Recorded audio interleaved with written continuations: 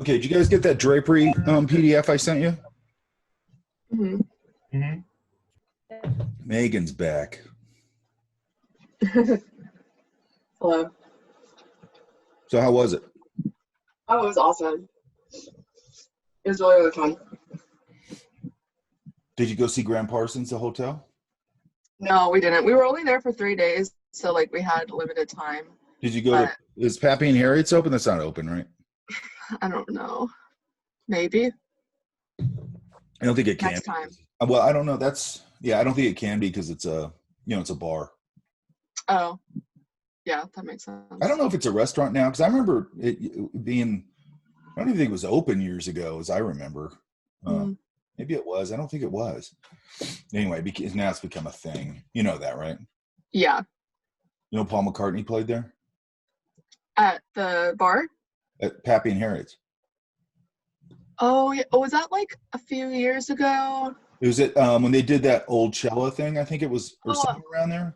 okay, yeah. I had gone to that festival, but then I heard about that concert and I was like this close to driving out there, but I didn't go to that one. Good luck getting tickets to that. I know. I mean, it's a little tiny place. I know. It like I think you could fit like 50 people in there, so those people got like the best concert ever.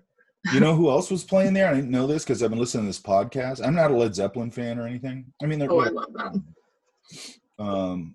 Robert Plant. Ooh, Which, that'd be it's cool. super weird because he has a song called 29 Palms, right? Hmm. And Oh, yeah. he has a song called 29 Palms. And I didn't even realize that was Robert Plant for some weird reason. But anyway, he's talking about that, and I go, and I hadn't thought about it, and I go, and he's like talking about that song, and it's about 29 palms, which I'm like, that's just weird for somebody that mythical to be talking about 29 palms. Yeah. And then he was talking about hanging around out there, and he goes, yeah, on Sunday nights I'd go play over at Pappy and Harriet's, play country music and stuff with whoever's around or whatever. I'm like, That's cool. that's got to be super weird if you wander and the bar band is fronted by Robert Plant. I know. Damn. Why do I always miss these things?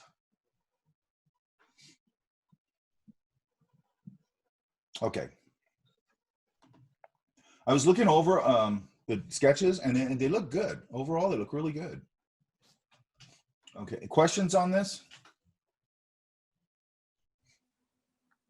Well, I found it really challenging. It is because challenging. people are constantly moving.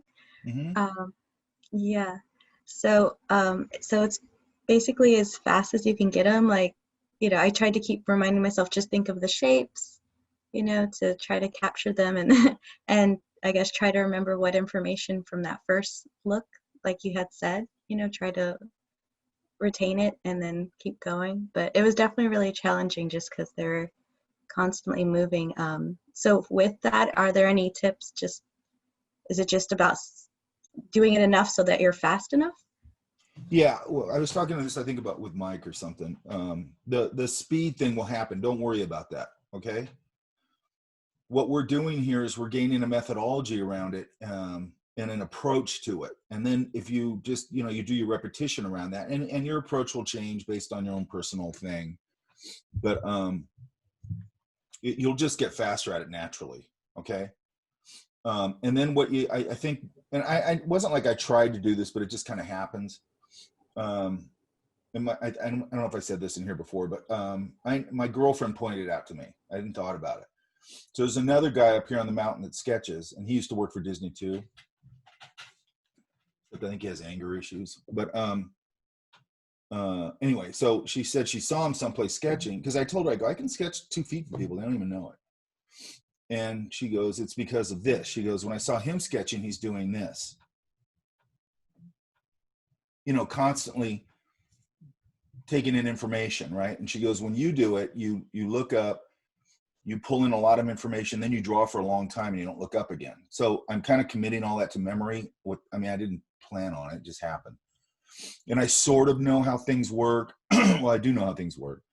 So certain things, I might even make a design decision where I don't look back up and I go, I'm going to put a pull fold right here because it'll look cool and it makes sense. And there's a lot of decision making going on. So I'm not constantly looking at people all the time. Does that make sense? Yes. And then you're just gulping in a lot of information. I do it a lot too with and I think this is important in here because sometimes you're going to work from reference. And I think one of the big problems with reference, as soon as somebody starts looking at a photograph, they start copying the photograph. Okay. And that's not really, I mean, if you're trying to design something or do your own thing with it, that's great to have the reference. But I don't want to start drawing the photograph. And all that is to me is information, like maybe surface information or something like that. So I'm going to kind of, if I'm going to look at it, I'm going to look at it, do the same thing. I'm going to go open a lot of information, flip it over, and I'm not going to look at it. That way I'll draw it my own way. Does that make sense? Yes. I was just watching a really great, I guess you could call it documentary on Mort Drucker. And if you guys don't know who Mort Drucker is, he's one of the guys that drew for Mad Magazine. Unbelievable draftsman and inker. And he had this big, crazy, whatever you call it, drawing. He would do these things with 100 people in it, and they're all running and throwing pizza dough in the air and just doing all this crazy stuff, right? And in this one, there was a big crowd of people coming down, and like an airplane and a submarine and just all this stuff. And Steven Silver put it out. And Steven's going, okay, so do you use any reference for that? He goes, no, I'm not using reference for any of that. And then he goes, like that plane, he goes, I don't know if that's exactly what a plane looks like, but it looks like a plane. It looks cool. He goes, and this is I've always tried to describe this, and he said it better. He goes, I know enough about all this stuff to make it look cool. You know what I mean? And in this case, he's not doing anything historically accurate or anything. He's just doing, they're comical kind of things, right? But I mean, he was a monster draftsman. And it's interesting because I'm watching this whole thing, and it's nice when this happens when somebody you look at and you admire their work and all that. And everything he was saying is sort of things that we say in this class or other classes. And I like that, that you're going, oh, okay, yeah, he's thinking the same way, not that they have to think the same way as me. It's also cool when they say something I never thought of. But it's nice to know that somebody that good is sort of kind of in the same sort of methodology as what you've been preaching a little bit. Does that make sense? Mm-hmm. And I'll try and find that picture. I can't share it and Steven's smart about this. He made it where you can only, you can rent it for, I think it's 6 months for like $3. But it shows him go through his whole inking process and everything. Man, he's good. I mean, he's crazy good, But what I did find out is the Galat 1950 nibs, they still sell them. I didn't know they still sold them. So I'm going to order a bunch of them. Megan. What? I don't know.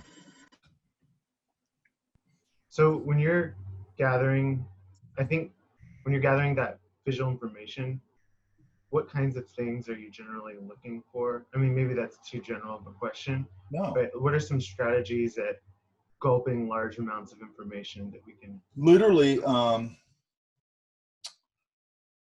on.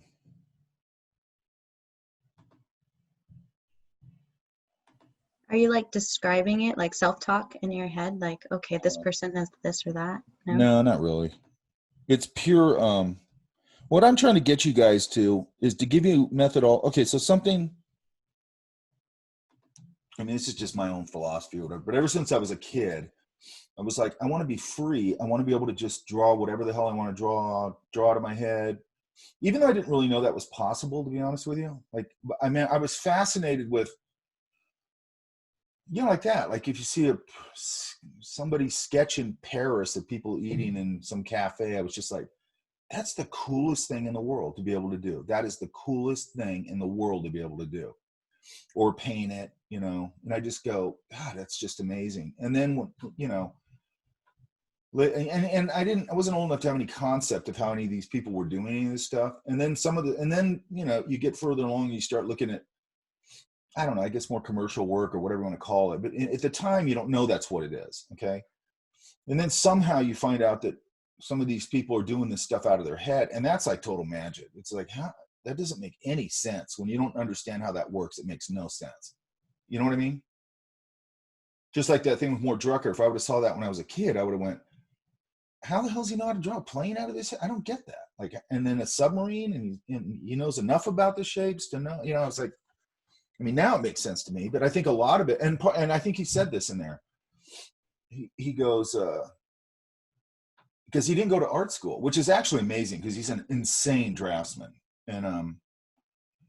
And they go, and he's like, well, how did that happen? And he goes, I have a sketchbook. He goes, draw observationally, which is the same thing I always say. I go, learn all this stuff observationally.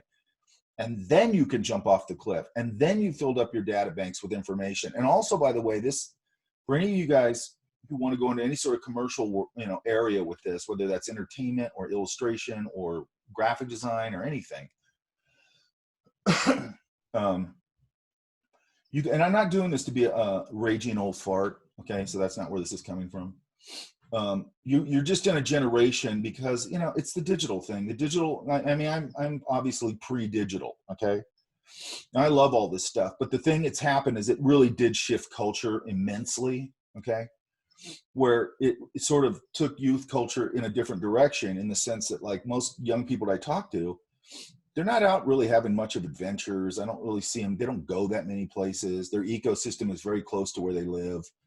They're not very, they're just not very adventurous by, in general. I'm not saying that's everybody. But the sketchbook thing, if you start going out with that, if it's something that compels you to go out, like it does me, if there's nothing I like more than grabbing a sketchbook or a paint box and just going and wandering somewhere, okay? You're going to get so many stories from that. You're going to get so many things filling up your data banks with, like, human interaction and conversation and just all that kind of stuff. Does that make sense? Because I always get, and I know I probably said this before in other classes. I know I have. But some of the students, they're constantly obsessed with this idea of IP, intellectual property, their own stuff, right? And then then they should go, here's my whatever, my original this or that. And you look at it and you go, there's nothing original about this. This is just you just took that Leica movie and you just changed the characters around. Or you just took this Marvel movie and you changed it, And once I see superheroes in it, I go, what are you going to say about superheroes that hasn't already been said? Right? I mean, there's 55 movies and TV shows, and there's still TV shows coming. I just saw a new one on, I don't know what it's on, Amazon or something. Oh, they're a bunch. It's the X-Men, by the way. It's like the premise of it. All these gifted kids, and they go to this school, and it's X-Men, dude. I've seen it before. Only maybe you're putting a comedic spin on it or something, but it's still X-Men. It's the same story over and over again. Have your own damn stories. Does that make sense? And I'm not kidding you, man. I can go, every day I go out, I overhear something, and my brain goes right into a narrative. I don't do anything with all that stuff, but it's always flexing that muscle, that creative muscle of narrative and story and just letting my brain drift. Does that make sense? So anyway, what I'm getting to is that the goal here is to get your technique where it's fluid enough and you're fluent enough in this thing, because this will feed everything else you do. It'll feed painting. It'll feed, entertainment stuff, characters, all that. It'll feed everything. Okay. But it's to get good enough with it where, like, technique becomes not the issue. Does that make sense? Where you just, it's like talking, okay? Now, you're always going to be working on it to get better. I get it. But you get to a certain level of fluency where it starts to feel good and you start to feel good in your skill set, okay? And then you're thinking, because I always say, let's say you're doing a painting, or let's say you're doing an entertainment thing. And you're like, I want, it's a very action-y scene and all that stuff. If your mind is still in, how do I do this? How do I put this? What color? When you're doing all that in your brain, you haven't really got to the expressive part yet. And you haven't got to the good stuff yet. Does that make sense? Like, you're still in technique land in your brain, which means everything's probably going to be kind of stiff, which means you're not probably conveying what you're seeing in your head. The goal is to convey what you see in your head without, look, and everybody struggles on things. I don't care. Everybody I admire, read articles on them or whatever, and they're like, oh, I fight for every damn thing I do, and it's like, okay, that's true to a point, but you're pretty damn fluid with this whole thing. You know what I mean? But the only thing is that everybody doesn't realize is, like, no matter how good you are, your head is somewhere else. Your head is like another 8 miles down the road. Does that make sense? That's never going to end. Like, you're never going to hit that horizon. It's never going to happen. You know what I mean? You're going to die first. Nobody's going to get as good as they want to get. Nobody, none of us, right? Unless you're some full of crap person who thinks they're amazing. You know what I mean? And you can think you're amazing, but you got to get more amazing, right? Does that make sense? So technique, in other words, technique is not about technique. Technique is about fluency in your expressing yourself, right? However that is. And like, I don't like it when people who are, I don't know, painters or whatever, oh, well, it's commercial work, expressing yourself. It's like, bullshit, man. What do you mean you're not expressing yourself? Of course you are. You're expressing an idea. Now, that might be a hive mind idea where you're collaborating with a lot of people, but that's cool. I like collaborating with people. I think it's fun. And it's really fun to collaborate with really good people where you have an idea and they just make it 10 times better. You know what I mean? And then somebody else chimes in and makes their idea 10 times better. By the end of this, if you got a bunch of talented people, your idea got left in the rearview mirror a long time ago, but it was the seed. You know what I mean? And now everybody's just carried that, took the baton and ran with it and made it 100 times better. That's really cool. You know what I mean? It's like a really good editor. You write something and then they edit your work and they make it better. It might just change 2 words and you're like, man, that reads so much better. You know what I mean? Same thing. Okay. Does that all make sense? But it always takes, and I'm not making excuses, but it takes my hands about a half hour to warm up. Okay. So just know that when I'm making really crappy drawings, go, what happened? It means my hands aren't warmed up. So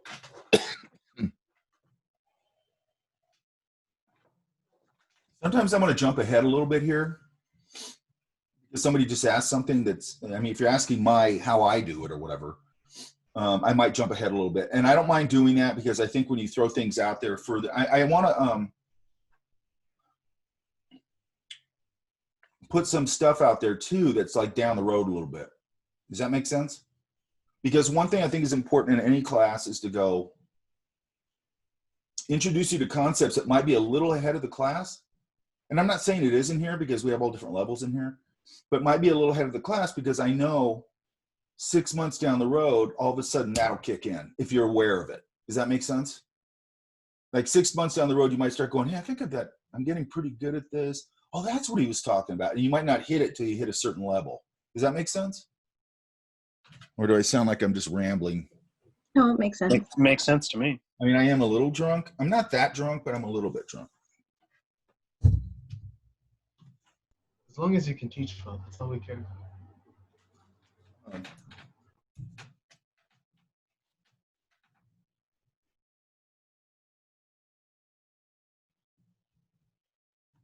Hey, Megan. Yeah, Those pictures of the stones in Joshua Tree Trip, right? those are great. It's so weird to me. I don't know why that kind of stuff is so weird to me. Like that they just went out and did a whole photo shoot there. Yeah, but it was sort of like, I think I read that that story or whatever. I liked it back then. This is what I like about back then. Is like bands like that would just go out and do stuff like you did, like kind of your friends did. Mhm. Where it's just like you've been up all night and then you go, let's drive out to Joshua Tree for no reason. Then they go out there and do peyote or whatever and do all this crazy stuff they would do. And they would just hang out there. Like, I don't think anybody does that. I don't think anybody who's like in a famous band does that kind of stuff anymore. Yeah, probably not. Where they were just hanging out. And also, have you seen the documentary on Exile on Main Street? No. Okay, you got to watch that. I can't remember the name of it, but you know that whole story, right?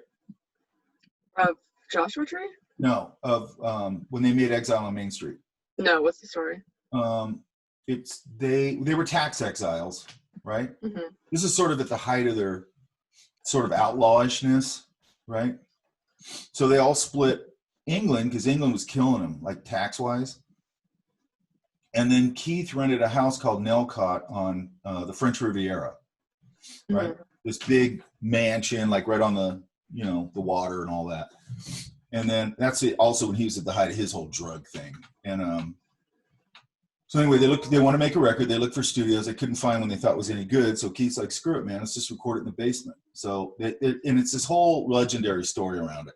This damp basement. It was hot as hell. It was just like, Keith would show up whenever the hell he felt like it because he was high all the time. And they were talking to Charlie Watts in it, and he goes, well, and he was saying that like we just, you'd wait for him. And Charlie Watts is like, Keith was the happiest he's ever been. He goes, he was living right over the shop.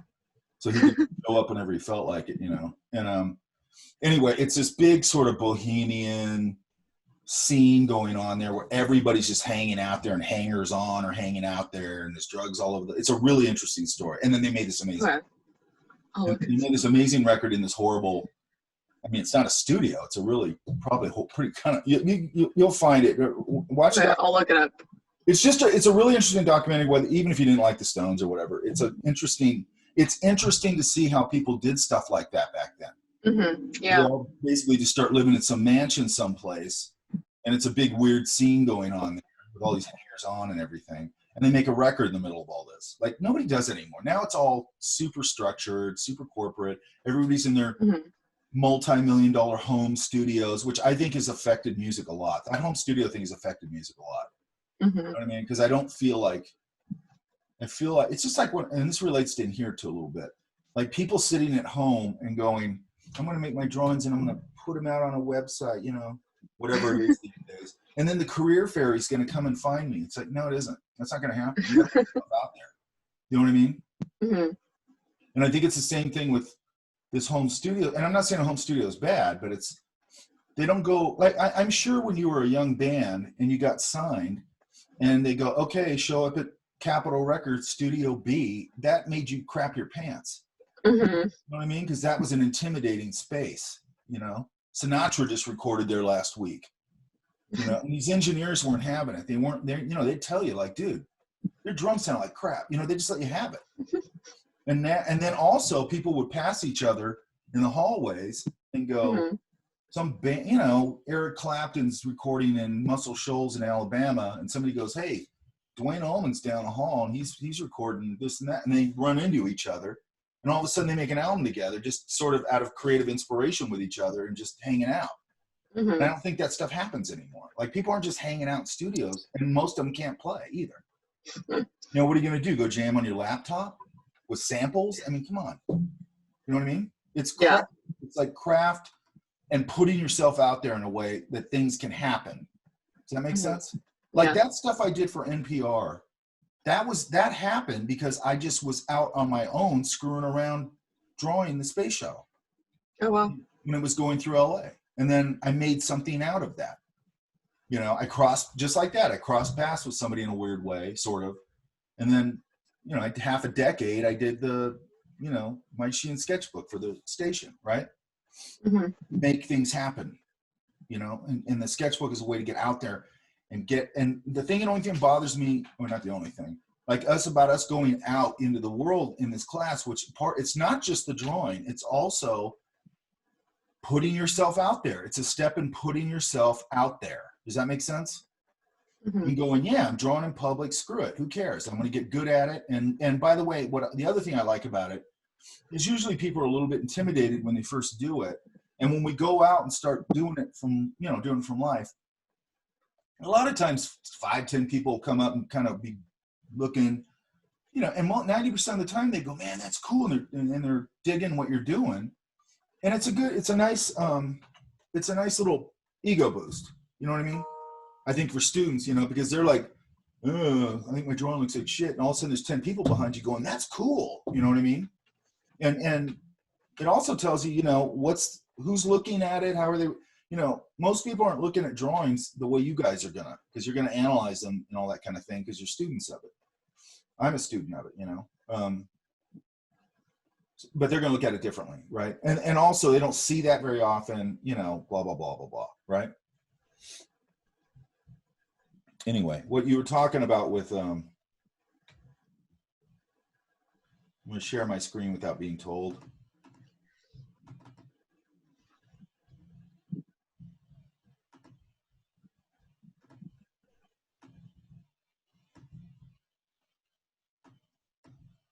By the way, I'm trying to, what happened?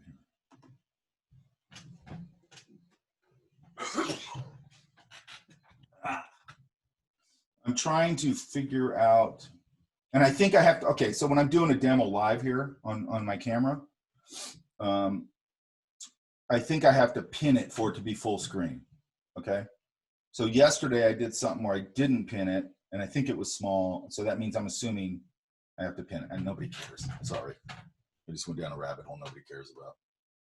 Okay. On this, you guys can see my screen, right? Yeah. Yeah, we can.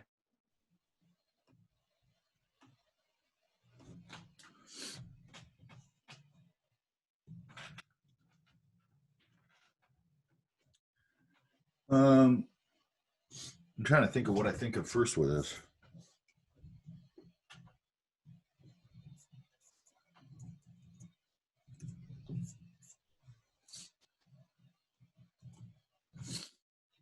I think for the most part with this, I try and grab big landmarks, okay? If I'm super warmed up, I might just go, I might start thinking about things like a brow line where the nose sits.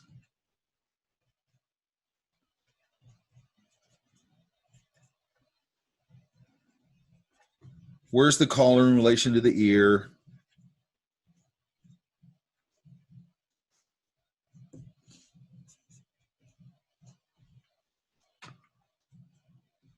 You know, just super blocking out these shapes. That should be longer.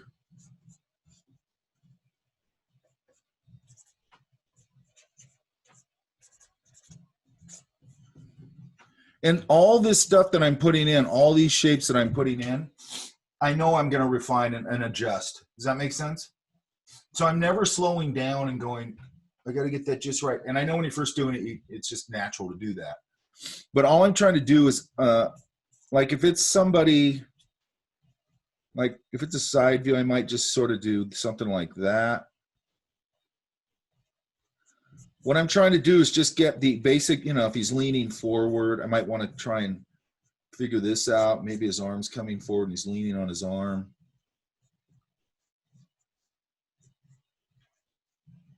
And then that means there's a table here, and all I'm going to do is just indicate the table. Table's not going anywhere, correct? So I can, you know, I want to put it in there so I have a relationship to what he's leaning on, but I'm not going to trick it out. I can trick it out later. You know, there's a fold there. And if I can just get this sort of thing in there,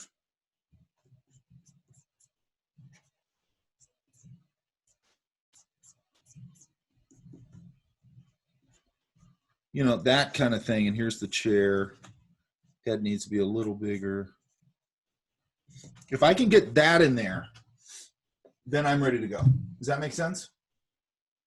Because now, okay, I can put a pull fold here. I got one there. I can elaborate on the collar. I can put some information in here.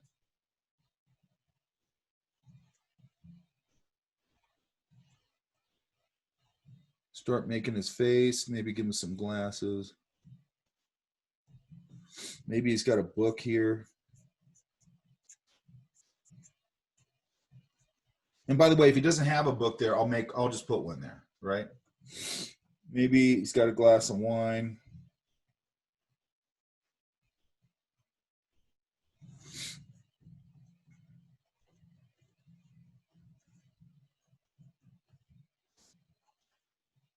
Pull fold.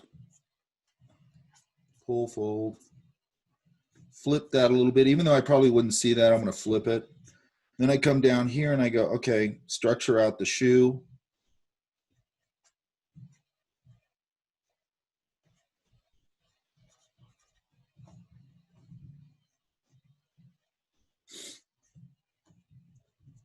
Maybe I can see the other leg a little. Put that in the silhouette. You know, how does this chair work? These usually go back like that. Now I can come in here and go, what is this doing? As it come down and it has some decorative thing.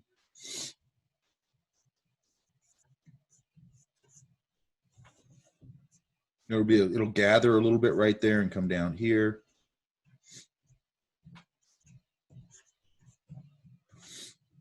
And then I'm going to go, where's my light? So there. Okay, I can start to punch these lines now because I'm confident with what I put down.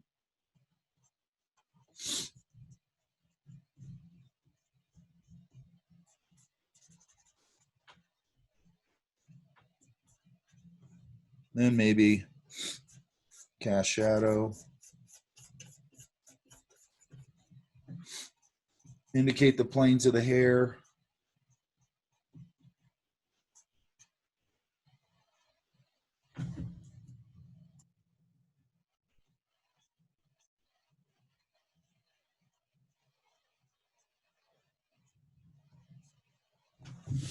Does that make sense? But do you see how we just started with really basic, simple shapes? And then with things like this shirt, what makes it work? It's these simple folds, right? Why? Because I'm getting into the interior, okay? Also, if this shirt's hugging him a little bit, you know, you're going to get that. It's hugging that form, you know, that big form right there, correct? That's a big mass right there. So what you're doing when those folds pull away and you're looking for tension points where they're pulling away from something, or however it works, right? Or pulling across something, those are telling the viewer the anatomy that's underneath those clothes, okay? Does that make sense? You know, it's pulling from an elbow, it's pulling from a knee, it's pulling from you pulling forward. It's reacting to whatever you're doing. It could also just be the way it's hanging. You know, if you're at rest and you're not pulling anywhere, then you look at, like, you know, simple things like if I have somebody standing this way,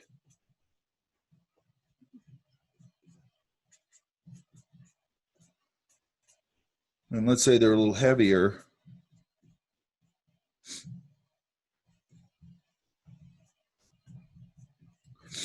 then their belly will put a little, like, indication right there at the top of their belly, right?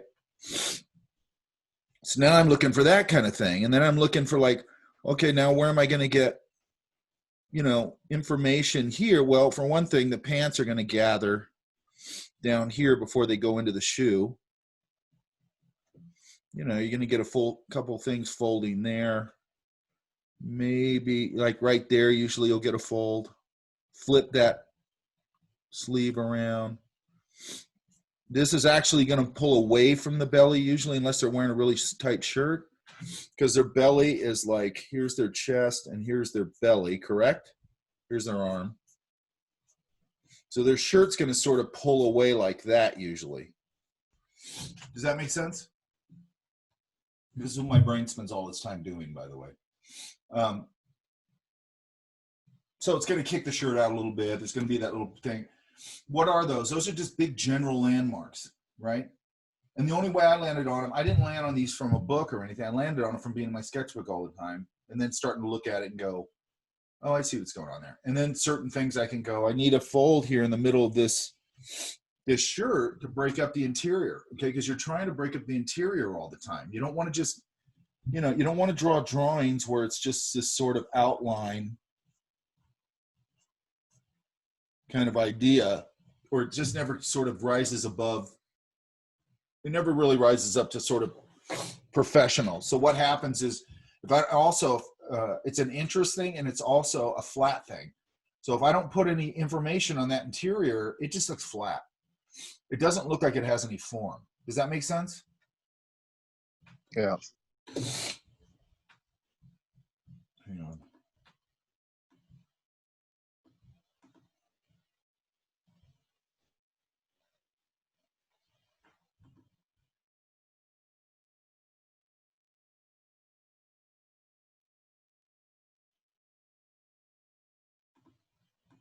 Oh my God.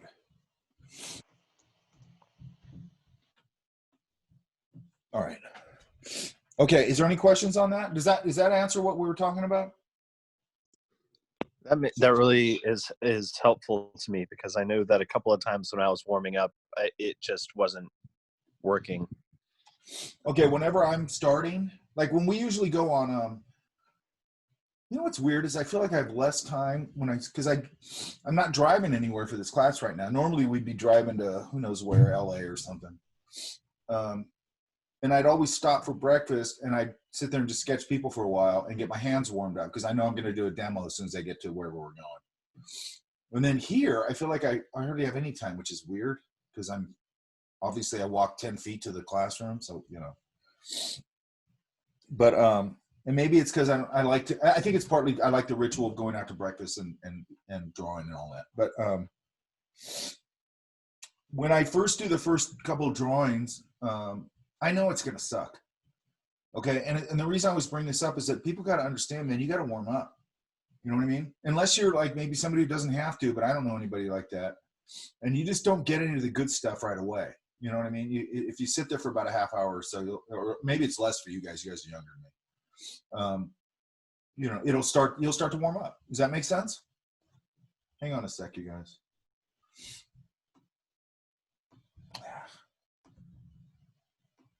Hang on.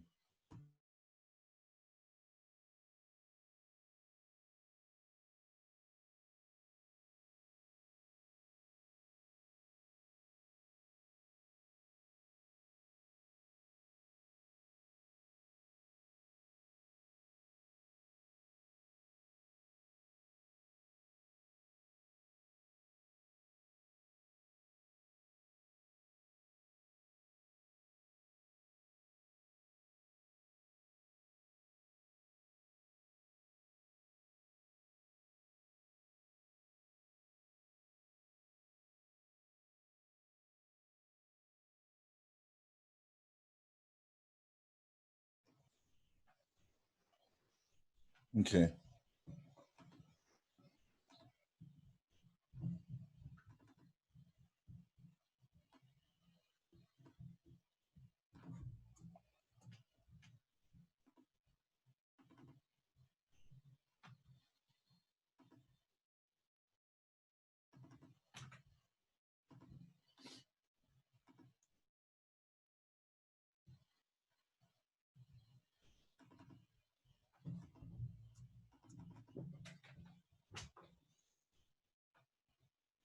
Megan,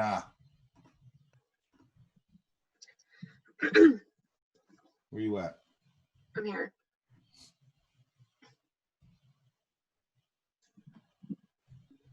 What, are you still sleepy, Megan? A little bit. It's Saturday. Sleep is for losers.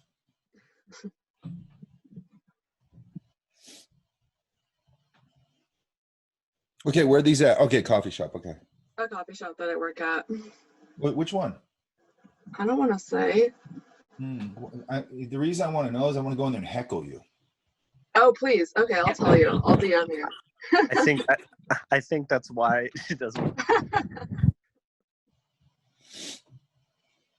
I'm going to do a spit take in there. I want to like get my coffee and then go, this is terrible. And then I want to blame you. By the way, have you seen The Producers, the new one? Like Yeah. the movie? The what? The movie? Yeah. Nathan Lane? Yeah. Matthew Broderick? Yeah. I've seen clips. It's awesome. Yeah. I just watched, because I like the original one, so I didn't watch the new one. I like Mhm. Nathan Lane and everything. I like Matthew Broderick. But I'm like, you know how you are? You're like, I like the original one. Mm-hmm. It's super good. Those people that they probably pulled all those people out of theater or whatever. They're insanely talented. You know what I mean? Mm-hmm. It's just fun to watch people that are that talented. You're just like, that's crazy how good they are at that, you know? Okay, they got the Megan thing on them. What's that? Your sort of stylistic point of view. Okay. Normally, like this early on, I'm like, I don't want a big stylistic point of view, but I mean, you're already kind of down the road on this, so I don't want to stop that. Okay. Okay. And I also think you're doing some really great things. Like, I think this is really nice. That's nice. Okay. And your major's graphic design, right? Mm-hmm. It's advertising and graphic design. Who are you looking at as influences? Like for this kind of stuff? Just in general. I mean, Bill Watterson again is always been a huge inspiration for like this kind of stuff.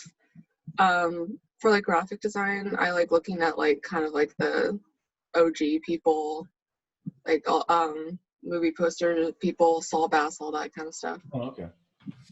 Marshall Arisman, all that kind of stuff. Mm-hmm. Have you looked into like Pushpin Studios and all that? No. You should look into, because I always think about, because I kind of know a little bit about your sensibility. It's, you know what I mean? Mm-hmm. It doesn't feel as scattered as it does usually with people as young as you guys. You should look into Pushpin, because I think that was, I always get Milton Glaser mixed up with Marshall Arisman, right? But anyway, I think it's Milton Glaser started Pushpin, and they had these little studios in the 70s that did like album covers and all that kind of stuff. But and do you know the psychedelic poster guys from the 70s? I mean, from the 60s, Mm-hmm. like Rick Griffin and all them. Yeah. Man, there's a whole treasure trove of that stuff. I got a book at home on it. Rick Griffin was a huge influence on me when I was a kid. But you know what sucked about it? Is Rick Griffin looked like the perfect cool hippie dude at that time. Do you know what he looked like? No. So you got to remember this when I was surfing and all this stuff. So this guy was like a hippie surfer dude.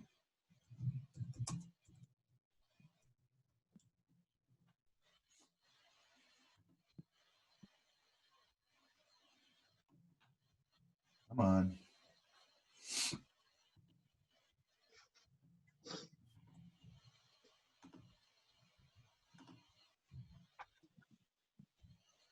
So that's Rick Griffin, right? Okay. It's like the perfect hippie dude. So anyway, he died, I think, in a motorcycle crash.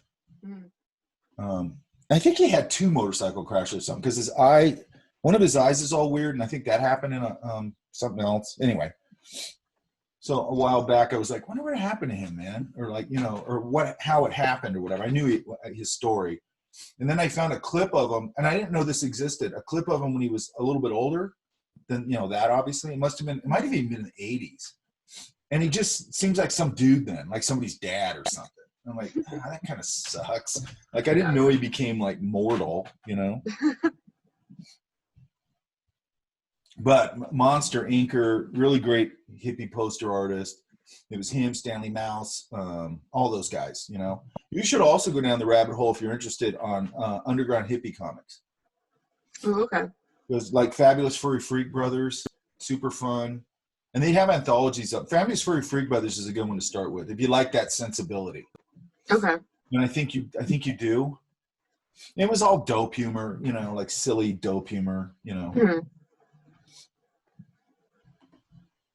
And then, you know, there's Crumb. The only problem with Crumb, when you're pointing out Crumb to younger people, is I'm somehow, because I loved Crumb when I was a kid, I somehow missed all his weird sex crap, which I'm glad I did, actually. Because I'm not a big fan of that kind of stuff. And I just saw all the kind of hippie stuff and all that kind of stuff. And the only thing, when you're discussing Crumb in the context of a classroom, then some of his stuff is crazy misogynistic.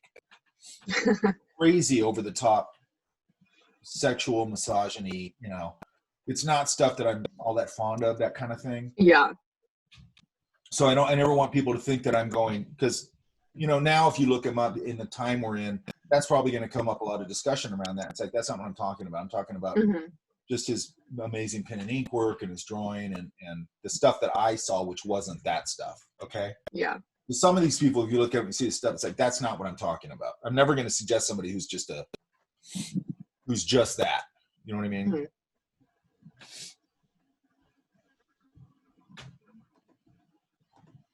But Fabulous Furry Freak Brothers isn't like that. It's just silly. Okay. I'll look it up. Now, proportion here, head's a little big, right? Yeah.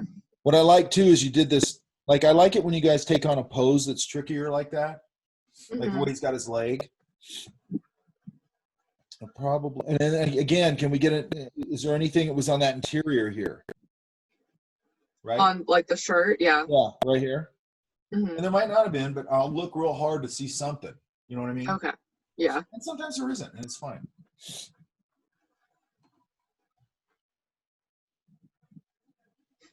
Yeah, these block-ins are nice. Is that how you block them in? Mm-hmm. I just didn't like finish it. What about like Jessica Hish and people like that? Do you look at those kind of people? Who's that? Jessica Hish is kind of built. Let me see. I think she started as a graphic designer. Hang on.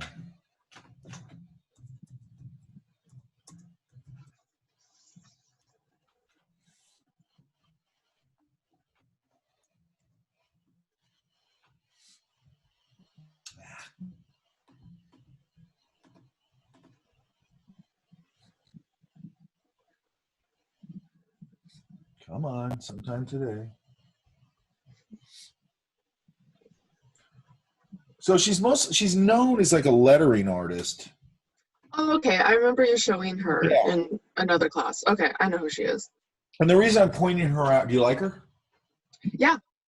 The reason I'm pointing her out is not necessarily like, whether you like her style or not, is this type of career that's going on now, Mm-hmm. And it's gone on before, but I feel like it's a little more now,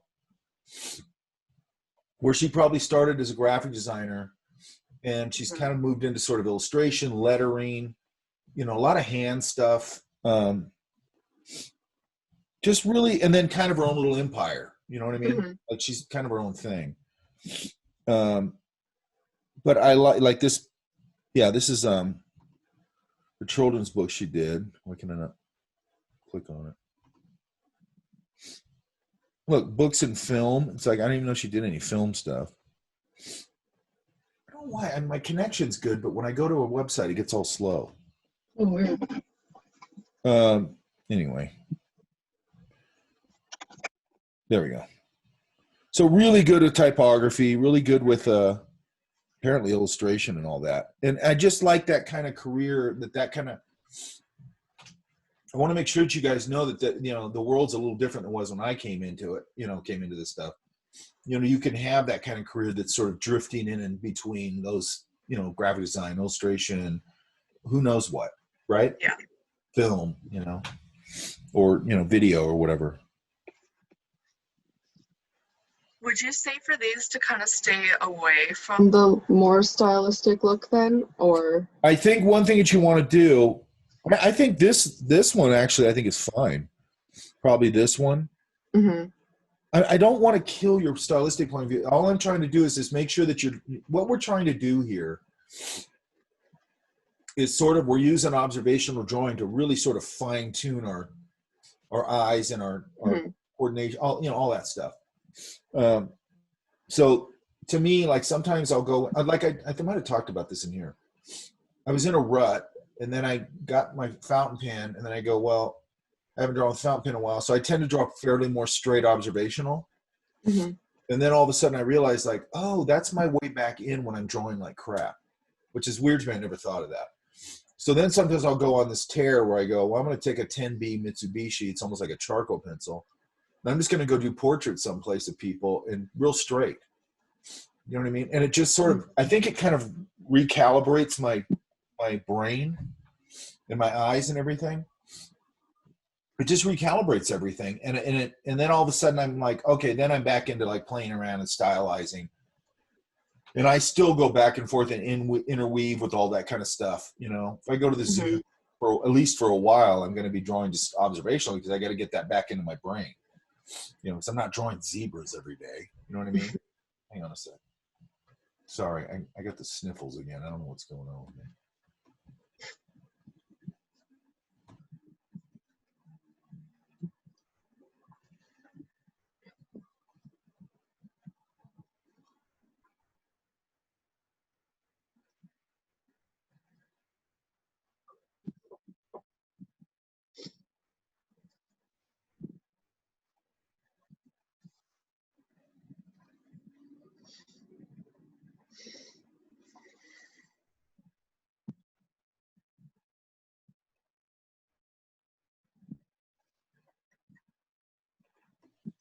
So the observational thing will serve you really well because it's really going to fine tune, and also it's going to fine tune your spatial relationships and balance and form. So when you're doing this, and also when you're stylizing, by the way, you're making all these decisions in the moment, all these design decisions, compositional decisions, all these decisions.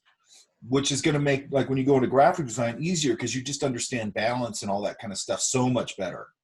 Does that make sense? So even Yeah. when I was at Fullerton, there was a girl there named, I think her name was Carol Nyanjui, I think was her name. Super cool. She was a friend of mine. She was from Kenya. And she did a lot of this stuff.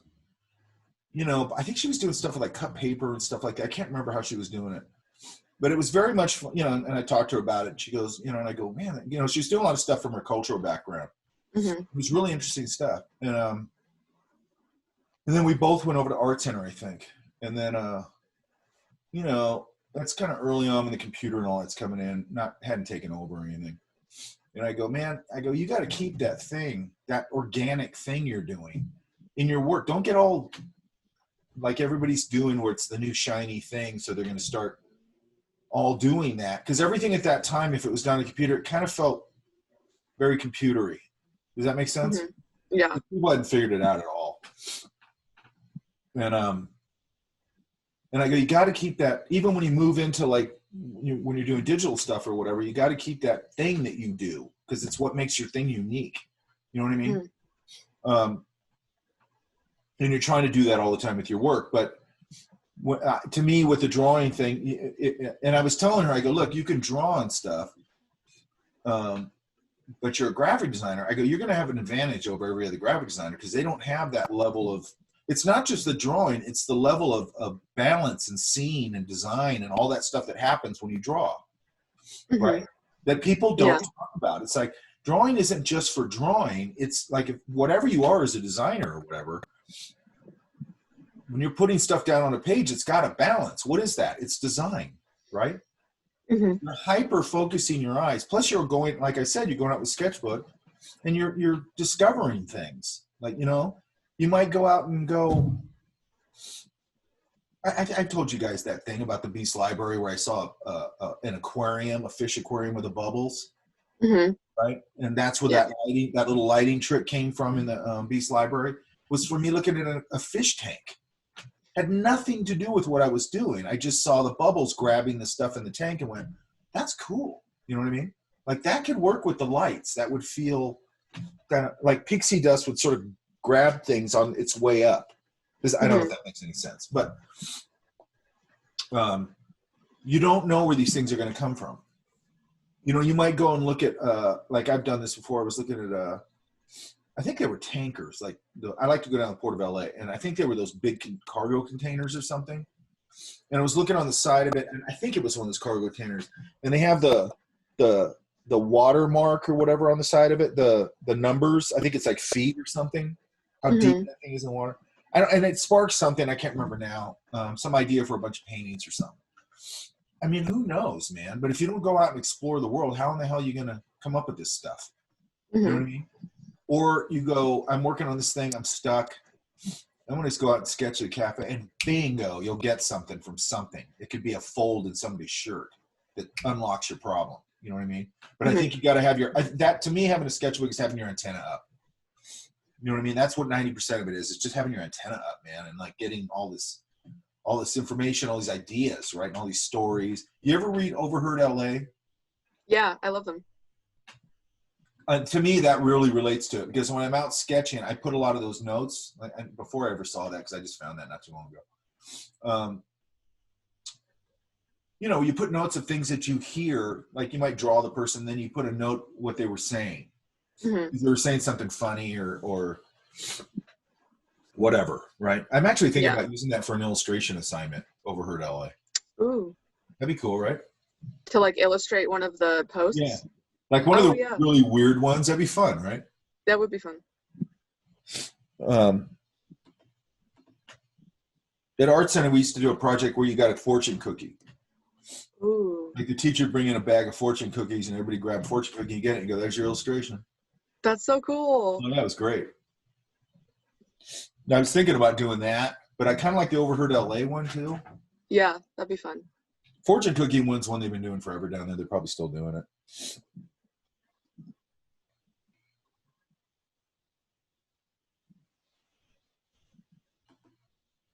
Here, I mean, I know some of these things that I want to say, I think you already know. Like what? I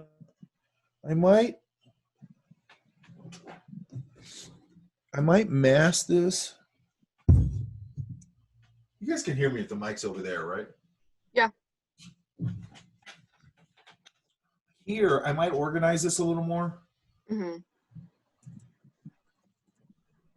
Here.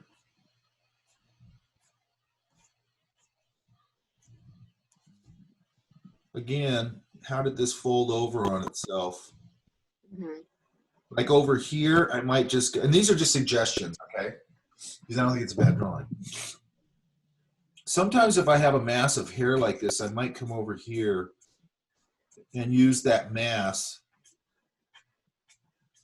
to define this side of the face. Does that make Mhm. sense? Yeah. I might put a solid, get rid of the line altogether, and have a mass against the light. Mm-hmm. Right? It's just little design things, and it breaks up the drawing in a nice way and gives it different, just different approaches everywhere. So I'm not doing the same thing everywhere. Mm-hmm. Hang on, I went a little too far with that. Hang on.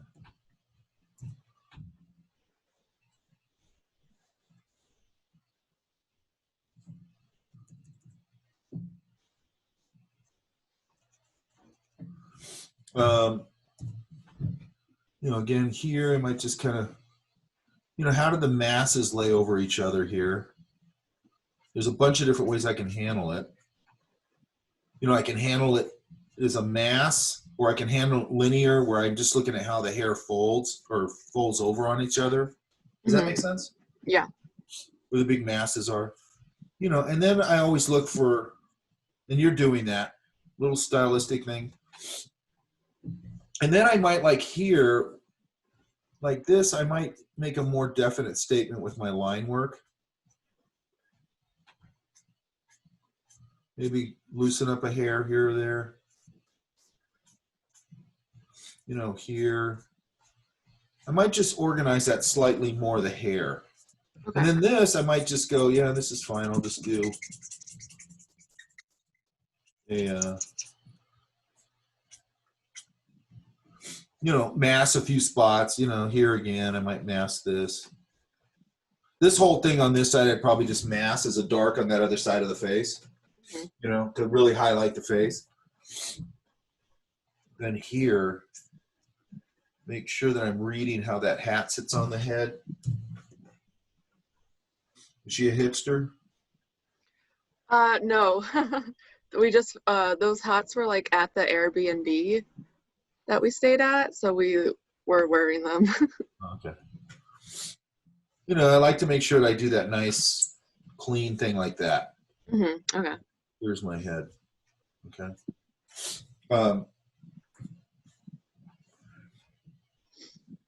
And then there's certain things, by the way. Okay, so then here, what's this line describing? It's a fold. Like she had her like sweater like pulled up to her elbows. Yeah, I kind of get it. But wouldn't it go sort of like that? Mm-hmm. And what I want you to start seeing is the design of that sort of thing.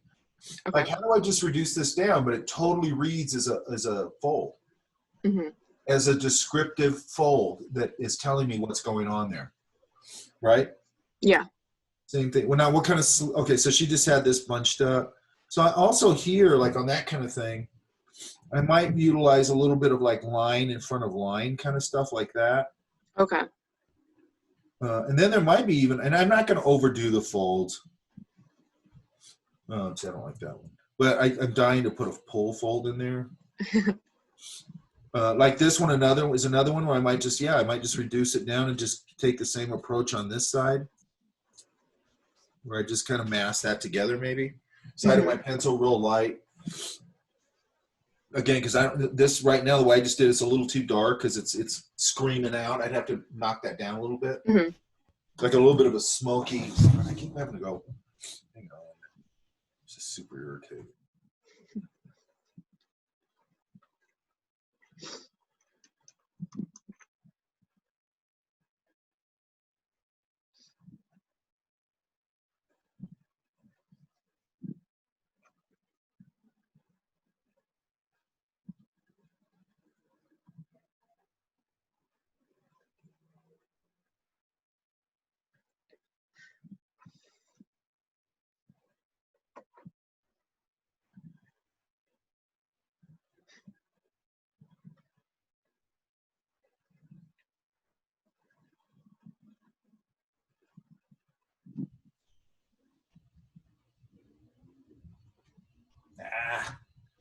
some reason, Zoom puts the bar over there. It keeps putting it back over here. See, that's got a little more visual punch. Mhm. What's back here? I'm just trying to like put a little indication of like the mountains and stuff that were behind us. Okay, so the mountains are another thing where I might just do, I'm going to switch cameras here for a second.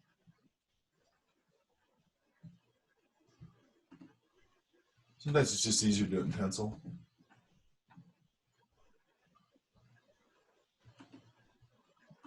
Well, I'm going to try something else here too. Okay, you guys can see that all right, right? Yeah. You're not seeing me though, right? No. Okay, good. Just your hand. All right, in that background,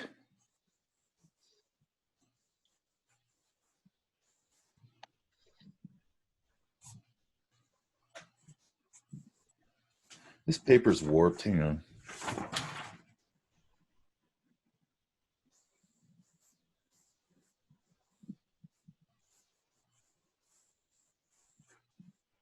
Yeah, I might break that up a little. And then I'm just probably going to put this in a silhouette. Mm-hmm. And again, I don't care if I go over a little bit because I go. Hang on, I got to get my stupid eraser.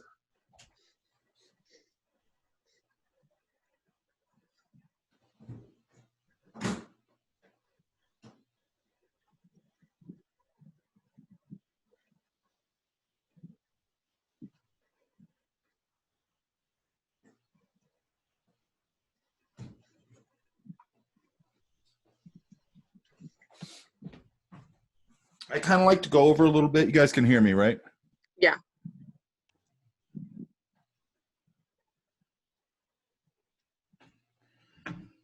I kind of like to carve these shapes back out. See how it softens up that edge a little? Mm-hmm. Right? Which is kind of nice. And then I might go, you know, lights up here.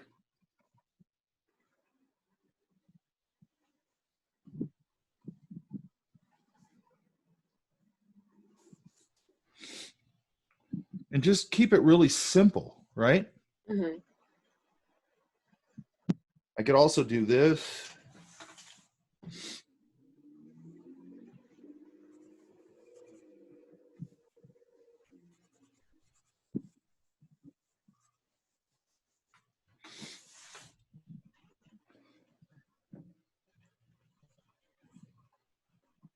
And sort of carve them out this way. Mm. Which I like doing because it gets a really nice soft silhouette. Or maybe it's a rockier silhouette, so I could do that.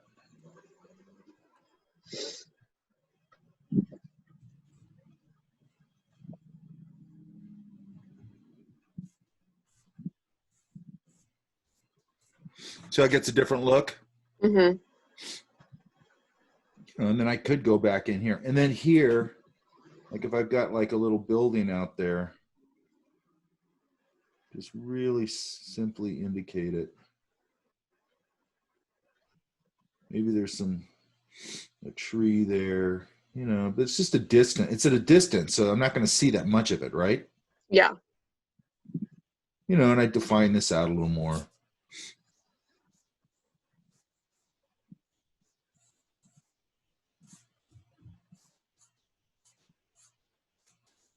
Whatever.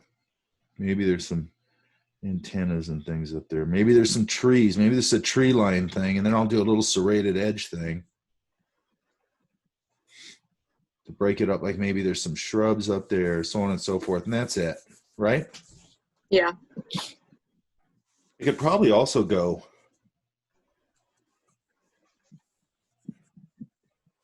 Let's see here.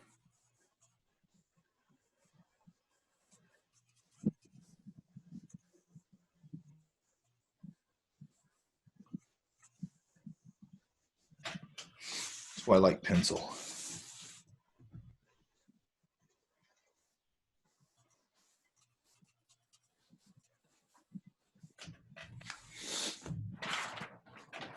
It's toilet paper.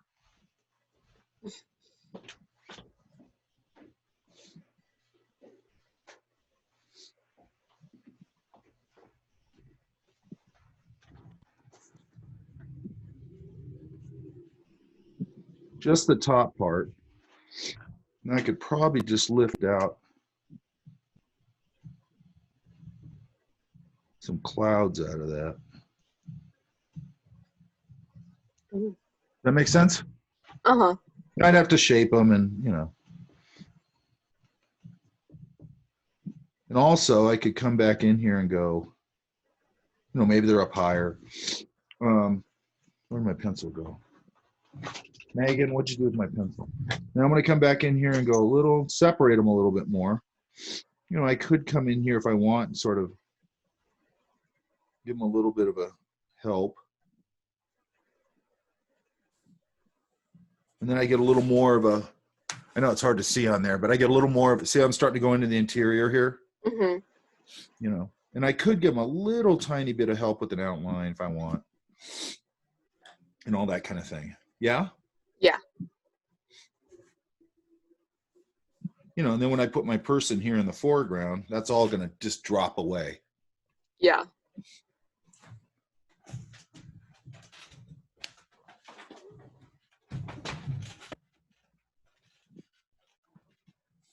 I need a chair with wheels on it in here.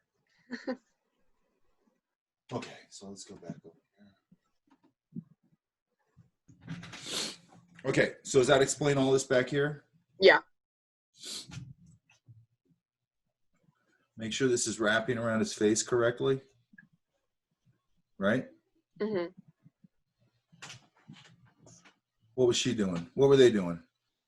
They were like standing at a light, like on a crosswalk, waiting to cross. Looks like she should be holding like one of those Cruella de Vil cigarette holders. Yeah? Yeah. Okay, one of the things I really like that you're doing like this with a guy like this, you know, like you're putting in those things. You're not just on the face all the time. You're actually taking some chances and trying to get the whole pose in there, which is, you know, it's tricky, right? Yeah.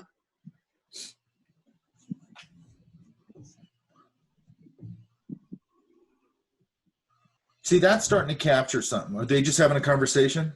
Yeah, I couldn't hear what they were saying, but it looked like they were like friends, just chilling.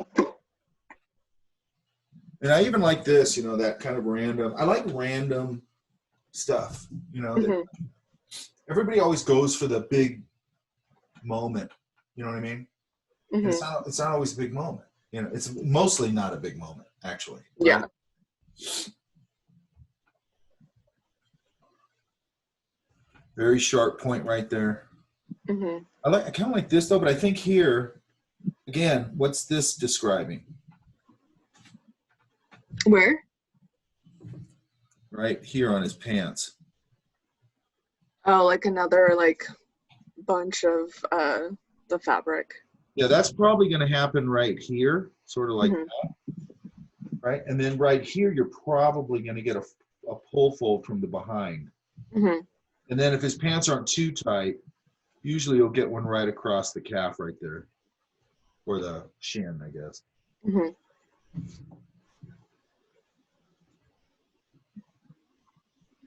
And then remember at this angle that this mass, let's just block it out, is in front of this mass, correct? Mm-hmm. And also remember that your shoe goes up a little bit. Mm-hmm.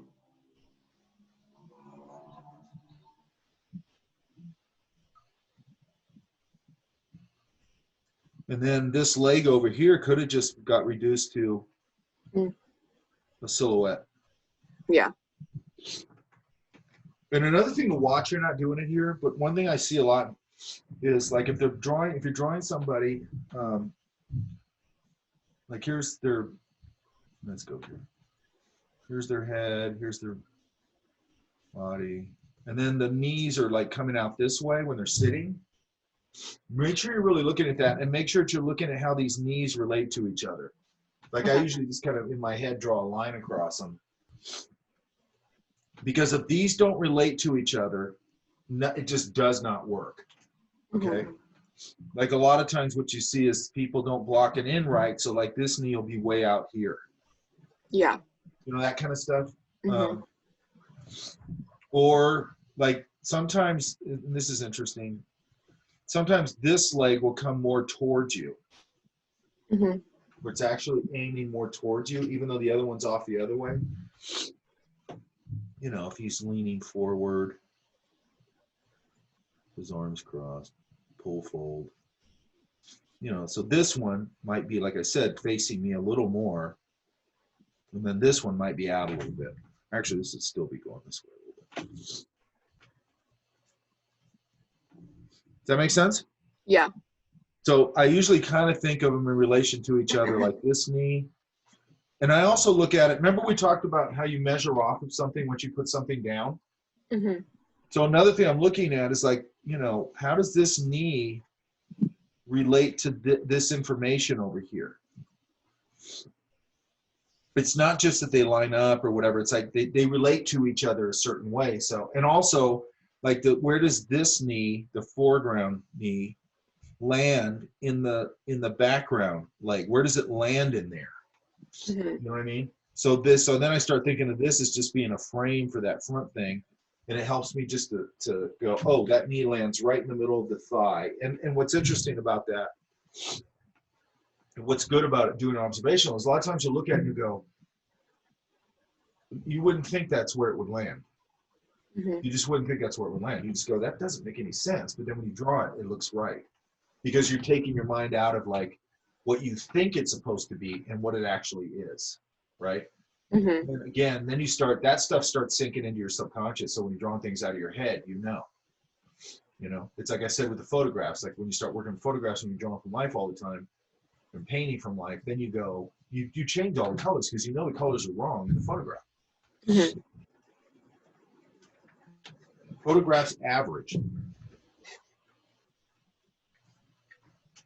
They average everything out, so they can't capture everything. There's light coming through this window in here. If I take a picture of this room, it's a pretty bright room right now. If I take a picture of this room, the whole room will go dark and that window will be screaming bright because the camera can't get all the subtleties of this. Unless you're like a great, good photographer and all that. You know how to manage that, which I know. Pretty lousy photographer. Okay, and then here we got center of gravity issues, right? Okay, yeah. He's going to fall backwards. And she's too rigid. Okay. So what I always say about side views especially, I mean your whole body, but side views especially, let's see if we can find one. Because there's really good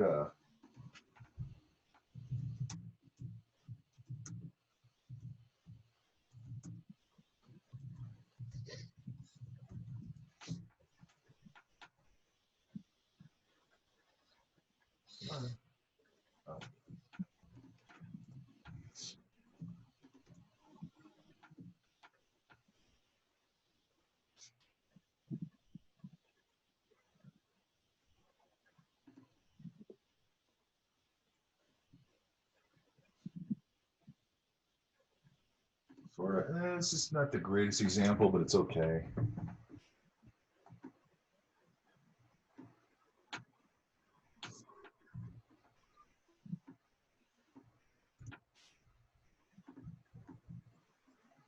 So you can see this sort of idea.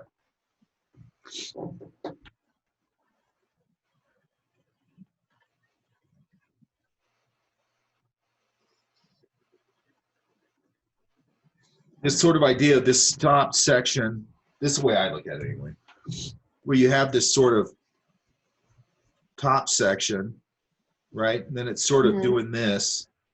Then you have this sort of idea. And then this leg, see how, and then this is kicking out. Does that make sense? Yeah. So this is sort of tilting back. And the way I always look at that, because I see it really well when I see it from a side view, and then this kicks out a little bit. And then this is sort of, look at the calf, or the, right here, how that leg kicks back, right? It's not just like straight down, like, just straight down like that or whatever, right? Yeah. And then when I start looking at these forms, what I see in this sense of these blocky forms, I just did a crappy job of that. Just think of that more like that. But is I see these forms sort of balancing on top of each other, because that's what they're doing. Your body's constantly, you know, balancing all those. So I always see it as like this form balancing on this form, balancing on this form down here, and you're sort of doing that, staying upright. Does that make sense? Yeah. Like I read somewhere, some scientists said that it's really unusual. Well, it is unusual that we're bipedal, right? And they go, basically what you're in all the time is a controlled forward fall, right? Which is kind of interesting, right? So when I see that, then I go, okay, can I kick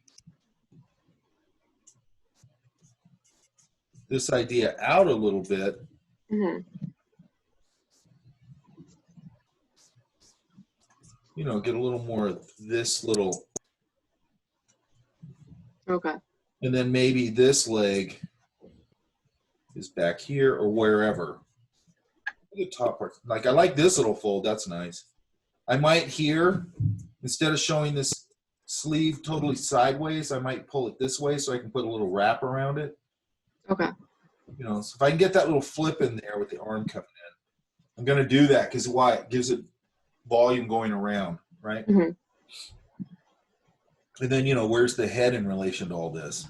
You know, and then sometimes, you know, if it happens to be a digital thing. Oops.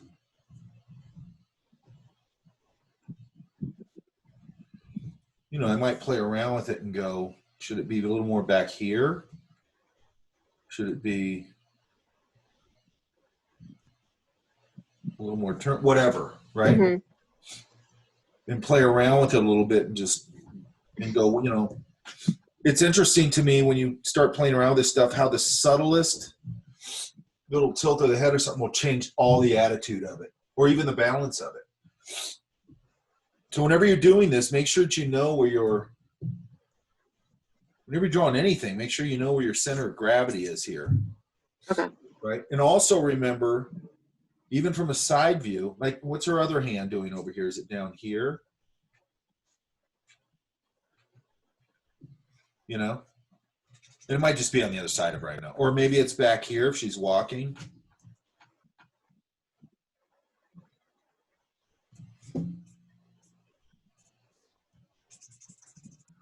You know, wherever, right? Also remember that you're rarely standing. It's hard. I can't do this because I can't get far away from the camera. But you know, you're always standing with your something kicked some way or the other. A contrapposto thing. And what that's really based on, obviously, is fatigue. Correct? Yeah. And lean on one hip for a while when you get, and then you lock one leg. And then I'm gonna get fatigued. I'm gonna go on the other leg, and then I might start doing this. Right? It's fatigue. You just get tired of standing in one way, right? And also, and you'll start getting really familiar with this. Anyway, I was at some drawing thing one time, and some guy, he was working on. Anyway, he goes, "How do you draw this stuff so fast?" We're in a coffee shop, a big giant coffee shop, and they had this bench thing, right? This big bench, like, you know, like a church pew, right? Okay. And somebody was sitting on, so there's no armrest, okay? So, and he was very much in that mode of, he was taking life drawing. I go, let me see your sketchbook.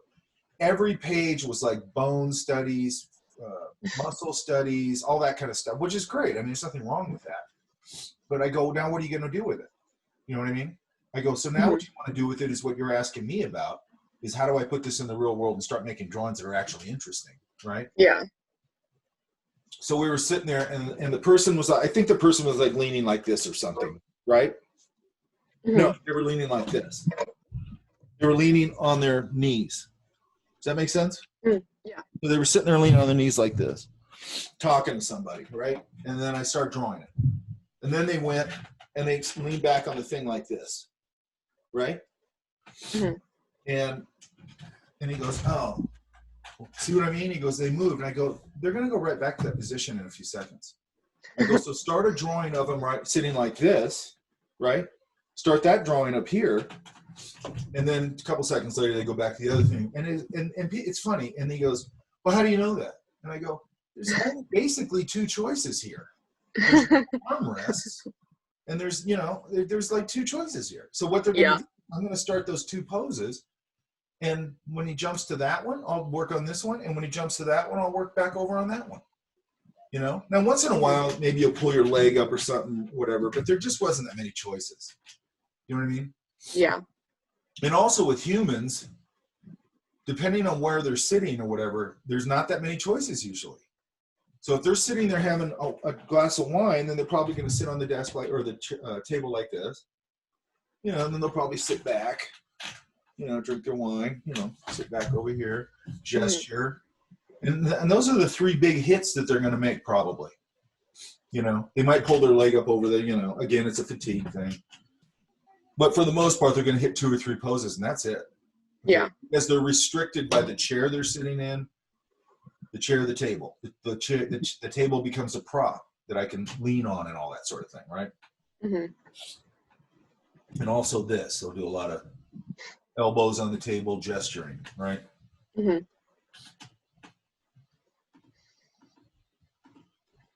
Okay.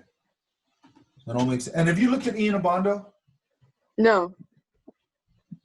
I don't know if I showed him in here. I should actually link him. Hang on. I love the simplicity of his stuff. He's a story artist, I think. I think that's why he works so simply. Because they basically have to. I think I have talked about it. Maybe it's the other class I talked about. So his sketchbook stuff's what I like. Ooh. Oh, it's fine. So, I mean, this kind of relates to what you're doing a little bit. Oh, okay. Oh, those are cool. Yeah, but his sketchbook stuff, let me find it. Like here. Oh, those are awesome. And man, are they simple. Mm-hmm. Look, here we go. Oh, that's so cool.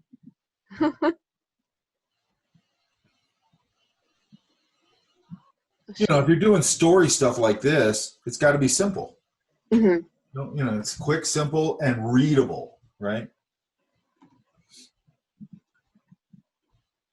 Trying to find his sketchbook stuff.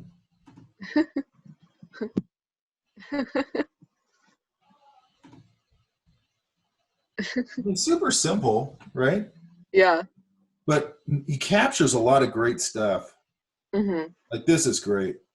Yeah. That pose is great. Yeah. The stylization's great. I mean, everything about it. Look at this. I love this hand gesture right here on the phone. Look at that. That little. Who does he work for? Does he work at like a studio or anything? I think, let's see. Do you know? Oh, Netflix. Oh, shit. But I think he was at, I think he's been at Disney. I think he's been at Sony or something. He's probably been around. Yeah. Well, I know he's been around, but I'm trying to find his main sketchbook. Look at this one. Oh, that's so cool. Dang. Okay, I'm going to have to follow him. Ian Abondo.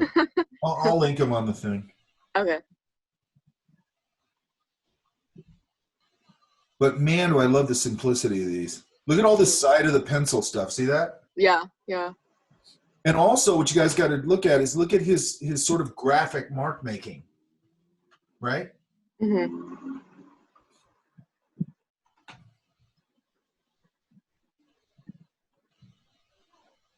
This one right here is funny. Did I send you the thing on Johnny Ray? I don't think so. I got to send that to you. I send you all this crap because it all relates back to your like of like all those 60s bands. Mm-hmm. Look at this one. Oh, that's so cool. That's great. I love drawing lines like that. That's fun. Look at this one. That's a great one. Oh, the pillows. Look at this. I love this one. Dang. And then look at the simplicity. What he basically did is just make this one big dark shape here, Mm-hmm. frame it out, right? There's only enough information in there for you to go, oh, coffee shop or whatever. Mm-hmm. I love the little like brick wall, the like 3 bricks that are right there. That's because you're a That's graphic cool. designer. That's because you're a graphic Dang, these are awesome.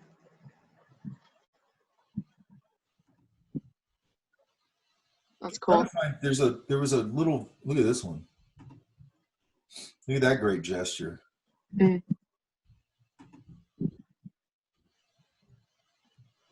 Trying to get to this main part. Apparently haven't been on his site. Look at this. There's a nice little one right there. Mm. This is what I was talking about with vignetting, you guys. Right? Tree, table, person, boom, out. This is a great one. Oh, that's cool. Look at that shoe. Then look at the shoe behind it. It's all just ghosted. Mm-hmm. Side of the pencil here.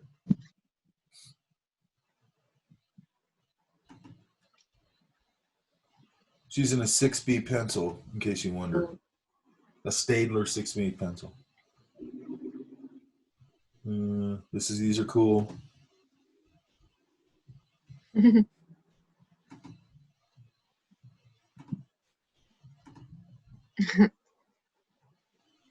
These are great. Wow. And as we push forward, I'm going to push you, we're going to start talking more about stylization and all that kind of thing, okay? Mm-hmm. But the problem is that everybody wants to put the cart before the horse. Yeah. What's that thing we were talking about where you're blocking the whole top part of the head in shadow when they have a hat on? Mm-hmm. You know that locks it all together, all those dark shapes get locked together? Mm-hmm. This is a really cool one right here. Oh. And look at how simple the shape of this is. Look at that square right there. You see it? Mm-hmm. Square right there. Rectangles right there. I mean, there ain't much more than that. And then he sort of patterned it. In this case, he just sort of patterned it. Mm-hmm. And I think he does that a lot. I think he patterns things to sort of finish them off. That's cool. Yeah, I mean, they're all cool. Here's a good example of what we're just talking about. Center of gravity, right? Okay. Yeah. Like head forward, so this goes back, this pulls forward. What is that doing? It's doing this, Mm-hmm. correct?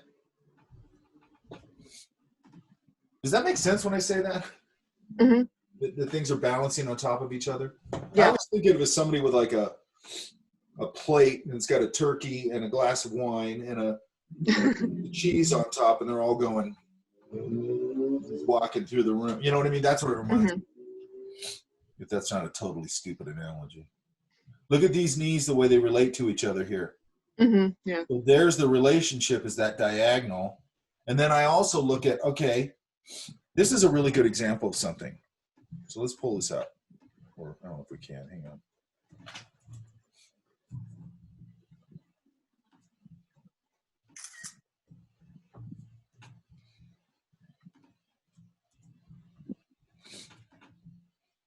This is what I hate. I do a screen cap and then I got to find it on my stupid desktop.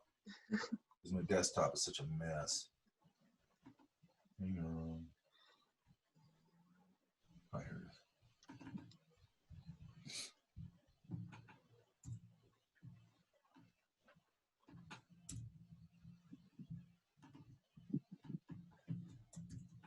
I'm sharing my screen, right?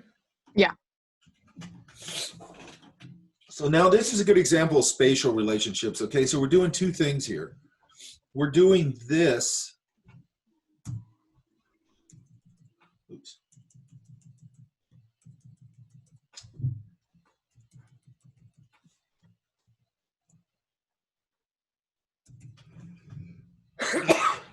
Now my cold is coming back. Okay, so I'm looking at this relationship, which is that, correct? Mm-hmm. But then I got another thing here where I go, okay, if I get this leg sort of blocked in this process,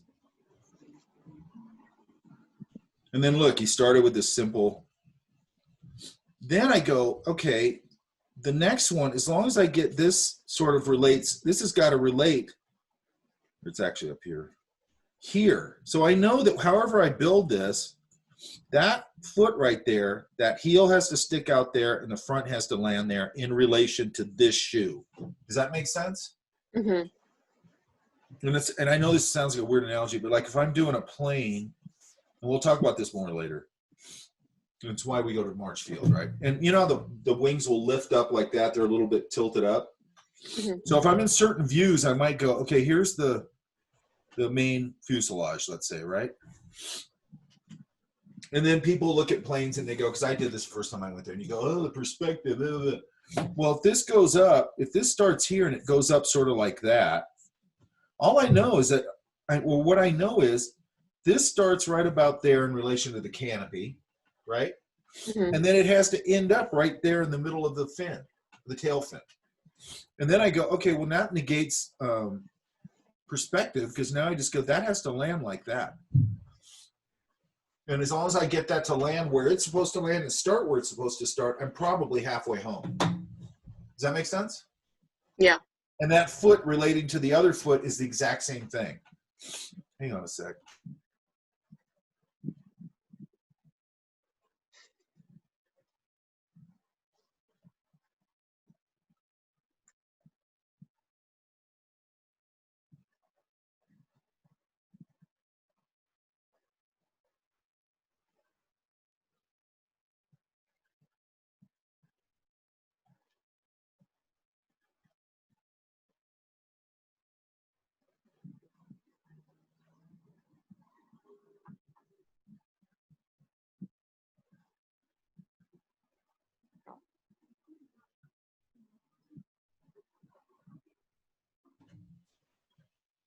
Okay, does that make sense?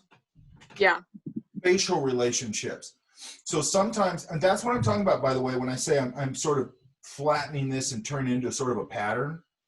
So then I'm just going, oh, there's that, and then that lands up there in relation to that shape up there. As long as all those things are landing where they're supposed to and the proportions are correct, I got a pretty good drawing. I got a good start of a drawing, Mm-hmm. right? And then again, I'm going to look where this relates to that leg.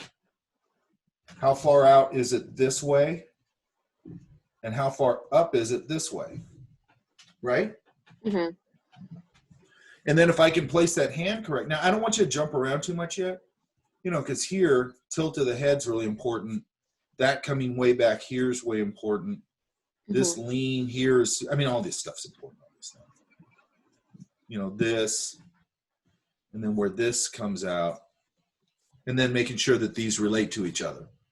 And then you got to, you know, you got to start, if you get that basic lay-in correct, or at least in the ballpark, because it's hardly ever totally correct. I still got to go in and adjust, right? Does that make sense? Mm-hmm. It's almost never going to be like, it's never going to be perfect. Yeah. The initial lay-in is not going to ever be perfect. But anyway, he's a good guy to look at for like total simplicity and great gesture and great capturing of like interaction between people and all that kind of stuff. Because that's another thing that we're going to talk about more and more as we're going along. Is like, okay, now you're starting to get where you draw people. How do we get them to relate to each other? Because, you know, or relate to, like in that case, you know, the guy with the phone. Like that little thing he did with the finger and the hand, that's a great little design thing. You know what I mean? Where instead of going, well, you know, people go, well, he was doing this. And he goes, so what if he was doing that? You know, throw that little joie de vivre on it. You know what I mean? Well, one more. Let me show you something else that I think is also, I think he's a really charming, if I can find him.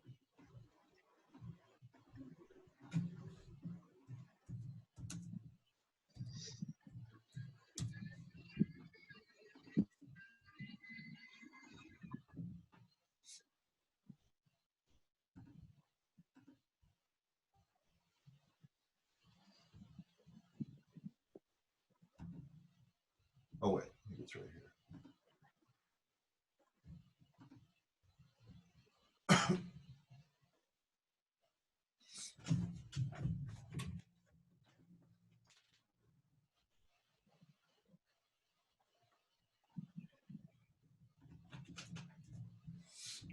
Because these are all just pure. Ah.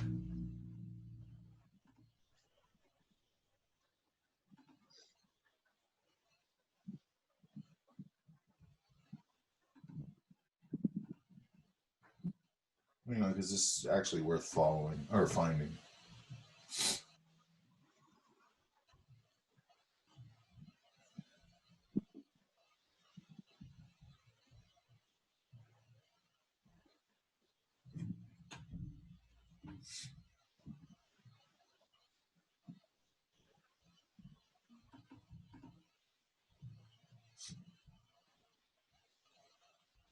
Yeah, here we go.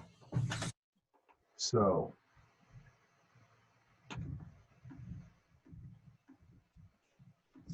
these are out of Glenn Keane's sketchbook.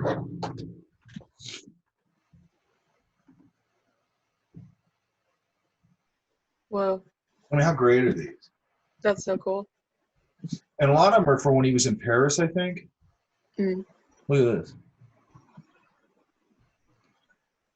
That's the Wow. stuff I love. Like, I love little moments, you know? Mm-hmm.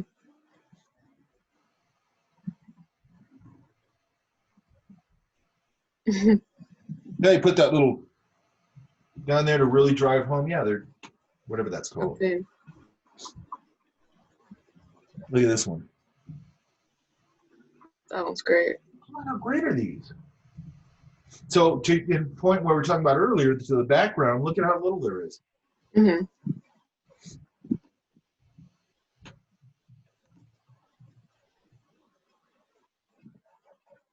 Super loose. Some of these are really charming. Like these ones,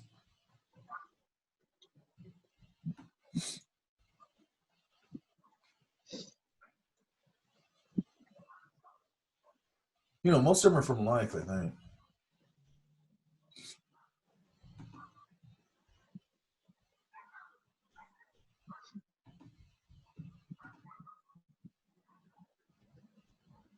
See, that's the stuff I love.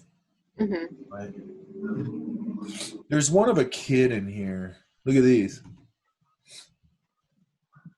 You guys should be drawing your dog all day long, man. Dogs are great, cats, whatever. This one, I love this one. Mm-hmm. Isn't that great? That's awesome. Look at the little graphic treatment, obviously rendered out. All these are just, you know. Is that watercolor or marker that he's working in? It's watercolor, I think.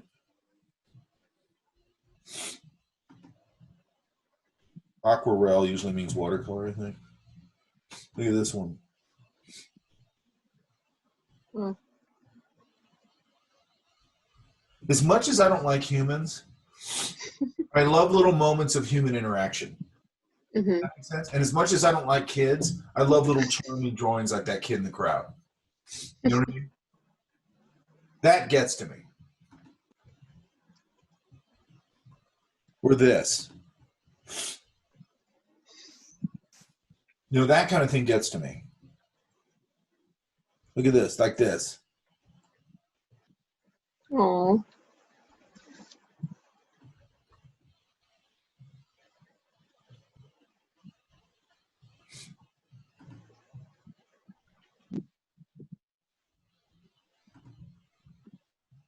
These horses.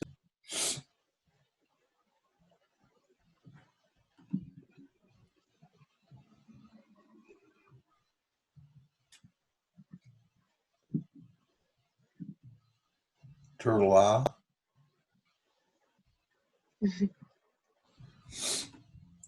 There's a dog in the house right now. I'm dying to draw her.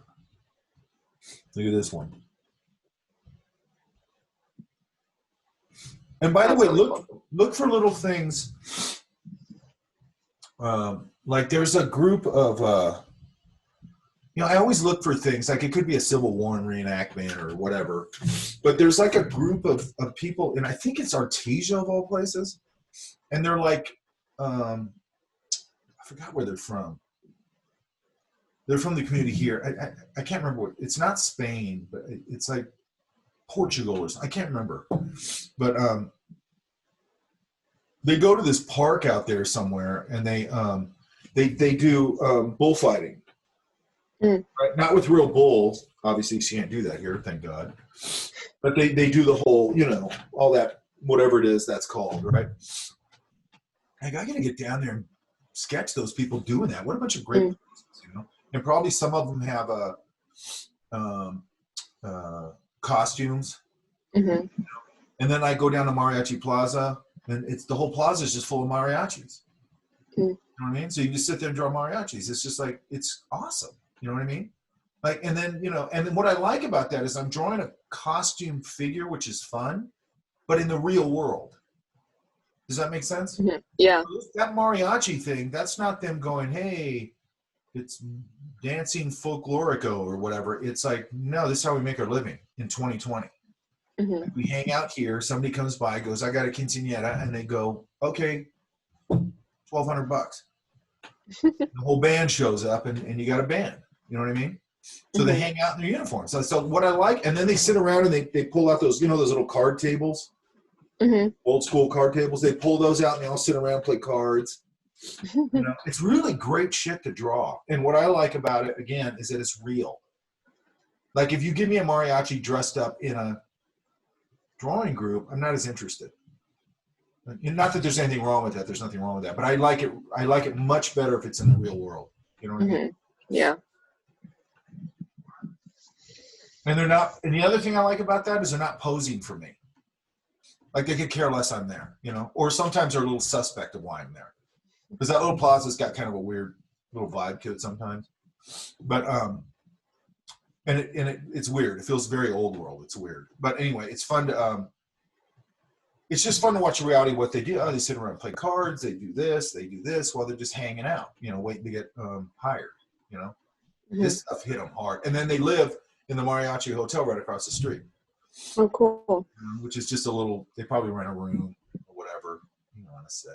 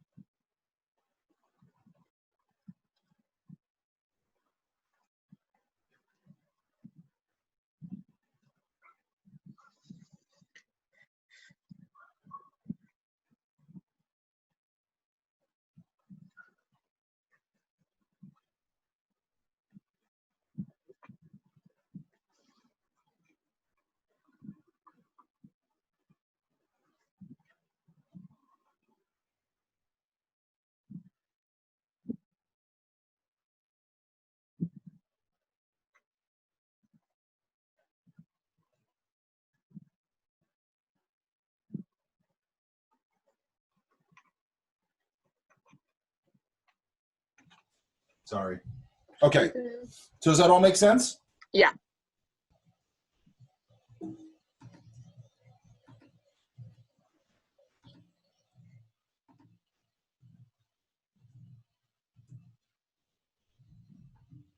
I'm bouncing around here.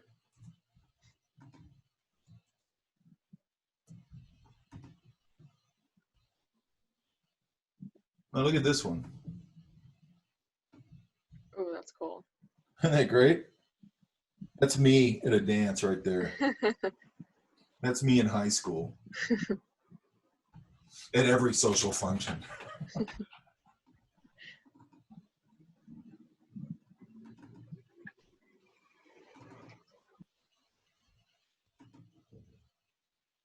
Let's look at this one.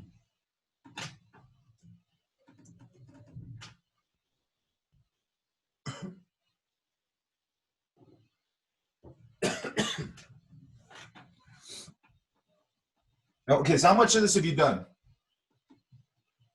I did a bit. I was planning on getting some more. But No. I mean, just in life, how much of this have you done? Oh, before? Yeah. People, not a lot. Okay, I did a lot of drawing from life a couple of years ago, and then I started working on like perspective and stuff like that. That's good. But yeah, not a lot of people from life. I was pretty intimidated to do that. I tried it, but I was like, oh man. Yeah, I did some for reference, but not too much. Yeah, a lot of people are intimidated by, and I don't remember if I was or not. I'm sure I was. It's just so long. That's in the what, late 1800s. I don't remember it that well, right? But I probably was. But once you get past it, it's not a big deal at all, right? Yeah. I mean, once you go out and do it, it's like, A, nobody cares, and B, if they do, they're usually nice. But if you haven't done a lot of these are pretty good. Thank you. Yeah, he's pretty good. This is pretty nice one right here. Yeah? Yeah, that's my daughter Reedy. Oh, you have a kid? I have 3 daughters. 3 kids? It's awesome. What do you I know you don't like kids, but So you're crazy. yeah. 3 kids? Seriously? Yeah. Wow.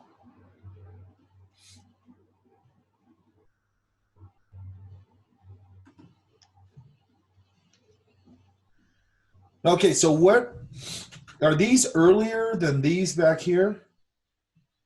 That one, my daughters wanted to like stand there and let me draw them, so I had a little bit more time. That one's later. So the ones with the B in the name, those are later. Oh, And really? then the numbers, yeah. So these are earlier? Yeah, those were more stationary, so I had a little bit more time. But yeah, I did like how those ones came out. I think I had a good drawing day that day. So who's that this? That's my wife and my baby daughter. Oh, you She's married, got some really great married the roles. whole deal? Yeah, That's crazy to me. I don't know why I think that's so crazy.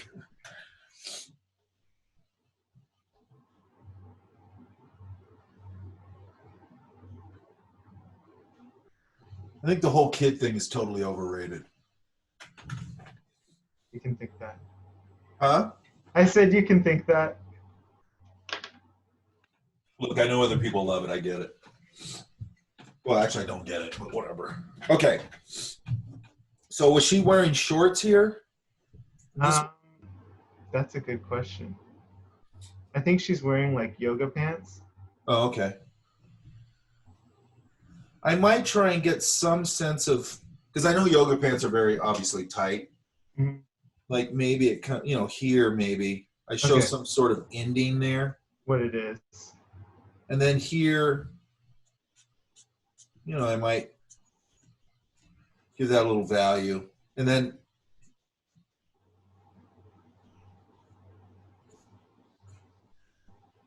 start to block in that foot a little bit. Just block in a little bit of the anatomy, like the heels here, and it sort of comes down over here, and then it sort of does something like that. And you can just put a little indication of it or wherever, the heel or that ankle, all that stuff. Does that make sense? Mm-hmm. Yeah. Just don't overthink it. And then so might have put that hair a little more.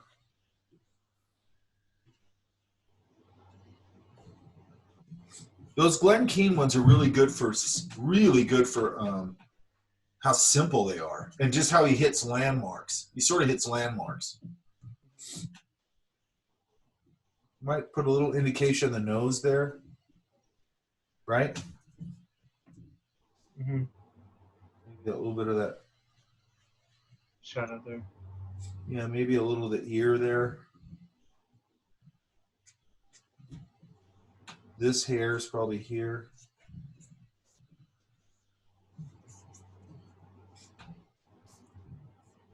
Just gonna clean that up a little. I like this arm. This arm's pretty nice. Thanks. So we can just drop in a few things and we get a lot more information. Mm-hmm. Yeah, it's great. And then this again, this would probably go into silhouette, and that's going to highlight the baby's feet and all that. I might put a little bit of that ball of the foot there and a toe, a couple of toes there, just to indicate them. Same thing with the baby, maybe just a little more information. Definitely feels like a baby, which is the main thing.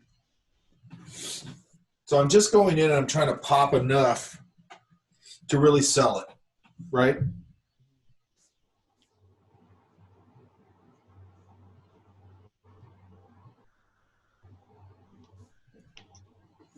And then there's probably a little bit of a, where you're sinking into the couch a little, right? Yeah. And then this, see how these, okay, so see how these two armrests aren't relating to each other? Yeah, they're kind of at disparate angles. So I might just sort of, I'm just going to draw this based on what I know. Yeah, that's fine.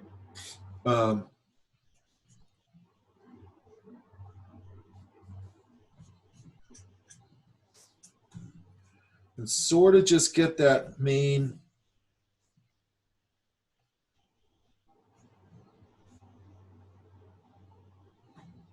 So it has that little button thing in the middle, right? It's kind of a leather thing, so it's just stitching. Okay. I'm putting a button. Yeah, go for it, man. My couch is your couch. Make yourself at home.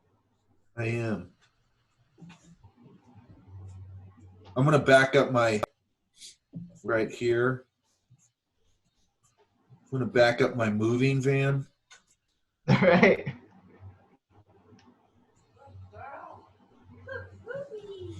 My door is open. And I'm going to take your couch. First, I'm going to draw all over it, and then I'm going to load it in the back of my moving van. Yeah? Well, I mean, you got to pay for that, but. Mike's Ripoff Moving. Okay, but see how I'm structuring up the couch a little bit? And then if these things are like sections of the couch, are probably going to pull a little bit towards the, you know, towards the weight that's pulling into it. Does that make sense? Mm-hmm. Yeah. And also what might be nice here, because I like to think, I want you guys to start thinking about a little bit about, you know, storytelling a little bit. Hang on. No, I forgot to put a new layer here. Hang on. You know, then I might kind of go, got a moment here, and I know when you have kids that there's stuff around, okay? So I might put, I don't know, something on the floor that speaks back to, you know, maybe a bottle or you know, some sort of kid-related item, couple things on the floor that relate back to motherhood and child. Does that make sense? And like saying all this stuff, and I never say this, but like all this stuff I say about humans, I'm a sucker for sentimentality. You know what I mean? And I don't mean like sugary, gross, you know, hey, here's a commercial that's desperately trying to pull at your heartstrings. I mean real moments like those Glenn Keane things really get to me. Right? So this kind of stuff to me is important. And I'd look around the room and go, oh, you know, maybe the kid, you know, a kid's toy, you know, whatever relates to this. And I bet you there was something near there because there's always gear that goes along with kids. No, there's, yeah, and they move it everywhere too. Yeah, and there's baby bags and there's toys and there's bottles and there's, you know, whatever. I might put a little bit on the floor because it just speaks to motherhood. Right? And I want to speak to what that scene is. And also, when you go back 10 years from now and that kid's, whatever, 11, and they're going through your sketchbook and they're going, wow, when did you draw that? You go, that's you when you were a baby, you know? Yeah, that's great. Yeah, it's awesome. Like, I wish I had done that, you know? But I think that would be a really cool thing to have, you know, for your parent to have done that. And then, you know, like I think I've said this in here. I don't really have an intention. Like I've had people want to buy drawings out of my sketchbook. Like I don't do that. You know what I mean? I go, I want these intact. You know, when I croak, whoever gets them, I want them intact. And then they'll be like, who cares? And they'll throw them in the trash, and I'll be into that. Turning you gray. Okay, here all I would do is, you know, just watch your proportions. One kind of rule of thumb with this is basically, if you stand up and, you know, just sort of straight. So here's the bottom of your rib cage, let's say, right? Mm-hmm. Your elbow crook lands right about at the bottom of that rib cage. Okay. Now, again, I don't sit there and like measure it and everything, but I just know it's about there. Okay. You know, and I know this is a kid. How old is that kid? She's 5. Her face makes her look a little bit older. I didn't quite get that, but she's 5. That's Heidi. And the one on the right is Ari, and she's 7. She insisted on holding her little Nala stuffed animal while I drew her. So, okay, so then I like the hair, but I probably just, again, just sort of find a few places where I can organize it a little bit. It was pretty messy. That's okay. She's got a lot of hair. It's really great. So I might just sort of, you know, and I can still put one here to sort of indicate. And I like the way it goes up over the ear. That's nice. I think the eyes are, the face is pretty good.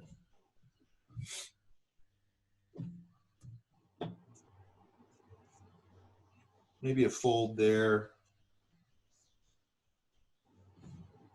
You know, how do you want to handle the arms? You know, you can exaggerate them. You can, you know, I don't want to get too exaggerated right now, but I think they're a little long this way. You know, and this is actually probably, this is just a little longer here, right? Yeah, I was trying to figure that out because I when I looked at it after I drew, I was like, you know, the arms look so long. But then I looked at her; she was still standing there, and it was pretty close to that. But I think probably this is a little longer. okay. Okay. Okay. Also, you might want to do the same thing you did here on the other side, where you see a little bit of that calf muscle right there. Mm-hmm. Just think the line, you're done, right? And then that hand right here, what was that hand doing? Was it just sort of at rest? That was her hand at one point. It was probably in 50 other places while I was drawing her. I would probably lock it in something like that. If all the fingers are out. Okay. And then a lot of times what I do is I'll just take maybe one finger and separate it out, you know, put a thumb and just separate like one finger and mask these together. Okay. Right, because usually it's not the star usually, unless it is, then it's a different thing. But, you know, I do the same thing with like, I might just put one finger out more like that. And then have the knuckle line right there maybe. You know, and just doing that, the hands hanging down, it just looks a little more natural.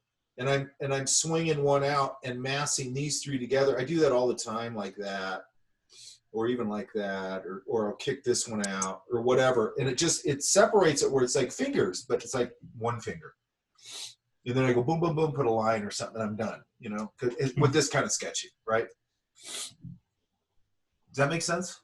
Yeah, no, it does. That's great. So it makes it look a little more interesting than me just locking everything together. You know, I'll do that, right? So then when I'm thinking of that, then I'm going, okay, this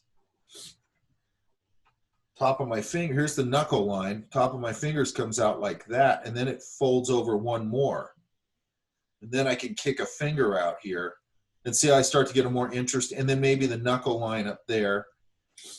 You see how I start to get a more interesting hand? Mm-hmm. So a lot of times I'm thinking of it, well, I'm always thinking of it that way. And I also use this big graphic shape here, and then I lock all these together. So if I have the hand going this way, and there's the palm, I might have said this before, I don't know. Well, now I got a big graphic shape, and I can put the other finger shapes behind it, and maybe they just go into silhouette. Does that make sense? Mm-hmm. So I'm always looking for those places where I can mass things together, look for a graphic shape like that that sits in front of, because this sits very definitely in front of this back here. Does that make sense? Yeah, very much so. Okay, so what I'm trying to get you guys to look for is that kind of stuff when you're looking at stuff from life, okay?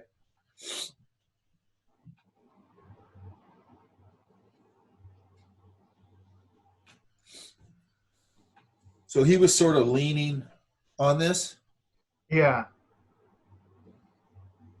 Now, when we were talking about this earlier, I probably said this a million times today, but like here is probably a pull fold, or I mean a radiating fold right there. Maybe that heels up a little bit, I don't know. Then this thing, his back foot, whatever, oh, it's facing this one. That I'm probably for sure just going to put into silhouette to simplify it, right? I want to probably get that fold right there. maybe the one right there, because the guy, he looks older. He's probably not wearing skinny jeans, Yeah. right? So I want to make sure that I'm conveying, you know, if that leg, you know, is probably a little, you know, then I'm going to get that fold there, pocket. Then I'm probably going to get that fold that happens there that I'm always talking about. Let's see how that just becomes more interesting, because you got some interior shapes describing form. And if I'm describing form, it's going to give it dimension, like an interest, okay? Hang on, yet again. Hang on.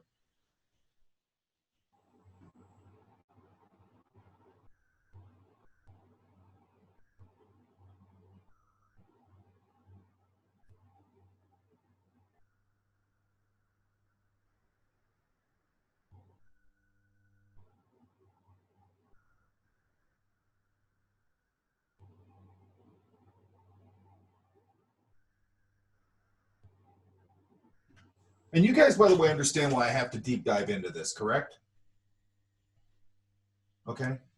I just want to make sure, you know, probably said this also before, but I mean, this methodology worked very well for me when I was in college. It really helped me for people to go over my own drawings and talk about these ideas and push my drawing. It just helped me a lot. Okay. And it's the thing that helped me the most. So that's just the way I tend to work. Does that make sense? Okay. Okay, same thing here. Let's get some interior stuff going on. So what I put up for you guys, hang on.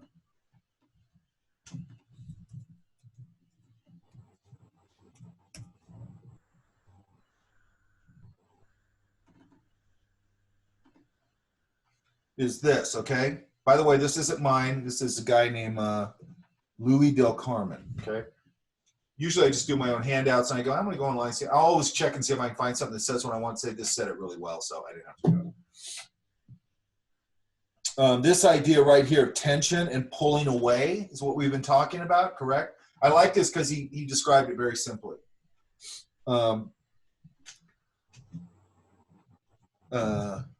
Shoulders, so this line right here is doing the same thing I keep talking about, and then this pulling out is the same thing I'm talking about with that knee one where that one cuts in.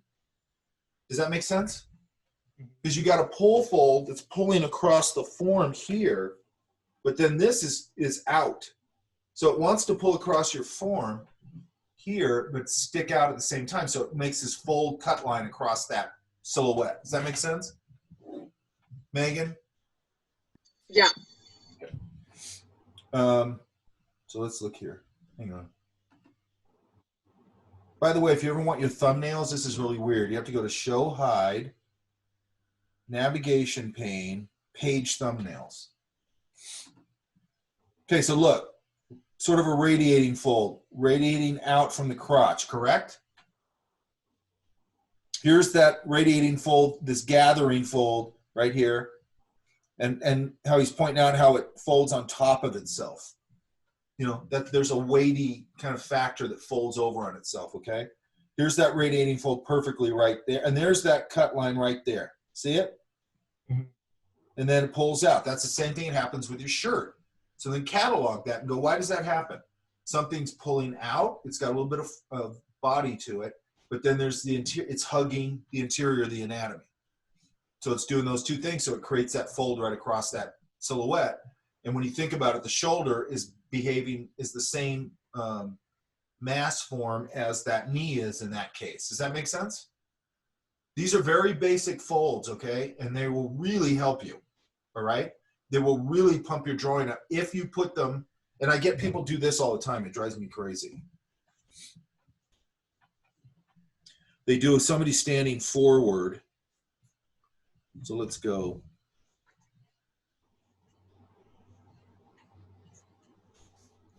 I'm gonna leave the arms off.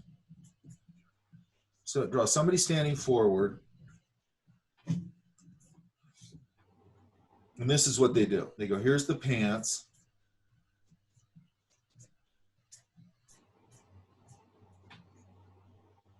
Number one, the feet are usually doing this. Nobody stands like that, okay? Nobody stands with their feet out, you know. And then they go,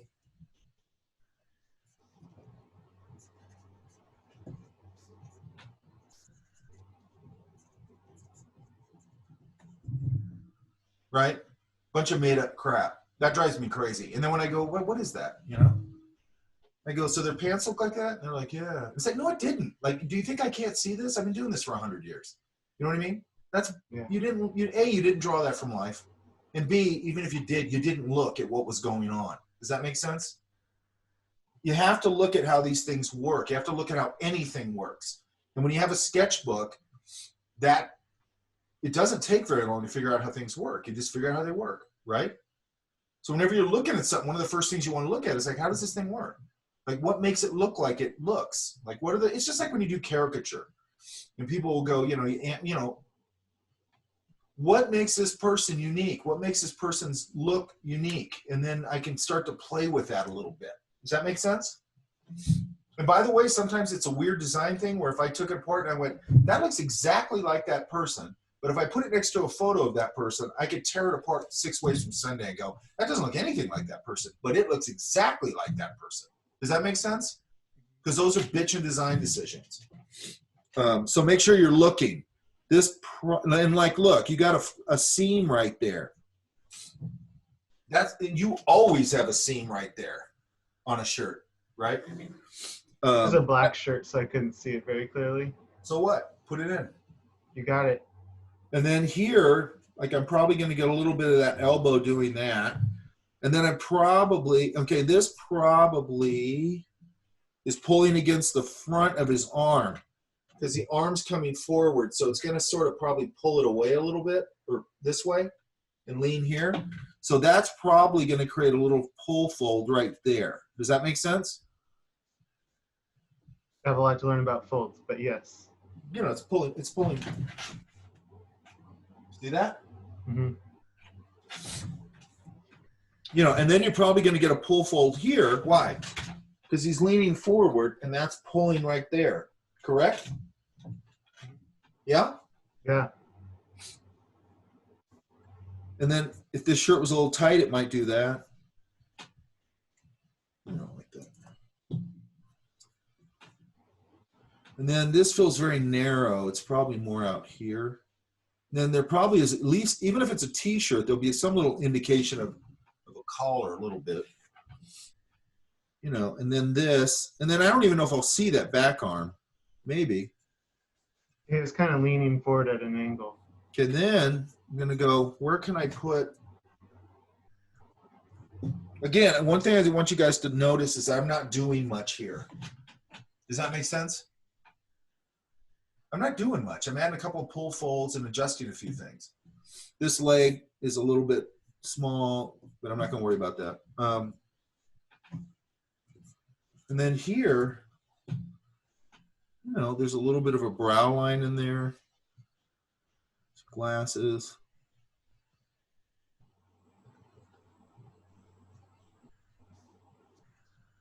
And I'm gonna, when I have the luck of having the glasses there, then I've got this that's gonna basically cover a lot of information in the eye, less for me to draw, right?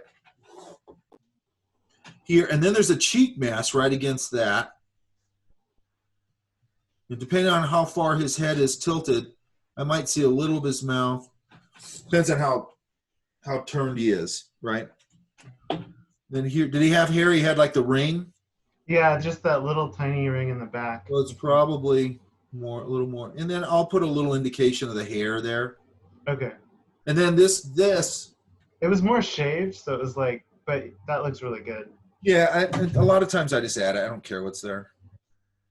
And then, you know, was this rounded and then how far away was it from the ear? Because there is a distance Okay. from where the hairline starts to the back of the ear. Okay. Now I'm just going to put that. There's sort of a structural thing in a shirt. This is a t-shirt, so it's a little different. And then here, let's get rid of that. I can't get rid of that. Probably sweep this a little more. I might thicken it up a little bit just so it's a little more substantial. And then here, look at that wobbly line right there. You see that? Yeah. And then where was this? This was at the Starbucks. Okay. In the corner bakery at Brea Boulevard and Imperial. Let's say it's Yo, I went to that one too. That's like one of the few places I could find people. No, there was people all day. I was like, Oh, I went. I had to go in the morning because of work, but so it was I like went in the 7 to mornings 9. too. Oh my god. Yeah. Okay, look. Maybe next time we'll end up drawing each other.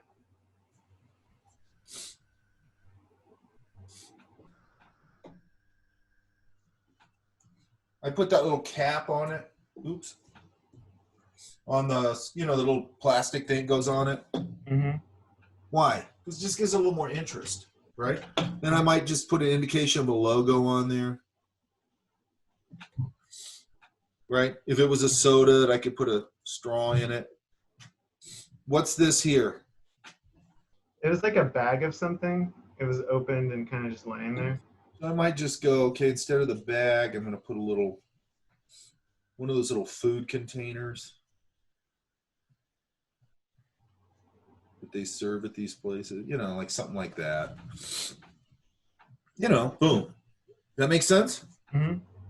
So what we did was we just structured it up a little bit. And then this actually, the back of his shirt's probably going to fold out like that a little bit. So I might be able to get a little bit of a loop.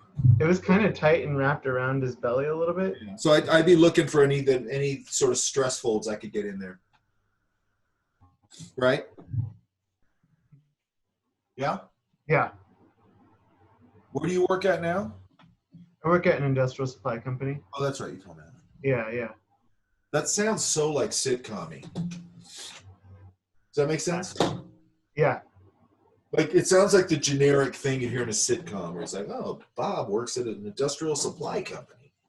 Pretty generic job. In the Midwest. Works at a John Deere factory. Be careful here with these with this umbrella. I think I usually do start these. I don't start a lot of things just with like big geometrics or, you know, in that sort of viscom way, but, you know, and then I just go again, here's my ellipse.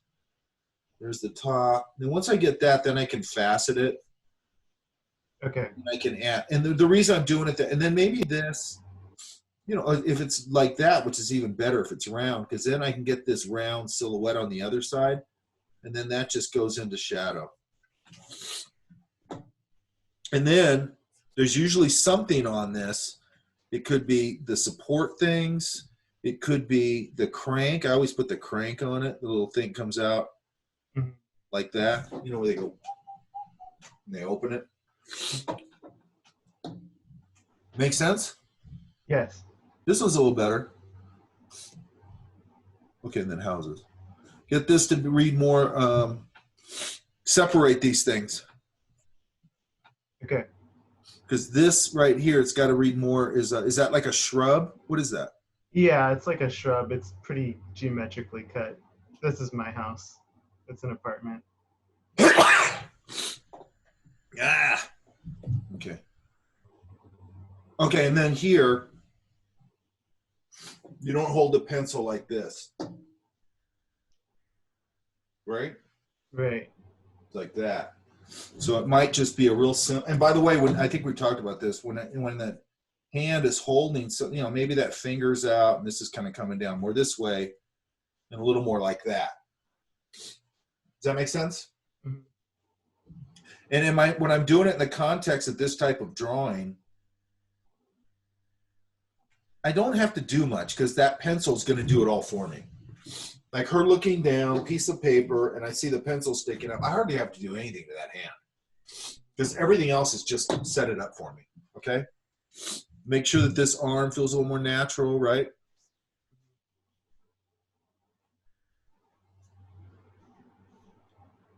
It's getting a little wonky in here. Was she doing that? She have it on the table like that? Yeah, yeah. That's my 7-year-old again. She moves quite a bit. She's hard. I might even put like a piece of paper here or something, just to give it some sort of context. Does that make sense? Mm-hmm. Now, one thing you're starting to see here is like how this stuff folds around. Like I like that. But give it, you know, again, where's the masses of the hair? You know, you don't need a lot of it. Same thing here. This is folding over sort of like that. Maybe there's one coming up over that. I like this brow line, like there's a little bit of a brow line there. Oops. Same thing. This hand's a little more successful.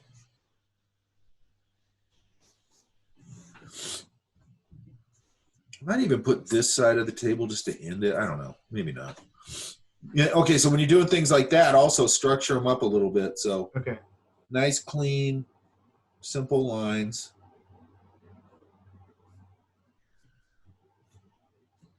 I'm doing this at a weird angle, so it's hard for me to. Mm-hmm. It's not even good, but you know, just sort of, you know, if you tell me it's a manufactured structured object, it's got to feel like that, right? Yep, absolutely. Okay, hang on a sec here. There it is.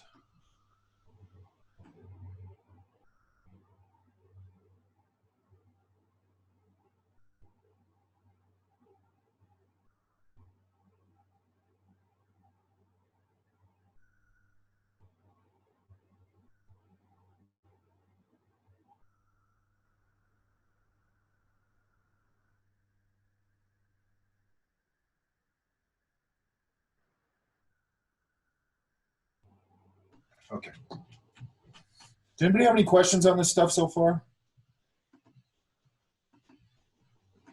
Because this is the first pass we've taken on humans, right? Yeah? Very helpful. Thank you. Oh, I was going to go back to this. Hang on. Where'd it go? There it is. Okay, so this, oh, and then look at this one right here. This is a good one. It's the same kind of compression fold. Creasing, bunching. See that?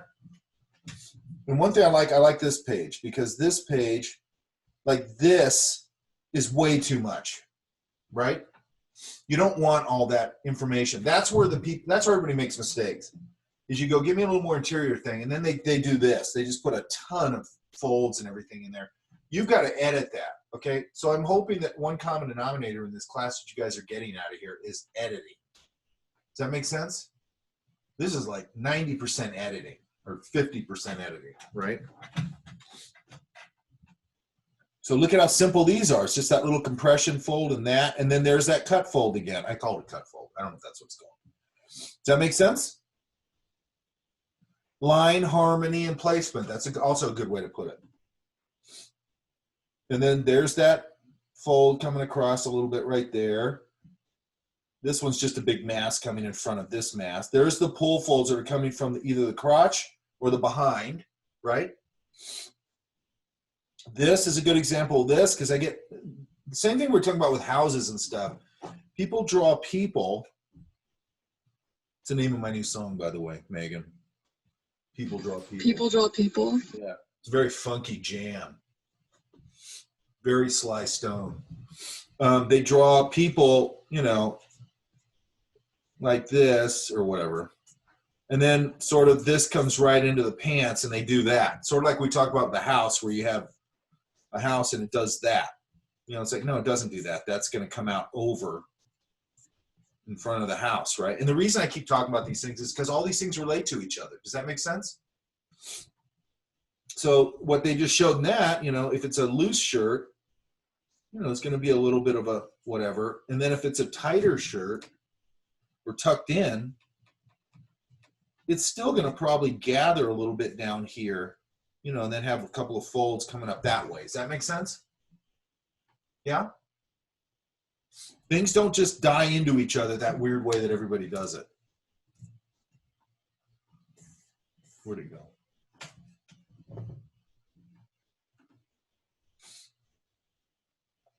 Okay, so just take a look at that. I think there's some really good stuff in it.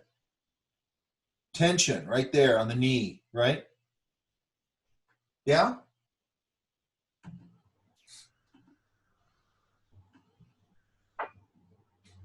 Now I want you to see that Johnny Ray guy, Megan. Who's that? Look, I'm going to show you real fast. I know I go on these stupid tangents, but I also think he'd be fun to draw. I've never drawn him. But he influenced, it's weird, he influenced like a bunch of bands, like the Beatles and all these people.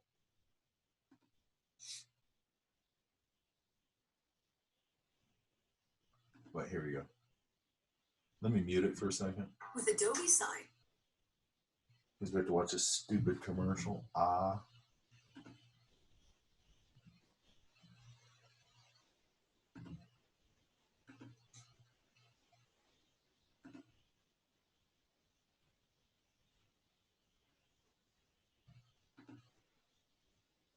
Let's see if this is a good one. Let me see. Gosh darn it, hang on. That's not the one.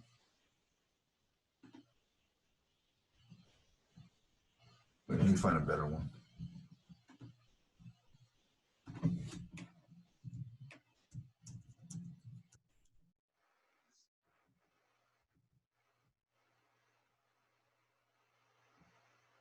I'll find one. But what basically what he was, I think he was in the 50s or something. He'd come out and he'd sing this big emotional song and he'd cry through the whole thing. Right? He'd be like, and he'd be crying and stuff, right? And it's awesome. You know what I mean? And that was his act. You know what I mean? I respect it. And I was thinking about, I'm like, it's weird that you go, why did that influence these kids? And I think in my brain, I'm going, okay, before that, it's probably I'm assuming it's pre-rock and roll maybe, right? So before these kids, or it's before all those kids in the England or whatever, discovered blues music, which probably to them was like, hey, this is authentic. Like these guys sing authentically, you know? Maybe he was the forerunner of that to them before they found that, where they're like, oh, this is authentic, it's emotional. That's what I think of. I don't know why that was so appealing other than that. It's, you know, and it's interesting. And then he had some sad decline after that. Not totally. I mean, it was okay. But... Okay. All right. Any questions on this folds thing?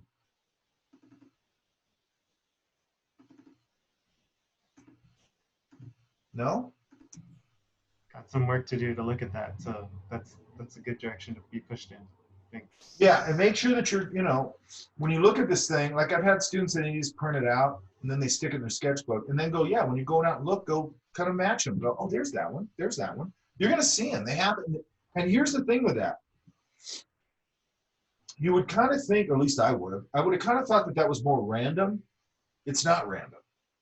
You know, there's a whole, Bern Hogarth wrote a whole book on folds and drapery. You know, and where he totally goes down the rabbit hole on it. It's a little much to me, but I think it's just as good to go out and discover it for yourself. I think it's good to have a primer like that where you kind of have a starting point and then start jumping off the cliff, because at the end of the day, you guys got to understand this stuff. Does that make sense? Yeah. You got to understand it. Otherwise, you know what I mean? If we just sit here and we do step-by-steps like they do in, like, I don't know. When I took Photoshop, let's say, they go, okay, here's a handout. Step 1, go to this filter. Step 2, type in 10.4 degrees. And you go through the whole thing and you go, okay, cool, I did it. I don't know what the hell I did. Like, I don't know how that relates to anything. And if I ever want to do that again, I'm going to have to go back through this step-by-step thing because I don't understand it. You know what I mean? I want to make sure you understand it at a base level. Okay? Not this step-by-step crap. Okay? Okay, who's this? Who is this? Elisa? Where you at? Okay, Elisa's not here. Which means I'm going to do another screen grab. Hang on. I'll close these. And hang on, we're doing another screen grab.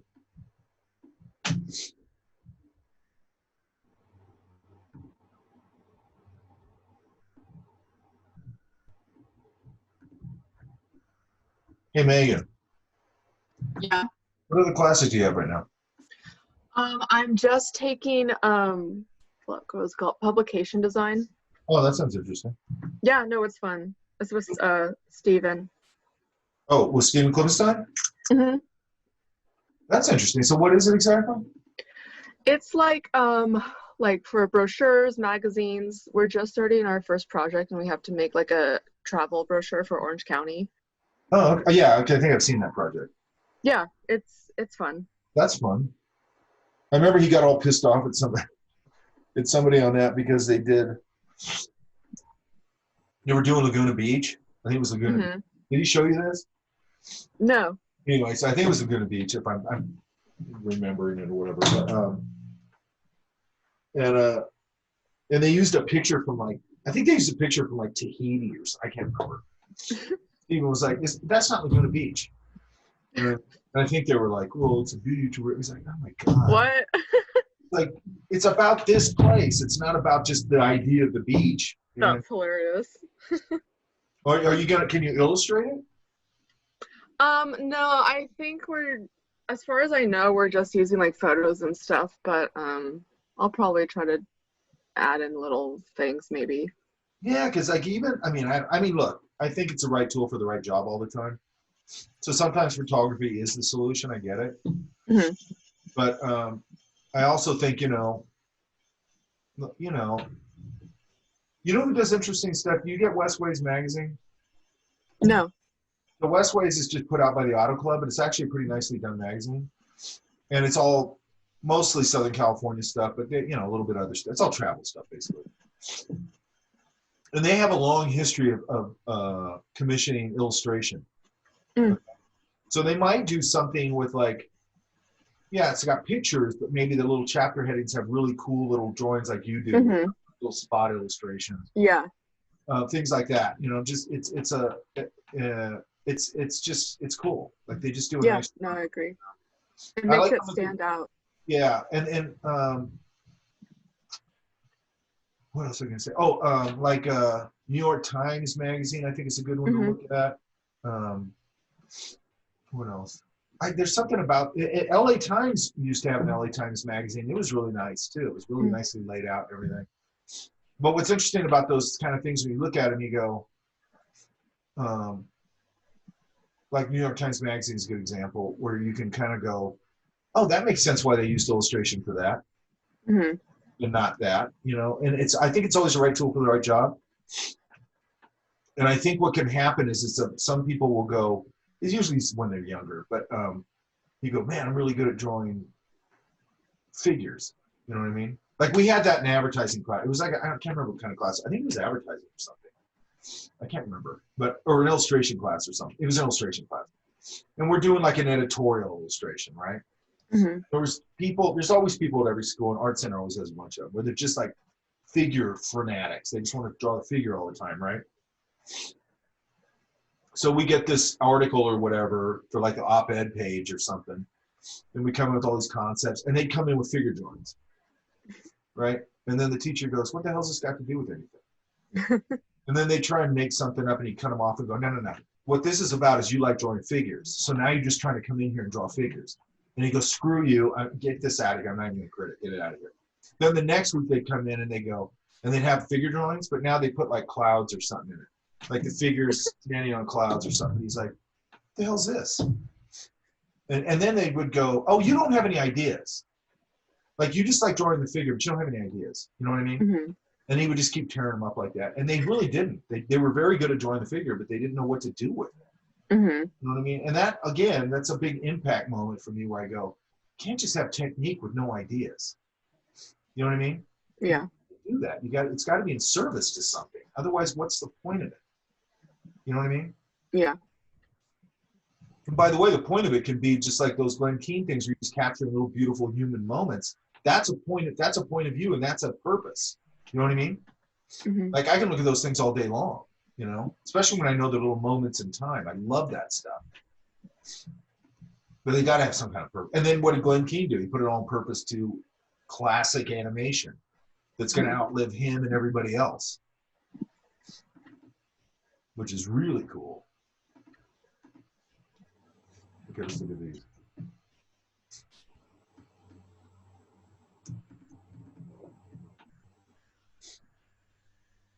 Where's Anthony? Is he here? many people am I missing in here today? Wait, 1, 2, 3, 4, 5, 10, 15, 20, 25. So I'm missing, I think I'm only missing like 2 people, and I'm landing on the 2 I'm missing. I think there's some people who are in, but maybe they're away from keyboard. Well, restroom or something. that tells me that you're not paying attention. That's what that tells me.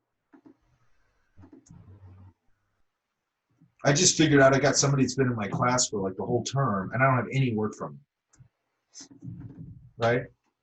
And then I see them in here, not in this class, but another class. And then when I call on them, they never answer.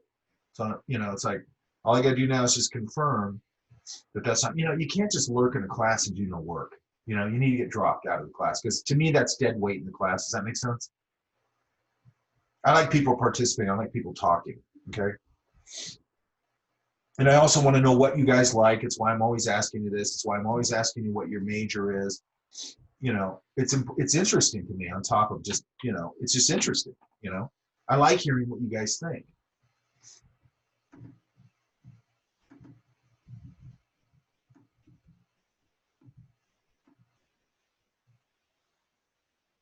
Natalie.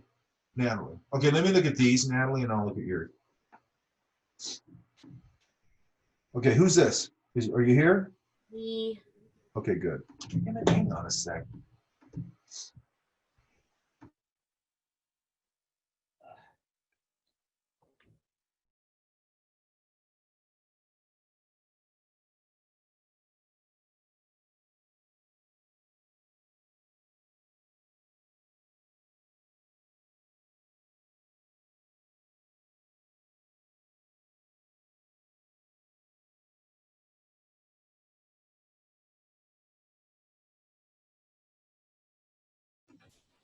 Okay. Okay. Who am I talking to? Connie, right? Yes. Tony Alva's sister. Totally. Well, I like this one right here. Thank you. What? Okay, so here's a good example of one where we're not getting into the interior at all, right? Yeah. What I do like is you're drawing through the form down here.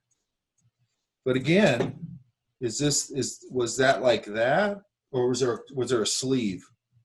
She was just wearing like from chest down. It was just that dress, like a wrap kind of dress. I don't know. But she was also kind of far and like slightly behind a plant. So get into this curly hair. Yeah. I might indicate a little of that. But again, you can get into this little scribble language.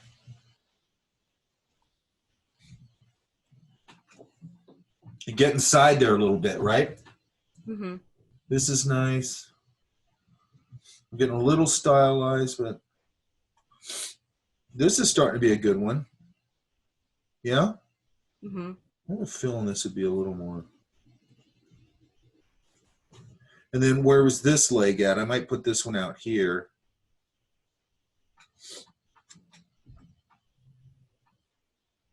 Oh, this is fun. Where's this at? Garden walk. Really? Yeah. I forgot about garden walk. There was like I think someone was having like a birthday party, so you just kept seeing like mariachis pass by every few minutes. Okay, so one thing I like here, like on this one, it's getting a little stylized, but what I do like is the way you're blocking out all the big forms. Does that make sense? Mm-hmm. How much of this have you done? Mostly I draw from reference, but life drawing I've done it like a couple times. I think mostly because I'm like afraid people are gonna walk up and be like, "Hey, what are you doing?" And I'll be like, They don't care. And I know it's different, I guess. I don't know. Like, I can't think of any time. I mean, I've had maybe once somebody come up and go, "I'm not that fat," or something. And I go, "Dude, I think I'm just scared that they'll like come up and ask me what I'm drawing, and then they'll look at it and say like, "Oh, that's not that good." So what? Like the stuff that you guys, that I hear in this class like that, I'm like, how come none of this stuff ever happens to me? You know what I mean? So, and on top of that, by the way, what I was just talking about earlier about getting out there, that's part of getting out there. Everybody's not going to like your stuff. You know what I mean? Mm-hmm. And it's part of the process of starting to get alligator skin. You know what I mean? Because you got to get alligator skin. Because if you want to go into this kind of field or any of the arts, you know, what's your whole career? You're putting yourself out there to be critiqued.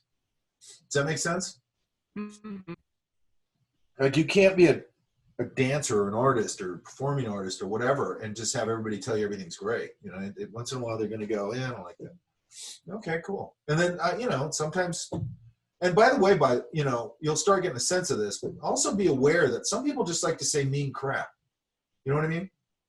Mm-hmm. It actually has nothing to do with your work. What it actually has to do with is like, I'm a miserable person and I just want to make other people feel miserable. Okay. There's a lot of that in the world. Does that make sense? Mm-hmm. Okay. I might've put a little graphic shadow down here. And by the way, I hardly ever run into people like that. Usually they just come up and they go, hey, it's cool or whatever. And then this, again, I might have put this into a little silhouette. Does that make sense? Mm-hmm. I might have exaggerated this front foot if I can get away with it, where it's up a little more like that. Does that make sense? Yeah. You know, so it gets a little more of that. This is starting to be pretty good. Okay, so like the hair here, you know, if this is coming up like that, or actually it wouldn't do that. Hang on. Does she have a ponytail? Yeah. So it's coming back this way. It's all, okay, so when you have, this is the same thing as the fold thing. If I have this, that means that everything's sort of radiating out away from that, correct? Mm-hmm. You know, and then I might just, again, put a little straight thing there, put a little indication on the nose there. I might be cheating that a little bit depending on how much she's turned. Is this a hoodie? Yeah. So it's probably going to come down a little more like that. And then there's a fold usually in it. You got a little seam right there. This is starting to work. I might push that thumb a little more. And this. And that. And a little bit of that pull fold. That's a little too much actually, but that's all right. And I like that. That's nice. You know, and then you're split right in half right there. Maybe there's a pocket.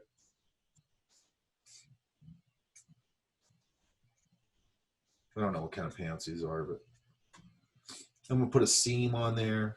Again, I'll probably throw this one in a silhouette. Why do I throw it in a silhouette? It's a graphic tool, but it's also a me having to draw less tool. Does that make sense? Mm-hmm. I'm lazy by nature. Okay, same thing here. You know, can I get that little flip in there? I might be cheating it. Does he have any hair? He had like a buzz cut. Okay. So with the side of my pencil, again, I think we talked about this. I might just, you know, put a little indication. We were talking about this last week, I remember. And then smudge a little bit, and that'll give you that sort of like this shaved head kind of thing, right? Mm-hmm. And then I might even put a dot or two here and there to indicate, you know, that old stubbly. I like the styling of this one right here. What happened? What happened to my thing? Hang on.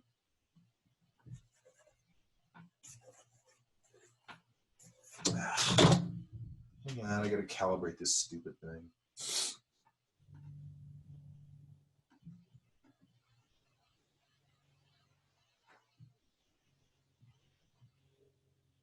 Connie, why are you worried about me doing yours? Because I feel like it's too stylized for the assignment. Because when people are walking faster, when I'm trying to draw people quickly, I feel like I revert back to like geometric shorthand for everything. Well, to a certain extent, we are doing geometric shorthand for everything. I know what you're saying, like too geometric, correct? Mm-hmm. But I'd argue, I mean, like with this, hang on. With this one, I mean, I like that drawing. I mean, there's nothing wrong with here and there having a little bit of a stylized thing, okay? I want you to work observationally and everything, but I also want you to have a little bit of fun. And I also think when you hit some cool little drawing or whatever, I don't want to go like, don't do that. I mean, you got to do some of that too. Does that make sense? Mm-hmm. Because we got to have fun with this. If I put nothing but creative parameters on everything you do here, now the majority of it I want it to be, yeah, pretty observational. But I also don't want to put a bunch of rails around everything where you're just like so locked in that you can't even, you're just stifled, okay? But here, like I could probably just put a little fold there. You know, maybe one here. Maybe just a little more information here. Oops.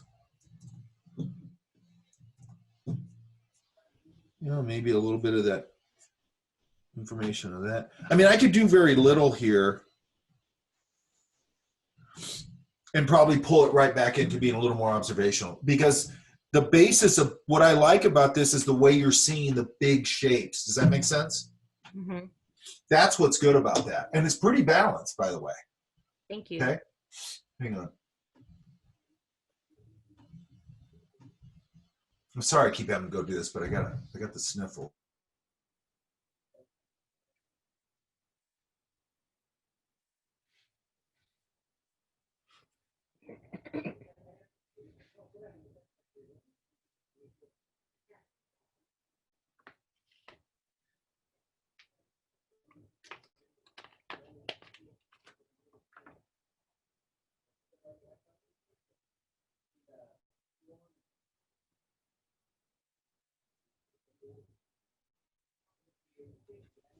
Okay, so this one here is getting a little less successful and more geometric, this one here.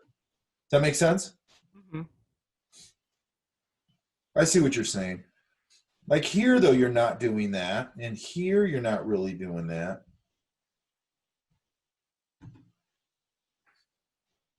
I see what you're saying. Okay. Yeah, starting to get really stylized here, correct? Yeah. Hey, Now, Mike. later on, that's going to come in handy in here, okay? Yeah? Yeah. Hey, Mike, can you hear me? Yeah. Who is it? Oh, yeah. Luis. Yeah. Hey, for that other page that you were doing with the mariachi and the guitar, Yeah. This you know one? how he's, yeah. You know how he's girl. turned going away from us? This one here? Yeah, that one. Okay, yeah. How do you tackle that pose where they're walking away, where that, you know how that foot is landing flat? Yeah. What is it, the right foot? But it's more towards like going away from us. Are you talking about from the face perspective or the feet? From the legs, just that, you know, like it's going away from us. The way I look at this is I think about where the behind is. Right. And then I go, that's this, and then there's this. And I like the way she did this little flat line here to separate it, right? Mm-hmm. But I mean, you're talking about the feet specifically, right? Yeah, because you know how like she landed it like on a profile? Yeah. Well, like it's actually 3/4 back view, right? Exactly. I'm still gonna. So there's where it splits. I'll just do this real crudely. You know, depending on where that foot is, can I get that up? That'd be nice if I could do that. Right. But, I mean, what she did here is actually, it's a little too vertical here. Right. You know, it's going to be more like, I probably am going to see a little more of that bottom of the foot, like a little bit of the sole, the bottom of the foot, but more like that probably. Okay. Does that make sense? Yeah. But this is probably actually going to have a little bit of dip to it too. Okay, cool. You know, because, you know, when this one, I mean, there's so many like points, like it could be flat here. What I'm doing is I'm going, what I do, one thing that's good about going to like, usually in here we'll go to the block. The only reason we go to the block is draw people in motion, right? So you can, if you go to any crowded place like this, Garden Walk or wherever, where you can find a bench. It could be a mall. It can be anywhere where there's a lot of people. You can find a bench, you sit down, and people are just going to walk past you, right? So what I'm doing then is I'm going, and we'll get to this later. They're walking, and in my brain, I'm trying to see like, okay, when because they're constantly walking past me. Guess what? They all walk the same. They're humans, right? I'm trying to freeze a moment and go, I like that moment where the top foot's up like that, and this one's, doing that. That's just a nice dynamic motion. So I'll start throwing it down really fast, and then I sort of lock my brain into that pose right there, and then somebody else walks by and I go, wham, okay, there it is. If somebody else walks by, I just keep adding to it. Does that make sense? You there? Yeah, it Okay. does. It's a good exercise to do. And also look at a walk cycle from animation, because they've sort of broken it down. And it's not a bad way to look at it, but because somebody who taught this class besides me, which doesn't happen anymore, they would really rely on like walk cycles. And I go, that's bullshit. That's animation, dude. Yes, it's good to look at that, but you got to go someplace and draw it from life and really. And another place to go that's really good, that's probably closed right now also, is bowling alleys, right? Yeah. Because everybody in a bowling alley, if you sit in the right spot, you got all these lanes going down, 20 lanes. Everybody starts like this. Everybody dips forward. Well, my light just went crazy. Everybody dips forward. And then they do that whole, and then they end with that weird thing with their leg crossed over and their arms out or whatever. Right. Totally weird poses, right? But what's nice about it is you go, okay, I'm going to focus on that sort of posture with the ball right here, and then they go, right? So you throw that down, then the guy in the next lane over is doing it again, and the guy in the next lane over is doing it again. Now the guy over here is doing it again. Now this guy's doing it again. And any part of that pose that you want to lock in on, everybody in every lane's doing the same poses over and over again. Does that make sense? Right. Yeah. Baseball or any tennis, even to a certain extent. You're doing this or you're doing this for the most part. And go, the thing with tennis though is it's not repetitive that way. They're reacting to how the ball comes into the court. Yeah. Baseball's somewhat repetitive because everybody goes up and pitches and shoot or whatever you call it, hits. And then bowling alley, stuff like that, right? Any place you can find where people are doing a repetitive action is a really cool thing to do. And like bowling alleys I like because that pose they strike on their follow through at the end of it is a really weird position that you don't normally see. Does that make sense? Nobody stands like that. Yeah. Bowling, that's it. I mean, nobody goes ta-da and is standing, just nobody does that. Does that make sense? Yeah, totally, Mike. Thanks. But the best way to do it is just go someplace, sit on a bench and watch people walk by and lock in on, let's say this, then lock in on a different part of the walk. And you're just, they're going to hit it, and somebody else going to walk by and they're going to hit it. And it's also teaching your brain sort of after imaging, right? Where what I was talking about earlier, where I look at stuff and then I've sort of got that mind's eye after image that holds there for a little bit. And you kind of need to flex that muscle, right? And I don't think you really need to flex it all that consciously. Just doing these types of exercises will start doing that. Does that make sense? Because you're learning to freeze a motion, a very complex motion. Because somebody walking is a very complex motion, and trying to get that little bit of energy and flavor to it is complex, right? So, but by going and really honing in on that, you're really honing in on, and that's a little further down the line, but you're really honing in on now, not just the shapes, but putting them in motion in a natural way. Does that make sense? Yeah. But I think this one right here is actually a really nice drawing. I like that. It's really balanced. It's cool. Okay, Connie, does all that make sense? Yes, thank you. When are you going to introduce me to Tony Alba? At the end of the semester. Okay, that's cool. After you get your grade, if you get an A, right? Yeah, totally. That sounds like Megan tactics. Blackmail. Ever blackmail somebody? Huh? You're saying I'm capable of blackmail? Yeah, Probably. I am.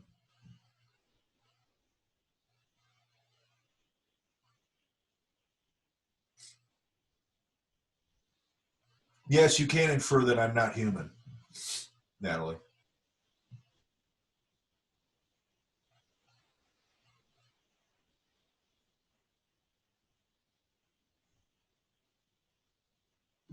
Okay. Where's Natalie? Let's look at that, and then we'll take a lunch because it's noon already.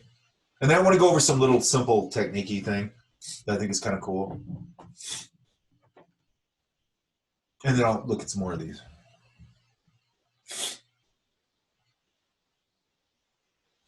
Okay, these are from photos, right?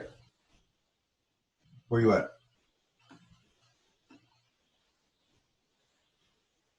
Can't hear you. You're muted. Uh-oh. Oh, wait. Yeah. No. Anybody else here? Okay, nobody. No, I can't hear her.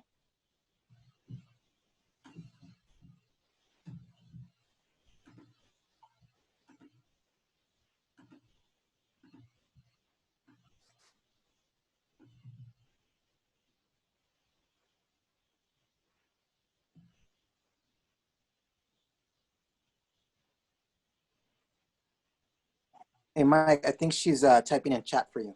Yeah, I'm looking.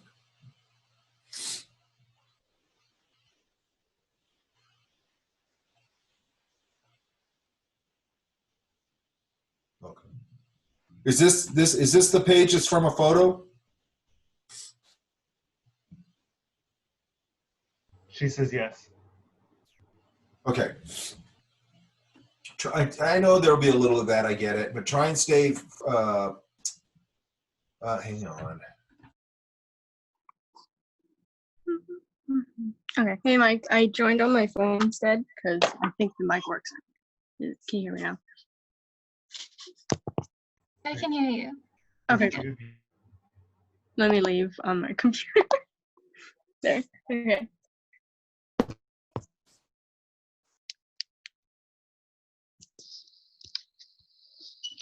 Okay. Oh, now you're on? Yeah. I switched to my phone. Okay. What I will say about these is they're nice drawings and they got nice balance. Okay. Thank you. And I like the way you're handling this pant leg and all that kind of stuff. This one's getting a little more, like this line right there feels a little more random. This one, right? Those feel like rips in the jeans. Okay, so give me, exaggerate it maybe a little bit. And by the way, you guys, when you're drawing,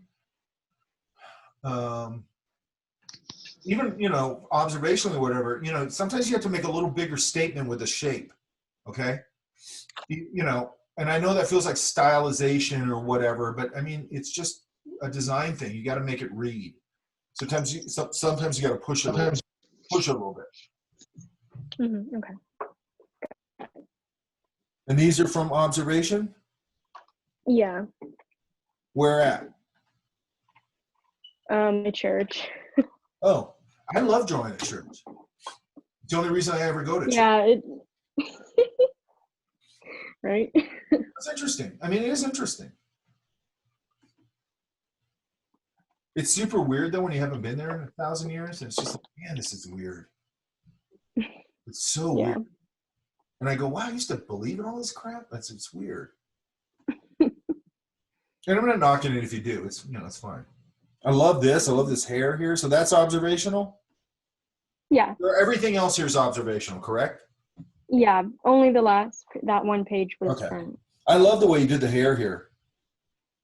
Thank you. Like the way you did it here. And yeah, this is really good right here. That's great. Boy, that's a nice little drawing right there. Yeah? Thank you. I might just, and I know you might not be able to see it, I might just cheat a little indication of that nose right there. Right? Yeah, okay. Mm-hmm. And then a little bit of interior information on the ear, just a touch. But I love that. That's great. That mark making with your pencil you did here on the hair is really nice. Thank you.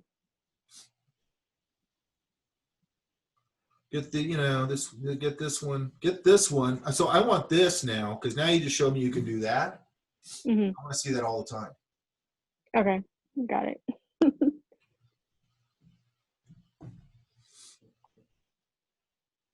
Where are these at? These are still from church. I thought churches are closed. Are they still, they allowed to do their thing now? A lot of churches like mine are having outdoor services. Yeah, exactly. Well, you should be drawing there. They're great to draw at. They're Yeah. really cool. It's just an interesting environment to draw in. For sure. Yeah, these are great. Just make sure, like this feels very observational. This one, who is that? That's supposed to be me. It is you, right? Yeah, I was drawing myself in the mirror. Nice. What's your major?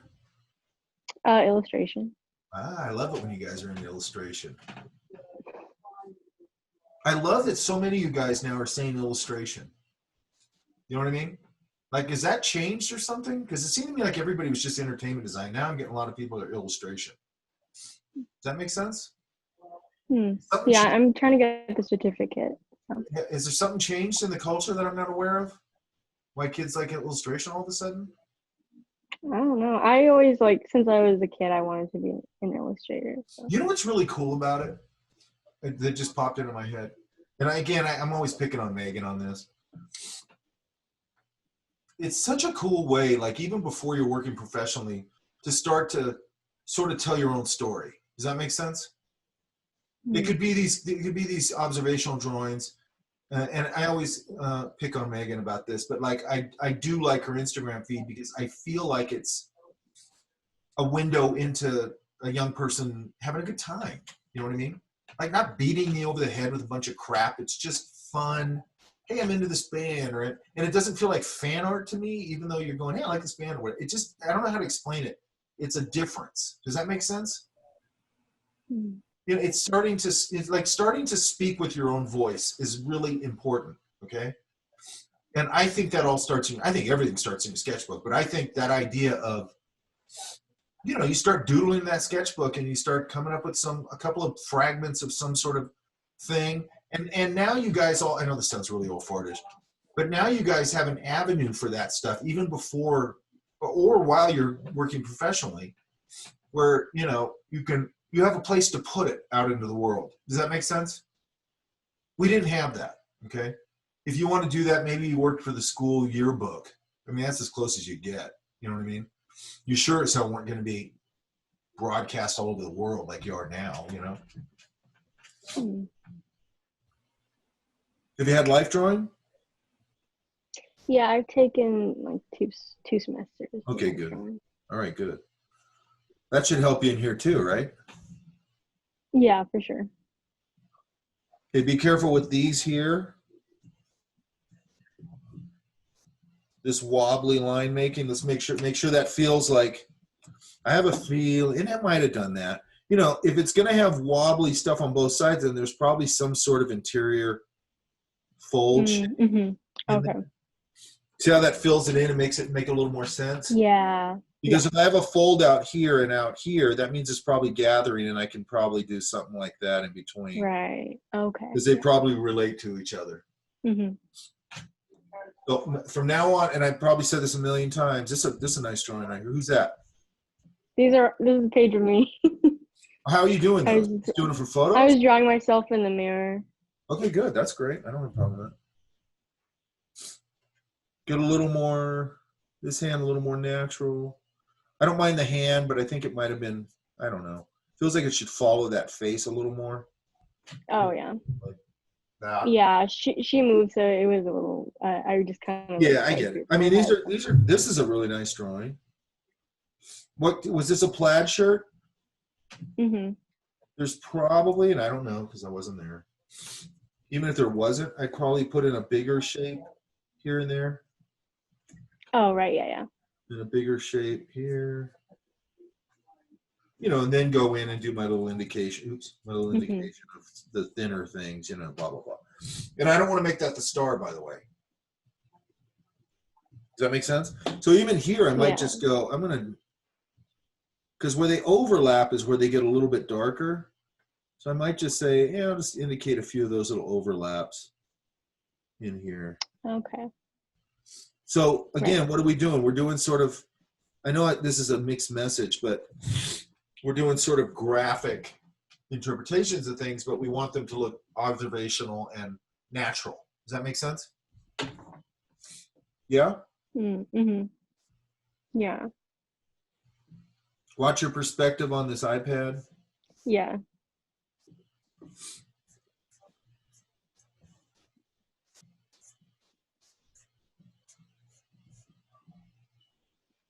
That's also one of the things I really want you guys watch this perspective on the bottom. Hang on.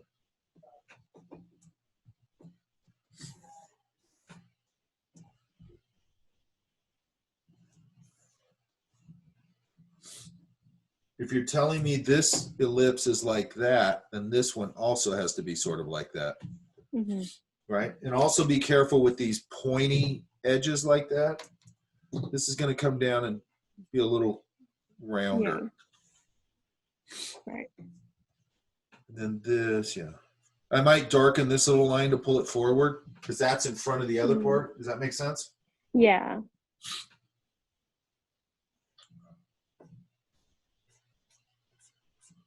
I'd probably draw me at the table right here.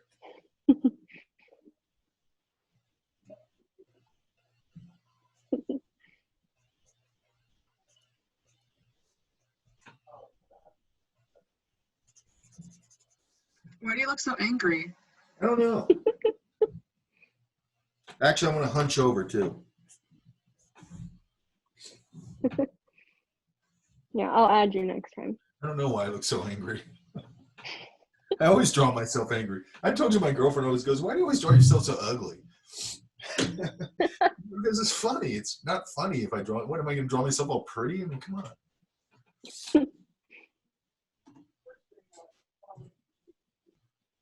And every time there's like if I put something of myself online, like a stupid drawing of myself, every time she sees it, she'll go, "Oh, that's really nice," and then she'll go, "Yeah, that's my boyfriend. That's nice."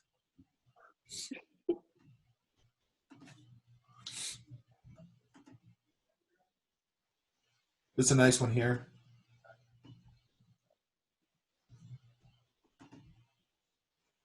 I really like this one, man. Give me more of this. Okay, got it. I love that loose mark making on the hair. It totally reads. I like that you put this little loose one. I love the line work. I like the value in it's nice and pretty clean. Yeah? Mm-hmm. So everything now has to be at this level. That's why I'm angry Okay. at that table. Because if every drawing's not that nice, that's why I'm all angry at that table. Okay, right. Got it. This is starting to be a nice one here. What's this one from? These are people at church. So these are church drawings. What kind of church? A Christian church. Just like general? Yeah, I don't think it's non-denominational. Harvest, Greg Laurie. Oh, Yeah, I Harvest. don't know. Isn't Harvest, those people do that Harvest Festival? Is that them? Yeah, the Harvest Crusade. Yeah. Is that still going on? They had it online this year. What does that mean? Hang on a sec. They made it like a film almost more so, but I don't know. Who knows? normally it would have been at the Angel Stadium. Hang on.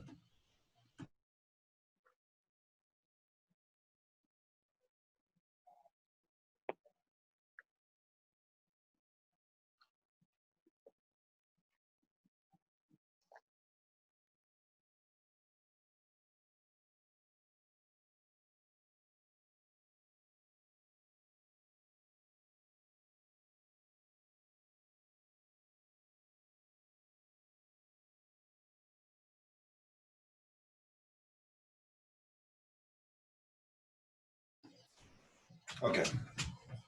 All right. So what is it? It's noon. Let's take wait, hang on. Let's see what's in a.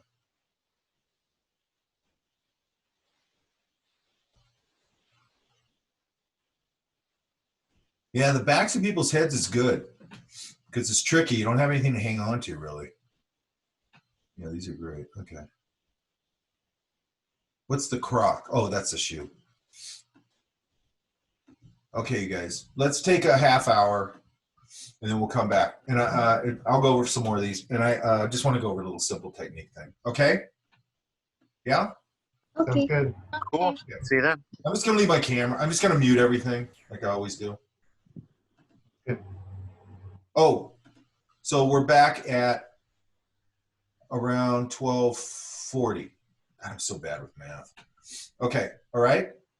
Sounds Okay. All right. Where you at?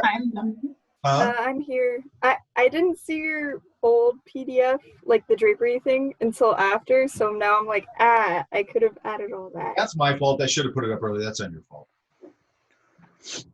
Yeah, so we can add in a lot of that, right? Where are Mhm. these at? At cafe, like outside Corner Bakery and Starbucks in Brea. Oh, Brea. Yeah. Okay, so be more. What kind of table is this? Is that in a Starbucks or something? I don't know. I should fix it. Yeah. No, don't go back. Do another one. Okay. That thing with this is like I wouldn't go back and try and fix everything and stuff. I just go do more. Okay. Because that's going to give you more of your mileage. But when you're doing something like a table, this is one of those places where I might push it. You know, I'm going to make sure I get that thickness in there, right? Mhm. And then, you know, if this has got legs coming out like that or whatever, I just want to make sure that they're like believable, right?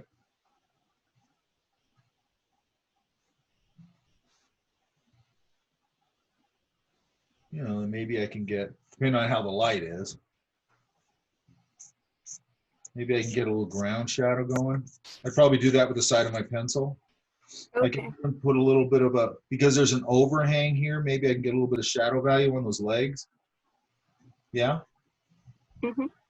And then the light's going to be from above, so then this can get a little darker. And see how it pops it over it? Mhm. Why'd you disappear?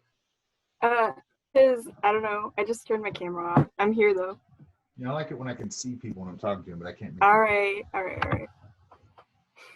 It seems weird to I talk am. their name. I don't really bug people about. Oh, and then maybe this one again. Maybe this could go into a little bit of silhouette. Okay. What's this guy doing? Is he lamenting his life here?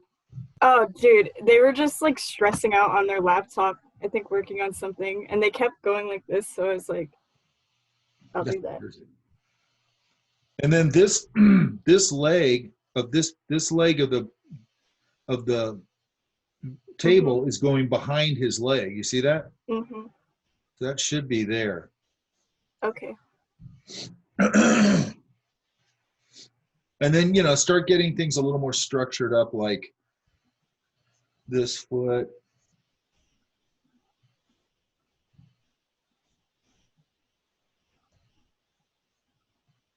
You know, just get it a little more structured up. Give me some information on it, whatever it is. Okay. The thing with like shoes and things is they have a real definite sort of front part, which is, here's the front. I'm gonna draw this real crappy, but, and then the other part, the heel sort of sits behind that shape. Does that make sense? Mm-hmm. So there's sort of these two shapes, one, you know, the ball of the foot basically, and then the part behind it. But when you're in shoes, you can really see that separation of those two shapes a little bit, right? And again, from a side view, this shoe here is going to kind of tip up a little bit. Does that make sense? Mm-hmm. Unless you're pushing your toes down, your shoe sits more like that, right? Okay. They're just the way they're made to do it. I don't know why. None of this random mark making on the hair. I put up a hair, Okay. correct? I didn't see it. I'll watch it if Why it's didn't you linked see in it? the. That one I did put up a long time ago. Okay. Why didn't we see it? I don't know. I think I I'll put it watch up last though. week, last Saturday. So I'm putting those things up to get the conversation started around that sort of thing. Does that make sense? Emily? Mm-hmm. Okay, so this random mark making on the hair, I mean, the overall shape isn't bad, but we don't want this random mark making. Like, and here's another thing. Let's do this on. Let's see if we can do it over here. I had to restart. Hang on.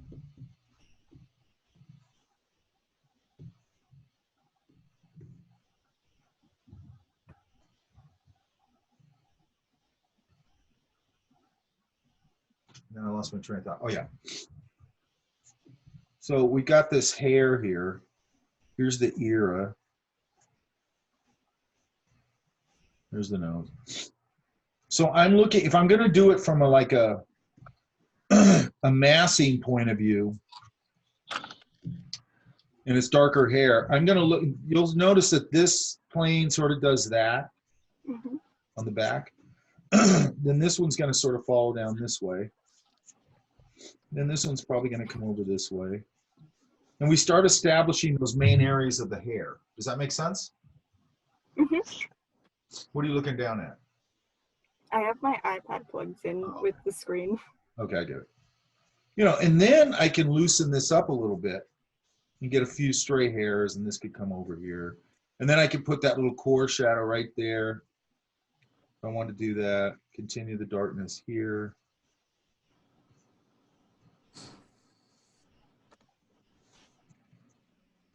But see how we're sort of following that form in big shapes, right? You know, it doesn't have to be linear. It could be, that's weird.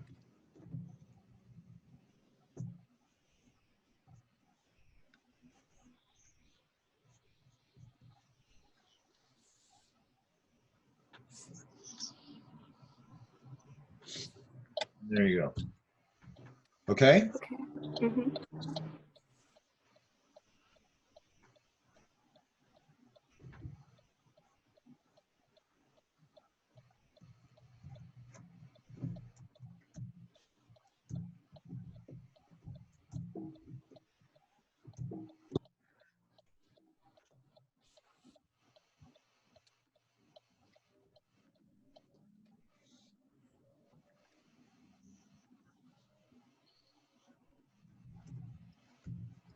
Okay, what the hell?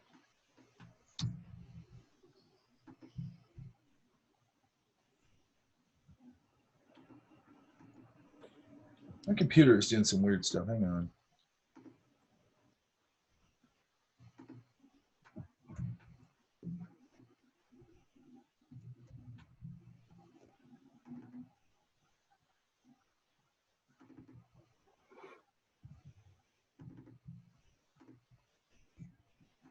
Okay. All right. Also, I'd go in with pencil. Okay. And don't do this inking thing. Right? Okay. It's sort of putting the cart before the horse. We're going to talk about ink and all that, or, you know, pen and all that. Actually, I got 2 pins there. We'll do that later. Okay? Okay. Somebody call me? Mike, I have a question. Is it okay to use like colored pencil, like even like a black colored pencil? Is the set like? Yeah. Okay, cool. Because I just don't like graphite because it just smudges so much and it's like shiny. I get it. I used to be like that, but make sure that you, like I said, you always take a piece of paper and just stick it under your hand. Yeah. But I don't care. I mean, use color erase. I love color erase. I'm not a huge fan of Prisma, but I use it sometimes. Sometimes I get in a big Prisma kick, and then I'm over it for a while. I don't know what it is with that. It looks really crayon-y to me. Does that make sense? I'm not a big fan of the whole crayon-y thing, but I do like them on a soft surface. You know, I mean, they're a nice tool. I'm not saying they're not. What's this back here? Oh, it's supposed to be an umbrella, but yeah, it would never be that triangular. It's going to be more like that, right? It's not going to be sort of like that. So make sure you're really looking. And also be careful with all this random mark making like this, right? okay. And it's fine if you want to do a little bit of a hatchy thing, but you know, make sure that it feels Purposeful. And that's not even good.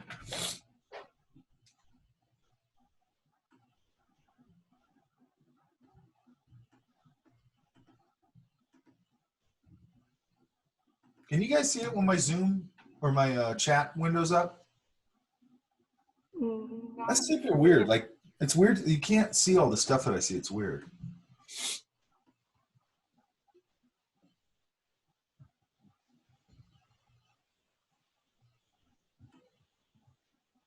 Okay, now they can hear me. Okay.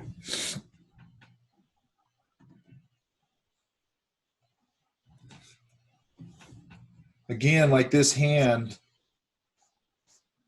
this one. Okay. Could be, you know, sort of, you know, I always think of them sort of like that. And then these planes, right? Does that make sense? Yeah. So I'm sort of thinking of it like that. And then if you look at this, you basically have a square, correct? And then if I'm building out of that,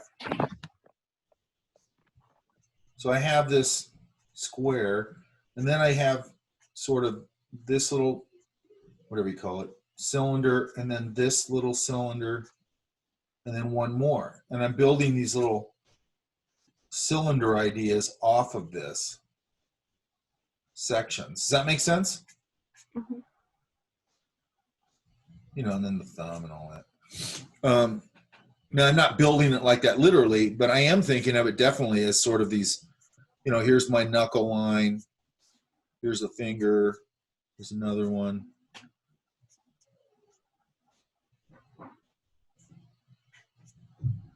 Does that make sense? Mm-hmm. Same thing here. You know, and then like you can exaggerate things like this thumb.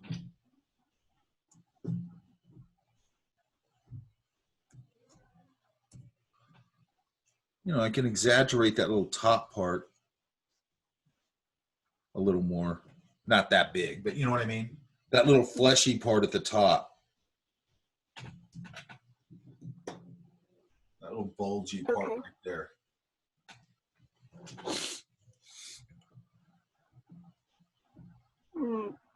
So try not to overthink them this way. Just go. Oh, yeah.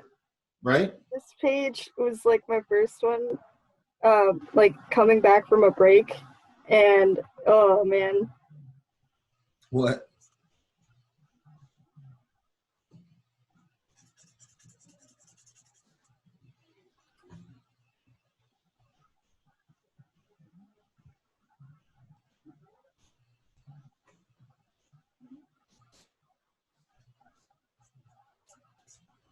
It's really cool. My girlfriend's daughter's here. It's like 2-3 days of emotional blackmail. Super cool.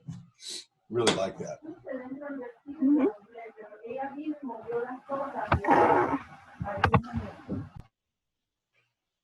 My girlfriend gets mad at me because I don't like her daughter. And it's like, what's her like?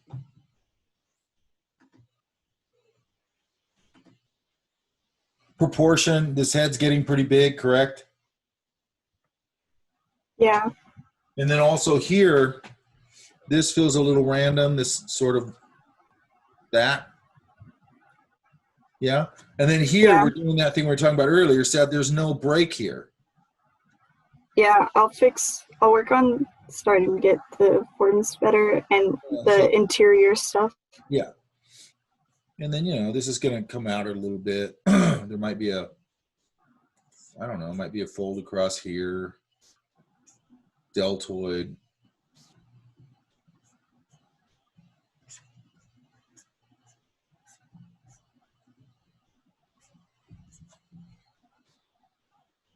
Definitely got a brow line there. Pull the glasses out a little bit. Okay. Is this guy balding? Yeah.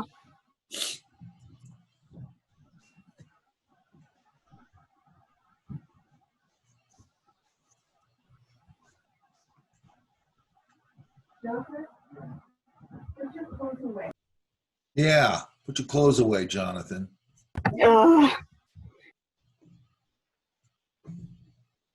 So tired of you leaving your clothes everywhere. It's the same kid that does the tuba in your dart class. Is it? Yeah. I forgot about that. Tuba. Yeah.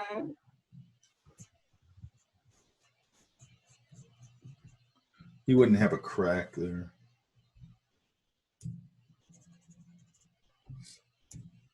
But you know, I might have the bottom end of a, might have a what do you call it, a pocket there, seam here, seam Okay. there.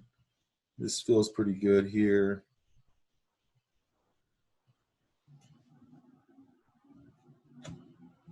You know, then where's his seat? Oh, oops.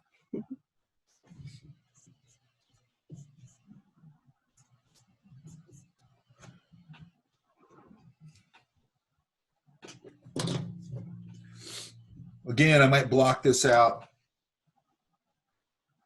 just based on blocky forms first. Okay. And I might just indicate a couple of fingers like that. Again, I got a plate of food in front of me. I got a fork. I don't have to do that much work with the hand, really, right? Mm-hmm.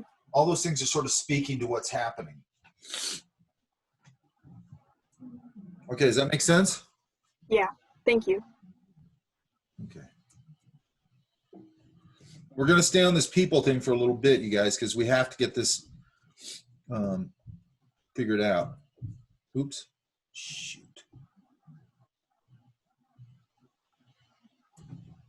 Are these off Earth's World? Mm-hmm. Okay, try to work from life as much as possible. I just wanted to do 2 extra. I did the 8 on from life. I just did some extras from Earthworld to practice. And also, I get it. I mean, you know, you want to play around a little bit. There's a lot of interesting people on there from a shape perspective. Mm-hmm. It's another one where I might do the block this top part in. Okay. Probably darken this line. You kind of did, but darken this line, pull it forward. Might put a little, might pull this out a little more.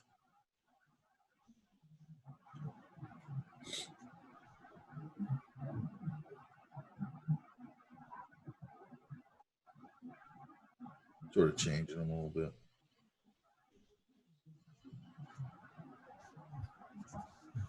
There's probably a little more cranium back here.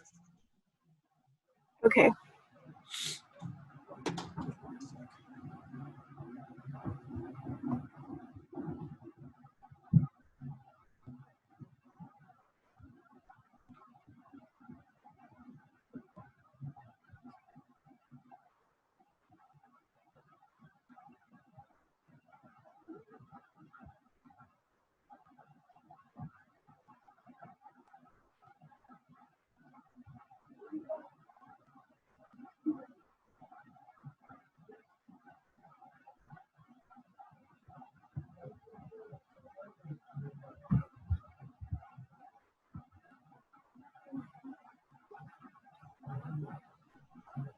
Hey, Mike, Yeah. Huh? what kind of comm link do you have to be able to broadcast from where you're at? Me? Yeah. I just have It looked- regular. are you in a hangar or are you actually in space? Oh, yeah, I see. Well, it's standard Imperial issue on the Star Destroyers. They have pretty good tech. Oh, okay. I get it. All right. So you're not threatening anybody or any of that kind of stuff, right? Just on patrol this time. Okay. I don't trust the what is that called? I forgot. I don't know. Empire? The Empire. I don't trust the Empire at all. Oh, this is one that we captured. This is a Oh. part of the Alliance. Captured a few at the Battle of Endor. Okay, then you need to make some communications because I just fired a lot of missiles. I thought it was an Imperial thing. Oh, we have shields, missiles, not anything. No. Well, I these. mean, it's just Earth technology, right? No. What did you send?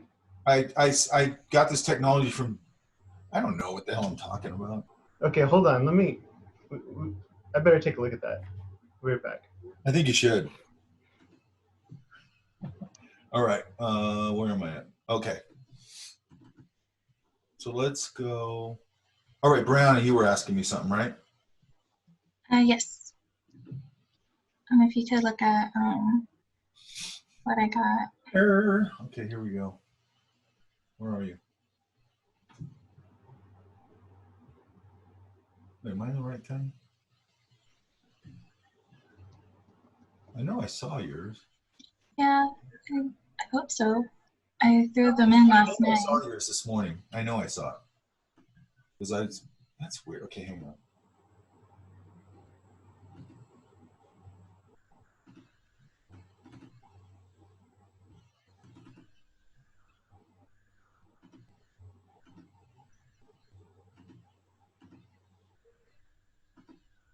I could have put it in the wrong folder. Because I remember seeing your name. Hmm.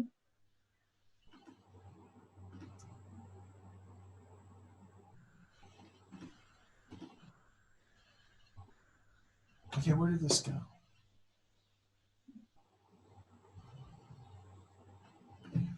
You had your full name on it, right? Yes, I can re-upload if you like. Let me see if it's here. I could have put it in the wrong place because I did that this morning. Okay. No, that's a different thing. Okay. Shoot. Let me see.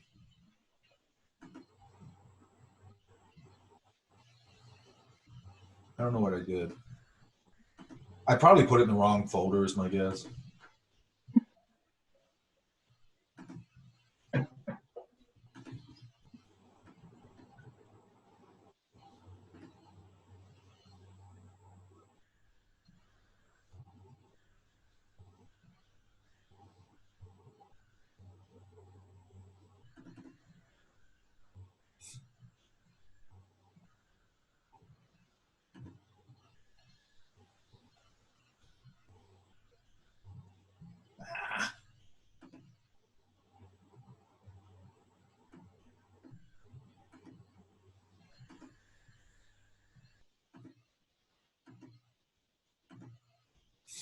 Okay, go ahead.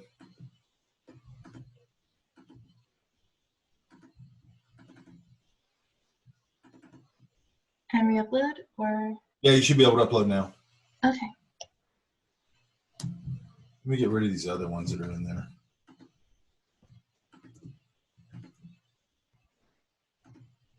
Okay. That's weird. Where did it go? I uploaded to.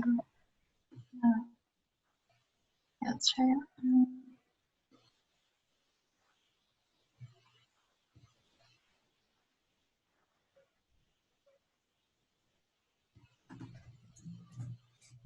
Oops. Ah. Hang on. Keep doing stupid things. Hang on. There we go. There we go.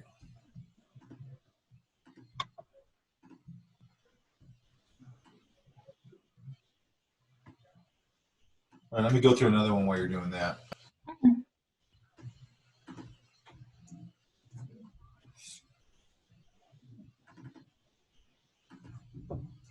Have any? Let's look at Yo's. Hey, where are these at? I did them from reference because it was, for some reason, it was hard to find a cafe with outdoor seating that actually had people. So I'll probably just have to drive over to Redlands and find a cafe down there. Where are you at? Moreno Valley. Oh, you're in Moreno Valley? Yeah. You're not that far from me, really. Yeah. Well, I mean, any place with a patio. It could even be a Starbucks. There's a lot of Starbucks that have outdoor seating. You just go there. All the Starbucks, I mean, for some reason, they don't have their seats out. Yeah, I'm trying to think of what else. I'm trying to think of the places that are cheap. What's weird is a lot of McDonald's have outdoor spots, and they don't seem like they open. The reason I like McDonald's is because they mid-tone napkins, but also because they have free iced tea refills. So I can just sit there and keep drinking ice. Of course, now you got to go ask for it, which sucks. I like it when you just go get it yourself. I was actually surprised that, well, here in Fullerton, though, I was driving by after I did some of my sketches and was done for the day, but I saw this outdoor playground workout place, and there were all of these neighborhood kids there and youth, and they were playing. So I was like, okay, I guess those are allowed. So maybe parks are still open. Yeah, parks are one. Dog parks are good. I mean, you're drawing dogs in, but I love dog park.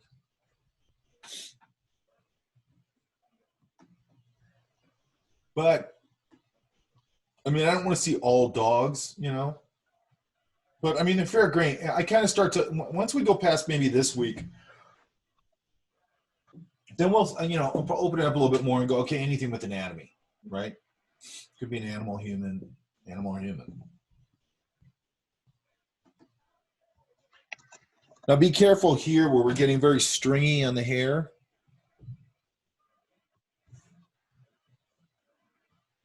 Here, right? So let's mask that.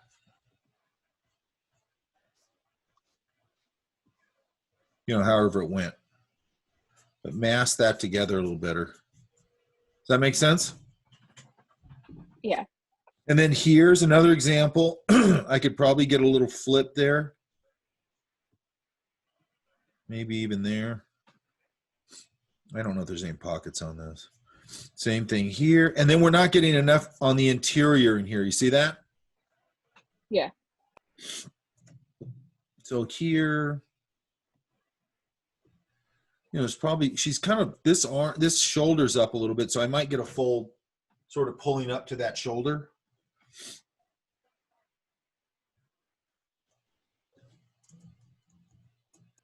A little bump there. Were these pretty tight pants? Yeah. And then like here, and I don't know what kind of boots these were, but I might put a little bit of that, whatever that's called. Again, I might throw this back here in a silhouette. Maybe give me a sole on there. Same thing here. Let's loosen up a little bit. Maybe I can get a fold there, probably for sure. I'd probably get one there. Break that edge. Maybe put that little seam in the pants. There's certain things like when people are wearing clothes, you're always going to get seams in the pants, this seam on the shirt right there. So if it's a, right there, that seam right there, right? If you're looking at like a structured jacket, like a suit jacket, from a back view, you'll get this, you'll see that seam right there. And sometimes it has that little pleat right there. You know what I'm talking about? Like right in the middle of the seam in the back, it'll have that little pleat. Mm-hmm. Also on a structured jacket, it'll stair step. So if I hold my arm out like that, it'll stair step right here and then go out because that shoulder's so structured. That seam is so structured. Okay. So it'll like stair step down and then go out. Does that make sense? Yeah, that makes sense. Here. I might have made this a little bigger.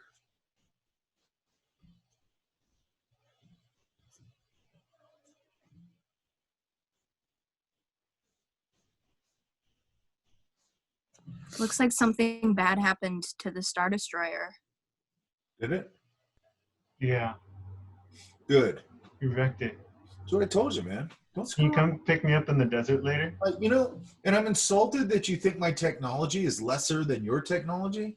I thought you were shooting from. I don't want to hear. I don't. All right, all right. I'm gonna have to come back with something better next week. And you know what? I might just release another volley of missiles or whatever the hell it is.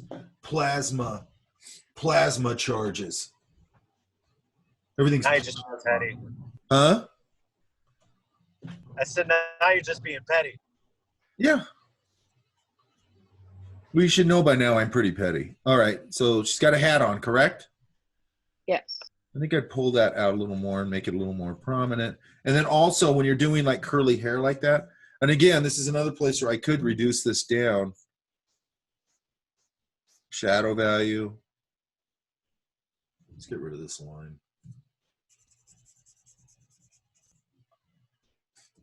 Shadow value. Oops.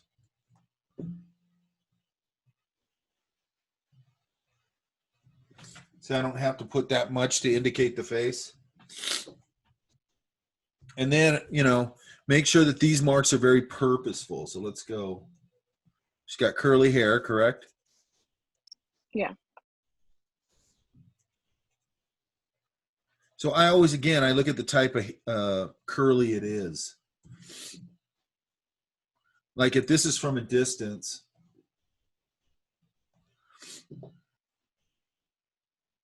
probably not going to see that much. I'm going to mostly see a silhouette. You know, and then again, if it's darker hair,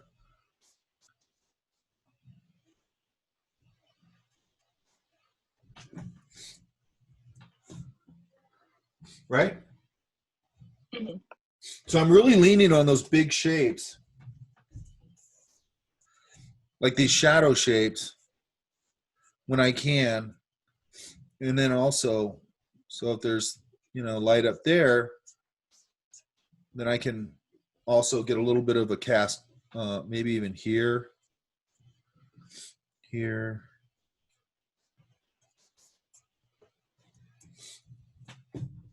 And it starts to lock things together, right? And again, I harp on this all the time, but I'm not doing very much. Okay? If you notice, I'm not doing very much. So what does that mean? It means a lot of it's experience, right? Repetition, okay? This guy, who was this guy? Was that on Sartorialist or something? This guy here? Yeah. Was it Sartorialist? Mhm. Yes. So I'd probably just structure. This is actually a good start. Did you like this one? Yeah. To me, it feels like a little bit of a leap. Am I right? Mhm. It feels like a little bit of a leap. It feels like a nice kind of solid start of a head drawing. Yeah, this one was done. This is one of my later pages. Okay, this one's pretty nice. So I can go in here. I might make his ear a little bigger. Okay, and then I'm going to go back to the same thing we talked about a minute ago. Here's that back plane of the head with the hair. This can kind of follow this. You know, then I can maybe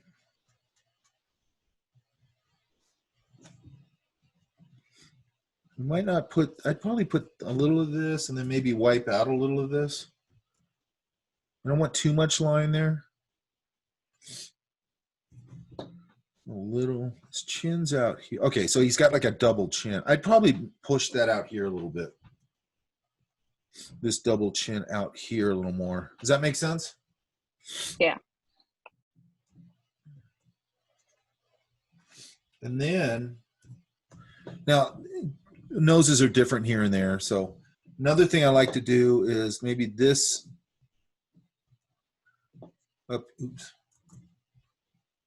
This up here gets a little darker, you know, because your eyelid's up there, right? Then in here, there's usually a little darker value. So a lot of times I like to take advantage of that. I want to give him a little more brow. And then I'm going to go and dip this nose a little more under that shape. And then I might sort of break that up a little more. And then again, I can probably get away with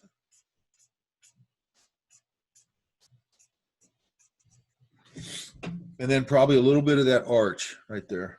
And then a little bit of, I like to put a little bit of tone. Wait, did I? No, I didn't. Oh, well. I like to put a little bit of tone on the nose. And a little bit of tone on the ears.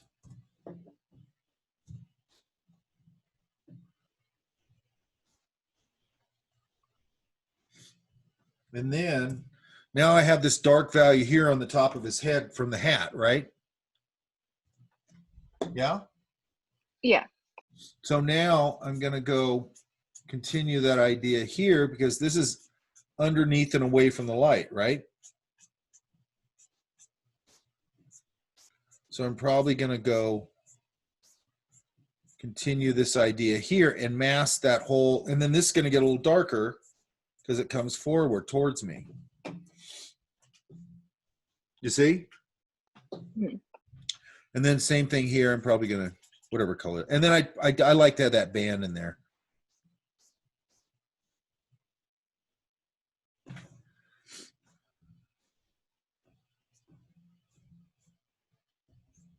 seam right there. I could probably get away with that little thing back there. Pull fold. Maybe a fold here. And we got something, right? That's a nice start. Yeah? Yeah. Super easy to structure up. I think your proportions on that were really good. And as far as just doing sort of a straight ahead take on it, I thought it was nice. Thank you. Doing more of that. Okay. Yeah? Hang on. Yeah.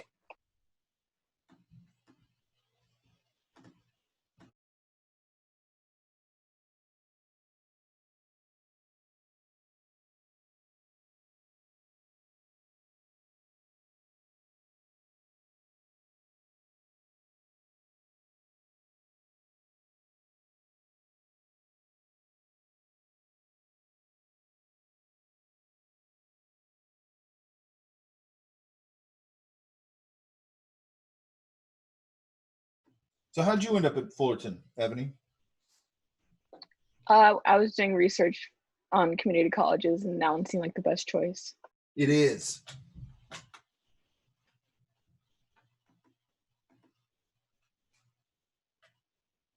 Okay, so same thing, getting these interiors, all that kind of stuff, right? Mm-hmm. And get in front of real people. Yeah? Yeah. Okay. Looks like you did a lot of pages. That's good. We said 4, so that's going to come out as 8 on here, right? Yeah. You said 4? Okay.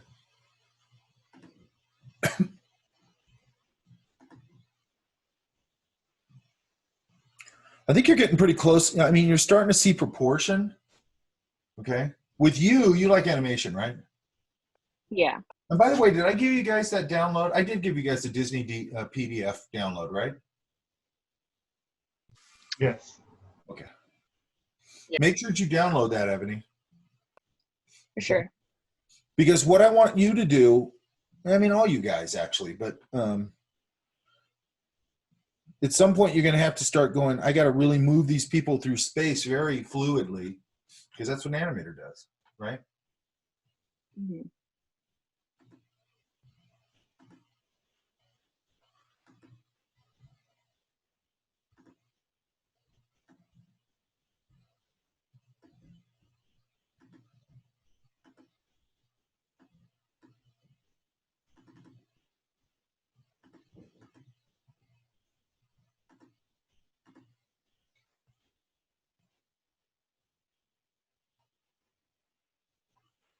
What's free performance, Megan? Oh, when you guys were like doing the Star Wars bit. Oh.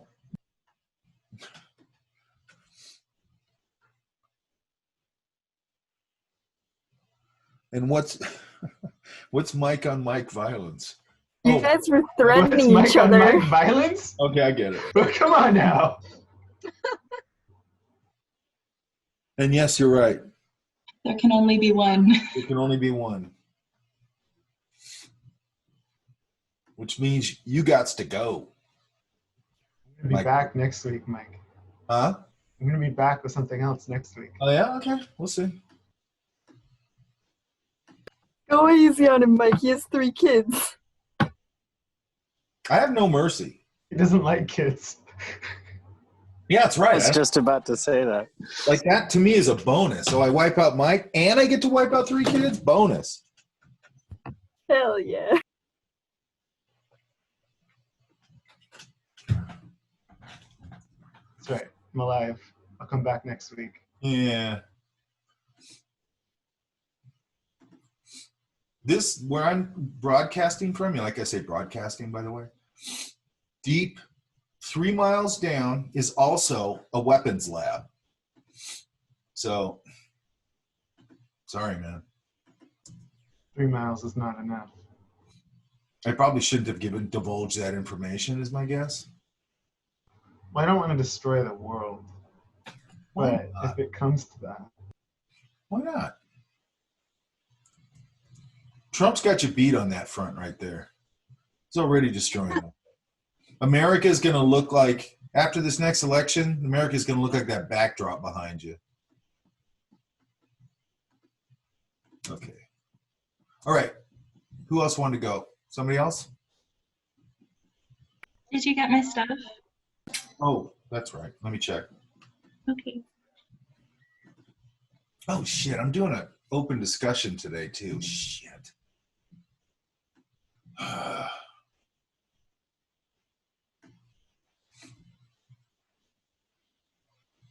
want to go draw. Hey Mike, is there any chance that we can maybe take class like outside? Like we're on Zoom, but we're at a location where we can sketch. Yeah, I've actually thought about that. Yeah, I really like that. I think it'd be cool. And then we could send you like our sketches while we're doing them for critique. And then yeah, I thought about that. I can, well, the hard part though is like, wait, let me think for a second. maybe you could set up a camera if someone can't like go outside. What I was going to do is, because I've thought about this, is do the same thing I want to do with a model. I mean, I want to do a model before I do that. But if I can get, the only problem is that, well, you know what I could do? Shit. I could probably do it on this property, like out on the deck or something. That way I have a power source. Oh, A power source. And then I wouldn't have to worry about running out of batteries and stuff like that. But I have 2 cameras already, and I already have a 2 camera set up. So I could do one that's sort of, one camera. Same thing I want to do with the model. 1 camera on my board, 1 camera out at whatever the scene is. I could probably do it here. If I go somewhere else, I'm going to run out of power in like 2 hours or whatever. You know what I mean? yeah. But I do have an interesting view off the back. I've got hills back there and a whole bunch of forest and trees and all that That's stuff. cool. So that might Yeah, work. I used to watch people live streams, like just people watch, but on the internet. But what was interesting is that you could watch people like in New Orleans while they were having their like carnival and stuff. Sure. And they obviously don't do that anymore, but it was really fun because you could sketch people in a cafe that you were not at. Sure. And then they had like different camera setups too, so you could switch between them. I think something like that would be really cool. Was it for drawing? I think it was just for people watching, which is Like kind a of webcam? weird. Yeah. Yeah. It was like a live stream. Yeah. And it was like for cafe ASMR noises. So Yeah. Yeah. I thought about that because I do want to do I'd like to do some live stuff. So what I'll do, maybe today, I'll go out and go, where would be the best view that we could get something out of? But I want to get a model. I'm going to try this week, hopefully, to see if I can find somebody. Okay. And then I got to do a quick, make sure I can hook up, just make sure everything's going to work. Because the living room is pretty big here, so, I mean, it shouldn't be a problem. And I would really like to be able to speak to things in the moment and have the model pose in certain ways. A costume model, obviously, just figure, regular clothes. But I got to find somebody who I think has the right temperament. You know what I mean? I kinda, yeah. Well, if you get people who are like everybody, if I go, hey, you want a model, I'll pay $60 or whatever. And then they'll go, yeah. But then when you get them there, sometimes they're like, oh, I don't want to do it. It's embarrassing. I feel weird. And then it's like, all right. Then it's no fun. Oh, yeah. Or you get people who are too chatty. Or you get people, I don't know, that are too, talk too much about the pose. And you know what I mean? You just got to get somebody that's like, sit down, Right. shut up, just do what I'm asking you to do. Just sit there, raise your arm. Do that. I don't need somebody to do crazy poses. I actually just like people like, especially for this class, I like people just like sitting in a chair or just normal poses, and maybe a few a little more elaborate ones. But for the most part, I want to emulate kind of what I'm seeing on location, like in a coffee shop or whatever. Okay. Right. But yeah, I've been thinking about that. Yeah, that'd be cool. Figure out a way to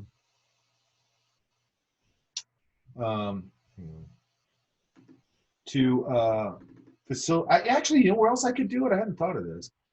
You know where else I could do it? I could do it at the restaurant. Because I could do it on the back property and there's cabins and stuff back there. That'd be cool. Oh, okay, yeah. Or I would have an energy source. I could just bring an extension cord. Actually, maybe I'll do that. I forgot about that. Yeah, that sounds really I cool. really put my head around it. I could probably think of a couple places where I could do it. Okay, wait a minute. Here it is.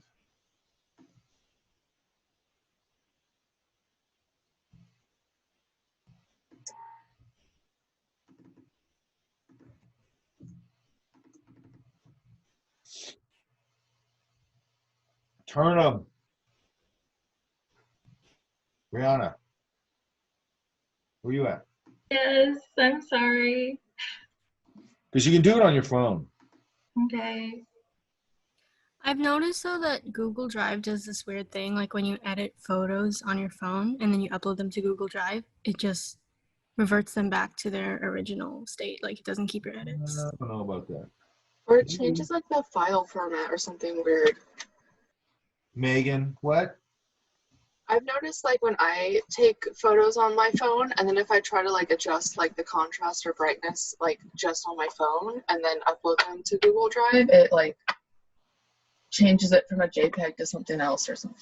Yeah, I might do that. I might change them to, I don't know what to change them to.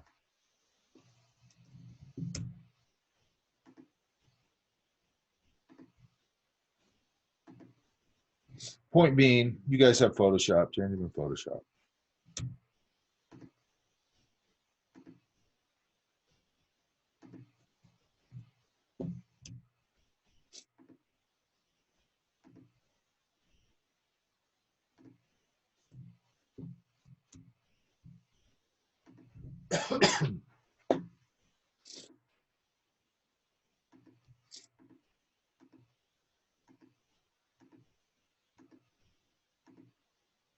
I'm going to change my backdrop on my Zoom, I think, to this.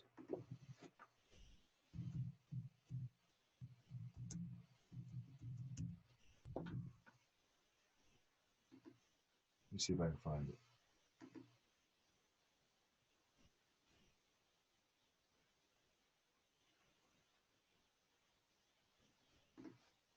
I mean, you have to change these two characters to me.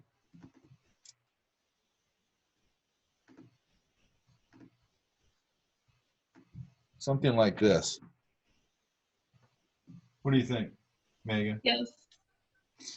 That's cool. That'd be beautiful. Love it. And I'm gonna put I'm gonna build a little half podium right here. So I'm at a podium with a giant image of myself that says Sheehan on it.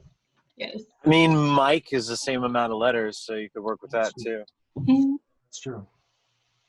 There was this one guy that made a video of like himself bringing himself coffee.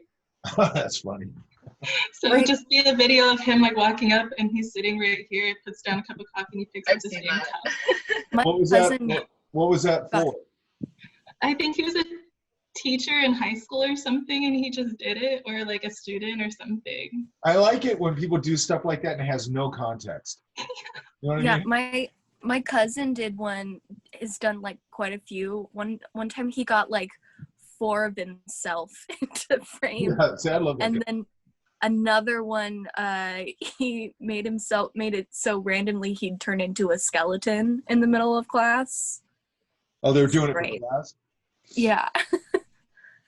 He's like in big college classes, so it like no one would really notice unless they're paying We were attention. talking about that. You know, those classes they have where they're in a lecture hall and there's like 500 students in it. Like that'd be, to me, that'd be hard to learn that way. I mean, unless it's like art history or something. It'd be super hard. And it's his first semester of college, so Where at? I can't imagine. Where is it? What college? He's at BYU in Utah. Brigham Young? Yep. Is that a Mormon school? Yeah. I don't know anything about it. I mean, I've heard of it, obviously. But. They've got a really good like arts and animation program, actually. Okay, Brianna. Yes, Mike. So where are these at? Those ones were from that fishing trip, and I just wanted like some review on it. I This thought I one, did. this one here's a good start. But again, okay, so there's certain things. God, that's annoying. Sometimes there's certain things that I can comment on, but then sometimes I go, yeah, I kind of like the quality of it or whatever. So it's not like when I'm going over and correcting things, sometimes there's certain things in it that, like I'd argue this one kind of captures something kind of interesting, and I don't know if I'd really want to screw with it too much. But having said that, I don't have a choice. But because that's just what I do. You know, just again, might bring that nose here, that up a little bit. Make sure you get that cheek mass right there. I probably said this before. That is a big deal. Okay, that interior of the face from a side view sort of flattens out if I don't have that information in there. Then I'd make a real definite statement on the mustache.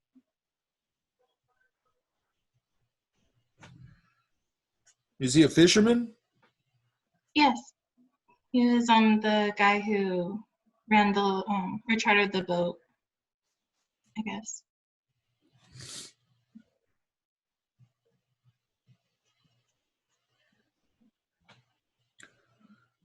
You'll see too from a side view that this, it's hard to explain. This cheek mass will sort of come up into the bottom of that cheek mass right there sort of cradles your eyeball. Does that make sense? Yes. I mean, because it is literally the bottom of your, right there. It's like the zygomatic arch like leads up into. Yeah, right up into your, up into your eye socket. Yeah. So, I mean, I don't always put it there, but I'm thinking about that. He has a hoodie on, right? Yeah, over his hat. Yeah. So I might kind of try and get a little more of that information in here. However that was. You know, again, you might get a couple of just simple folds in there. That's a little too wide. That's all right. You know, and then again, I might do the little cast shadow over the top of the head. I like this little thing. I wouldn't change much about that. I might just get a little more dark right there where it flips. But I like that. And also here, either I'm going to make a full fill statement or very clean. And then this I'd probably darken up a little bit, pull it forward. Does that make sense? Yeah. Might even darken that a little bit. I don't like the way I did that. So I might come in here and smudge that out. Or I would have just filled it with the side of my pencil. Because I don't want to smudge out too much stuff. You got to be careful with that. People really get carried away with that.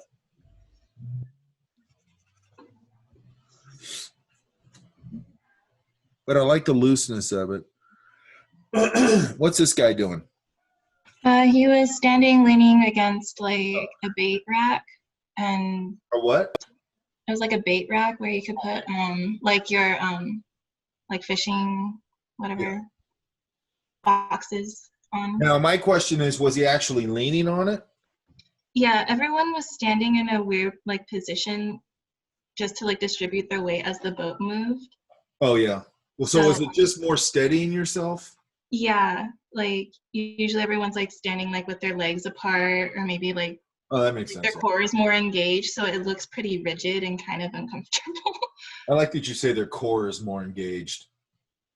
That sounds very I don't know, like a workout. No, I like that. Hang on. Hang on a sec. We were like sailing out of San Diego down towards like Mexico. Like we weren't in Mexican waters, but we were like off like the coast, like between San Clemente and like that area. So we were like 20 miles. Well, here I asked one of the deckhands if how far we were off like shore, and he's like, about 20 miles. And I'm like, okay, because I had like no idea where we were. And I'm like, okay, I need to like mark this page. I'm like, Pacific Ocean, somewhere by Mexico. So I don't know the exact mileage, but it would take like a few hours to get. It took like a half day to get back in to San Diego. I know nothing about that area. Like I've been on boats by like Newport Beach, and that's it. Where's this at? H Mart.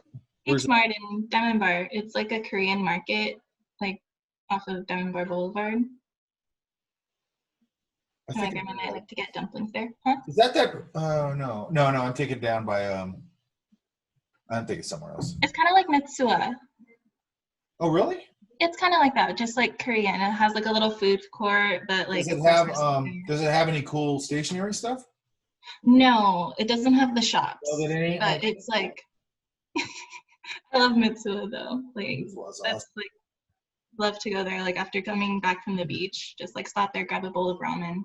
I like to go there and buy, because they have like, there's a Mado there, as I remember, and there used to be a Kinokuniya, which is really good. Now it's gone. And then, anyway, they got like cool pencils and stuff like that there.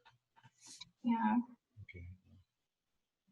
H Mart. I'm gonna check that out though. I don't think I know that one. That's really good. Another spot like right off of Fullerton. I think it's Fullerton Boulevard. Whatever that's called.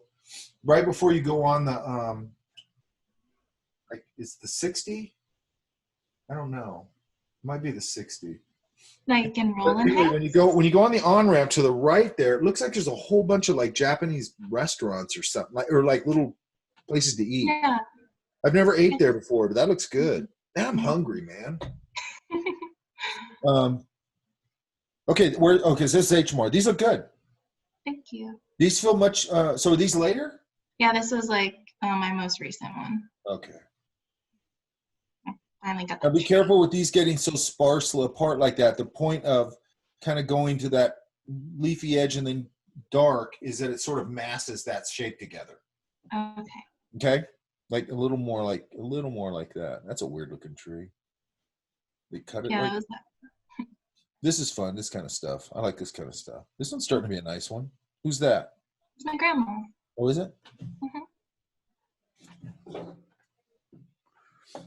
If you were Todd, I'd have a bunch of really bad grandma jokes around this. But I can't do it with you guys because it's inappropriate. Okay, I actually think that was pretty good. Okay, here, let's be careful with that. When you guys are making like hatching lines, you want them to be sort of nice and clean, right? Right. And then there's like I was watching that Mort Drucker thing, and it's really interesting because his stuff looks so structured when he inks it, but when he's doing it, it's super crazy loose. And then when he gets done, you're like, how is that so structured? Like, how the hell did that happen? And he does a thing, and a lot of people do a variation of it. I do too. But like some places where he wants to show a little bit of form turning, he'll do like a little line like that. And it's just perfect. You know what I mean? Yeah. Like on a cheek or something. And I do the same thing, but he does it all over the place, and you go, that's so weird, because when you get done with it, it just looks crazy finished. Like it looks more like he would have done his pencils really tight, but he doesn't. I mean, they're super loose. And then he just died. He's also, I don't know, 90 something when he died. So, I mean, he's been doing it so long. A lot of that's from that. Just doing it a long time. What's this thing right here? Looks like it's like a weird coffee distiller. I don't know. It's not a meth lab? No. This looks a little meth labby to me. So now. It looks like Walter White even. Yeah. I'm gonna probably have to call the school around this because a little bit disturbed by that. All right. The only drugs they're selling there is coffee. Huh? The only drugs they're selling there is coffee. I get this a little more descriptive, like that. Those ones we were looking at by Ian Abondo earlier, where he was putting very little stuff, but it was very readable. Now, some of that is that like pick your items, right? So if I'm doing a coffee shop. Shit, I don't want that. Wait a minute. Mine disappeared. That's cool. That's super cool. Let's see if I can find this. I know I put that in here, but it's not here. Oh well. Echoes of the past right there. If I'm doing a coffee shop, I have a counter, and I'm just making this up. I don't know. I don't go to those kind of coffee shops that much, but when I have my person here, I might do the obvious, and it's got. I mean, this would be more of a diner or something, but I might literally put a coffee pot here. Something that really tells me what's going on. Some of those cups that they use that are sort of like that. Stuff that like really speaks to coffee shop. Does that make sense? And I'll look around and I'll find it in the shop, and I'll put those couple of things forward. Does that make sense? Yeah. So that screaming coffee shop. I don't have to sell it that hard. And by the way, again, if I go in here and I go, here's the coffee.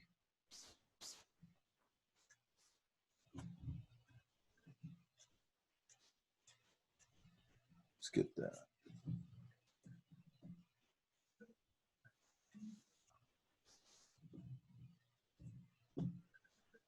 I don't touch the edge with it. Why? Because it's glass. Because it's got thickness, right? Mm-hmm. So even if I'm trading on it, it's not going to be that far out. But I'm doing that because that's kind of what it looks like. And then I might come in here and go, take my eraser.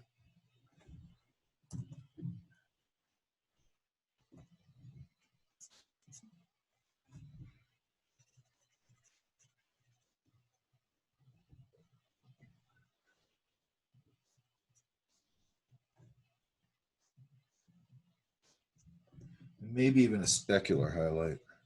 Oops.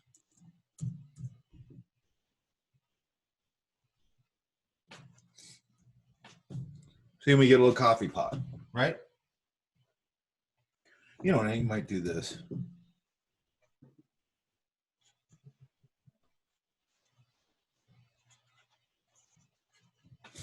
Whatever. But I want to make sure that it's really speaking a coffee place. So I'll pick a couple of things, and then I can go and put the crazy meth making machine. And I think they're starting to become like the what? Like hip, like those contraptions are like hipster coffee. Like Yeah. shop thingies. I don't know. I told you I went on this kick. I'm gonna go do it again because it was fun. Mm-hmm. Where I kept, having the coffee guy go into this crazy big giant contraption. It was just fun to draw it. I might have something here, like a little sign. I'm just looking around the room going, what in the room can I use that's going to do this kind of stuff, right? Yeah, that'll tell you what it is without you needing to like. Yeah, that really just goes, boom, coffee shop. So my brain goes, bam, I know this said it's a coffee shop, Right. It's not, I'm trying to figure out what's going on. Not a meth lab. Huh? Not a meth lab. Yeah, not a meth lab. The bathtub, if you look in the door in the back here, they've got an old tub, and that's where they're actually cooking the meth. This up here is just a front for the back room, which is a meth lab. And that's how you draw a meth lab. So let's draw a meth lab, everybody. Oh gosh. Okay, where's this at? Tri-City Park. Where's that at? It's in like it's between like Rhea and Fullerton, like that big park. This tree's starting to work. These are getting a little too. This one's starting to work, and these are getting a little too disconnected. These trees. Okay. And then back here. Don't make eye contact with the geese. Just warning. Yeah, everybody's got a horrible geese story usually. My horrible geese story happened at that park. Really? Mine too. Mine too. You just like make eye contact with one, and they all start just coming. They're like, yes, food, and then like start walking towards you. I'm like, no. You Yeah, used to be able to he's go. not evil. You used to be able to go to Knott's Berry Farm, and I don't know if they still have this there. There used to be a lake there. Is there still a lake there? I don't think so. There used to be a lake there, and you could go to the lake port for free, I think.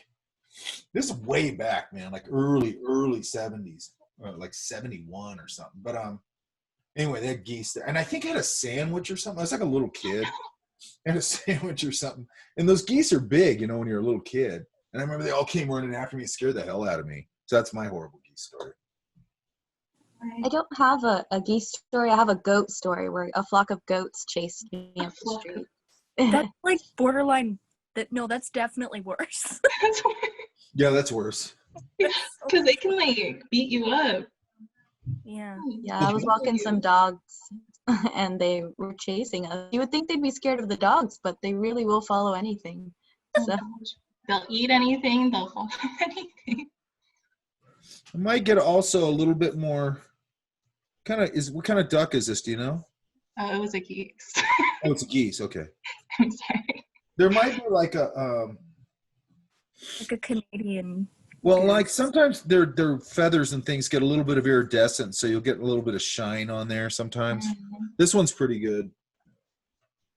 Oops. There we go. This one. But again, organize this water. So, okay, so let's look at this water. Let's go. I'm going to go.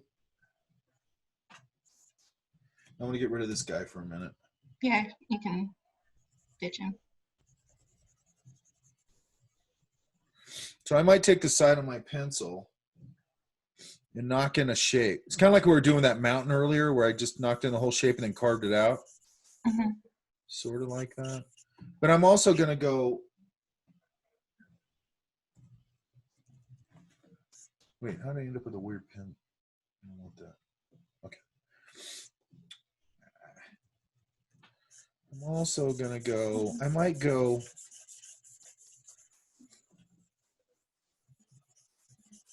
And I want it to end in a pleasing way. So I'm going to come in here. And I would have done this with the side of my pencil so it's nice, just clean, simple, whatever.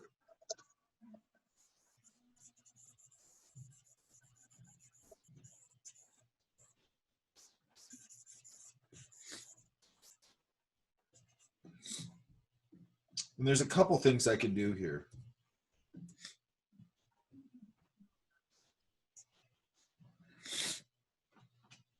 God, I just totally lost my train of thought. Okay. And so I could go a little bit with this shape where the shape is kind of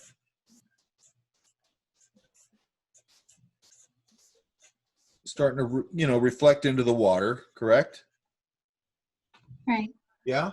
Yeah, But then that the thing looks that a lot makes it better. sing, huh? That looks a lot better. Hang on a sec. Sorry, hang on a sec. Mhm. Sorry, I think this is an allergy thing I got because I don't feel like I'm sick. I just feel like I got an allergy. Okay, so now we got a little bit of reflection here, correct? Right. I'm gonna emphasize this a little more. And then I can take, what's gonna really make that reflect is if I come in here with an eraser and go right over it. Hmm.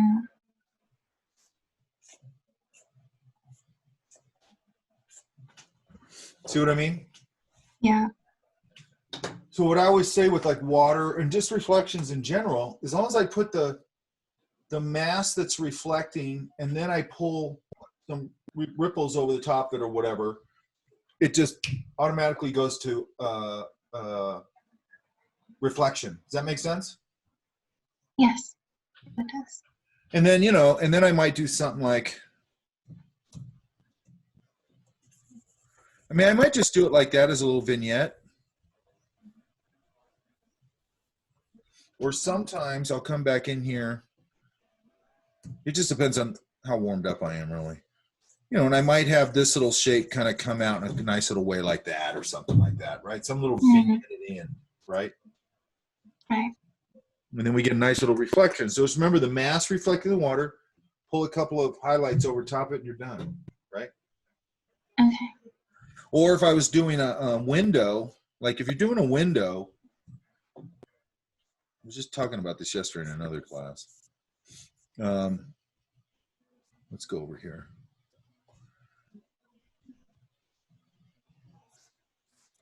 So let's say we're doing a window. There's a couple things that can happen here. I think we've talked about this a little bit. Anyway, let's do it this way. I want to do the same thing. I want to put a mass in. Wait, let me make sure I'm not on a. No, I'm not. Okay. And I might do it just like this with my eraser, with a pencil.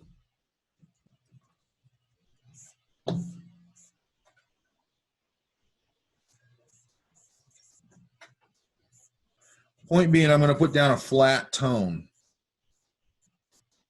This is too dark, so I'm going to lighten it up here in a sec.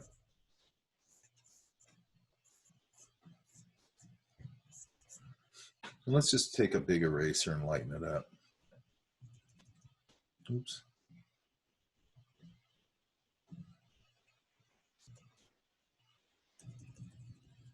Well, let's knock this down. So I just want to lighten it up a little bit.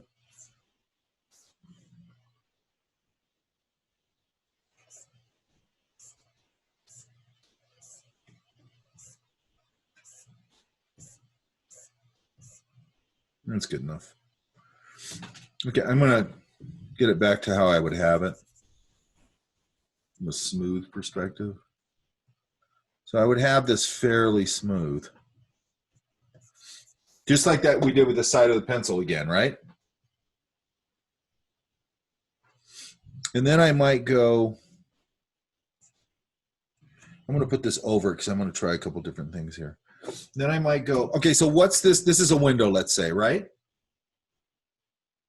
Okay. So what's going to happen in here if it was, I don't know, a storefront or something, is like we looked at one the other day and like it was reflecting a palm tree. But I mean, it could just be totally random shapes. So, it's going to have some shapes in here. I'm not going to do the palm tree. There's stuff inside the store. There's things reflecting into it. And then there's probably a couple of spots that are pretty bright. Maybe that's where the sun's hitting it.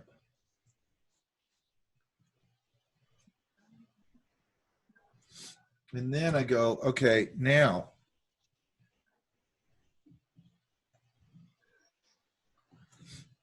here's the, let's say this is the outside edge. You know what I'm talking about? The frame or whatever, right? Does that make sense? Mm-hmm. So then let's say this is the outside frame. So there's probably even that's going to reflect back in a little bit. And then if I go here and I start going, building my frame, window frame over the top of that, it'll start to look like a reflection sitting behind that frame or those mullion, the frames in the, whatever you call it, in the window. Does that make sense? Yeah? Yeah, that makes sense. What's the matter, Madeline?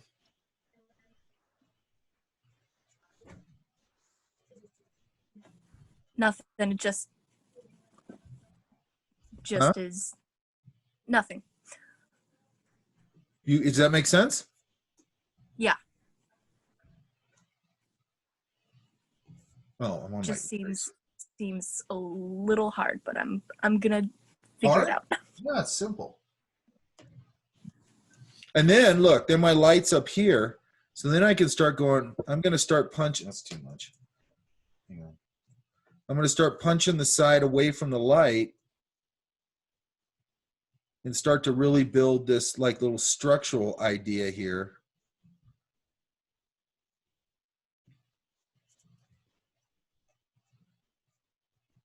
And that kind of thing. Does that make sense? I'll probably lighten this up a little bit. It feels a little light or heavy to me. That's too much. And you start to get, something built over the top of it so it's reflecting back.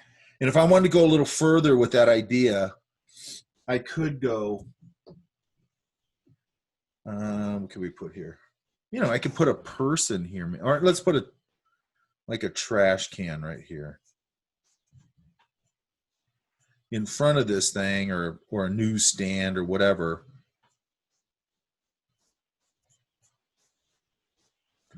You know, and then I could reflect that back into here. Why would I do that? And I'm going to make this simpler. I'm not going to make it as prominent as the other thing. Why would I do that?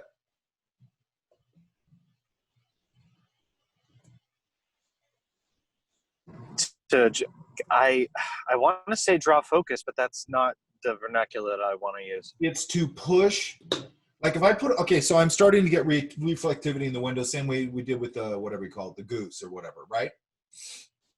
If I put it, okay, so it's already going to read that way for the most part. I could put something from across the street reflected into it. I could do all kinds of things. But if I want to really push that idea, I could have somebody walking in front of it and their reflections reflecting into it. I could put an object in front of it. It could be a trash can. It could be a newspaper kiosk. It can be all kinds of things. Point being, it reflects right back into it. So it's like, it drives home the idea of that's a window. Does that make sense? And the only way I would do that probably, where I go to that, and also this stuff's going to reflect in sort of like this, because there is sort of a perspective idea here. So when I come in here, and I might even go over this, let's see if we can do that. So if the perspective is going this way, things are going to reflect into that window to a certain extent in perspective. Does that make sense? Yeah. So if I, you know, I could put, why is that not coming down? Hang on. Well, I'm on the wrong layer.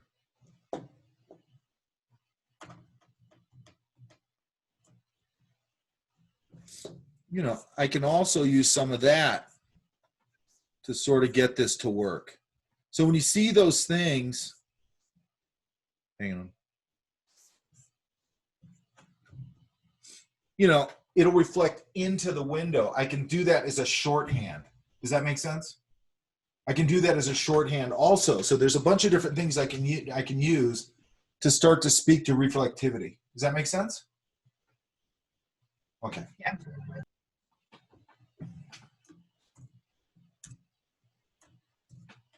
But it's all the same as this. It's all the same, right? If I've got the opportunity to build something on top of it, that's going to help me, you know, in this case, the front window frame, in this case, the ripple, all those things. If I put it in front of, you know, the reflective thing, it's going to help me to pitch the idea that it's reflective, or to sell you on the idea it's reflective. Does that make sense? Mm-hmm. Yes. And by the way, sometimes I'm jumping ahead of myself here a little bit.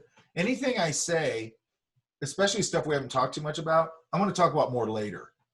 Okay, right now I'm trying to stay sort of with people, but I mean, if you guys ask me something, or if I'm talking about something, I do want to explain it. Okay, I don't want to just go, here's how you do reflective shit. And you're going to go, what? Like, how does that work? Well, the main answer to that question is I put a mask, then I put a highlight of breaking the mask. That's basically the idea, right? And by the way, it's the same thing with this. So this idea is also the same thing as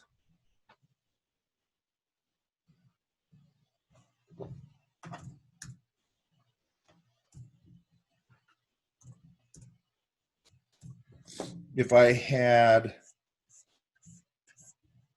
now what happened? Oh. If I had a shoreline here,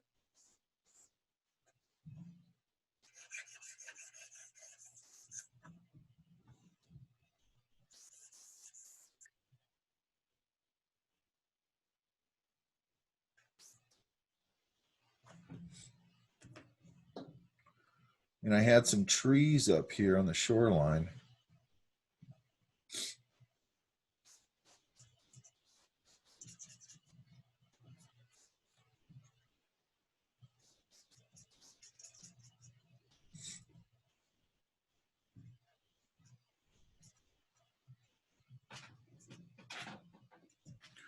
And then if I took, I'm going to do this the quick way. Hang on.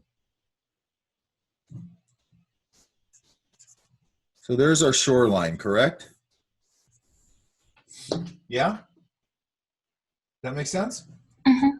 Okay, so now I'm going to put a little dark line to kind of indicate the edge of our whatever it is. And then I'm going to go here, and let's say that this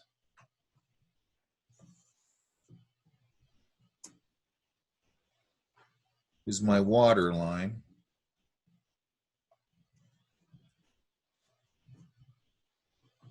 Yes, it's too dark.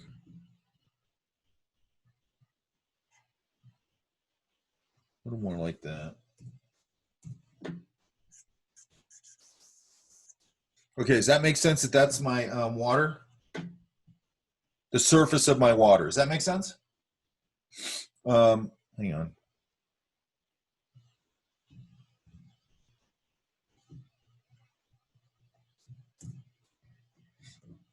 And then this is going to reflect basically starting right there.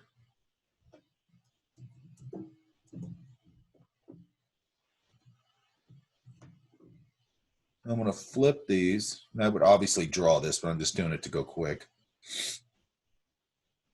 Oops.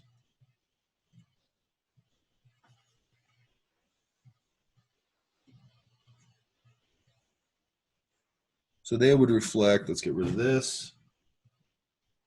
So they're going to pivot right off the bottom right into the thing, okay? And then I'm going to see this much of it, right? So I could take that, and how I would probably draw that is I'd probably come in here and probably ripple it up a little bit. So let's go. I don't know if this will work. That won't work. Let's do this. I would draw this, but right now I'm just doing it this way.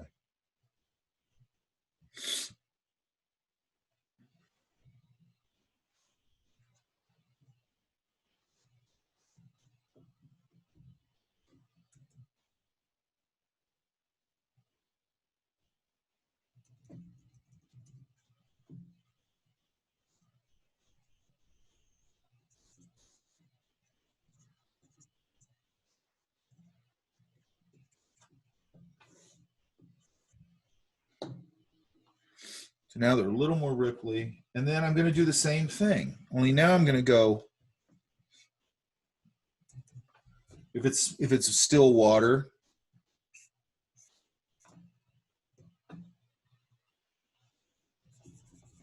wait, what's going on here? Oh.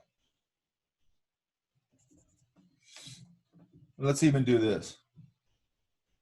Let's see how that looks. And I'm going to do the same thing. I'm going to come over the top of this. Damn, there it goes. Oops.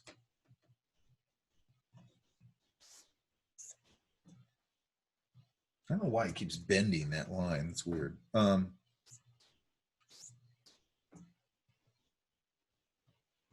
It's super slow for some reason.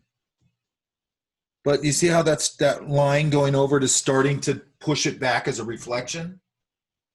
Does that make sense? Yeah? Yes.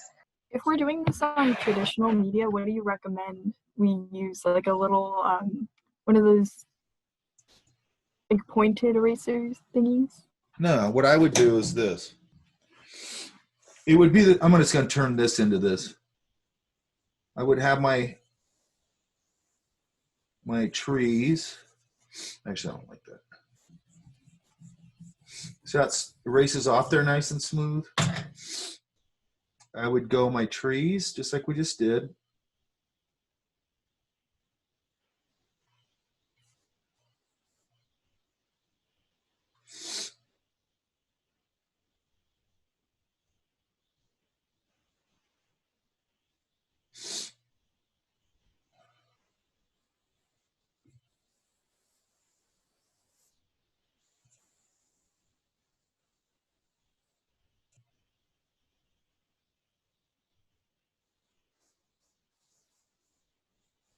There's my shoreline. Here's my, okay, so I'm going to put a line there to delineate the shoreline.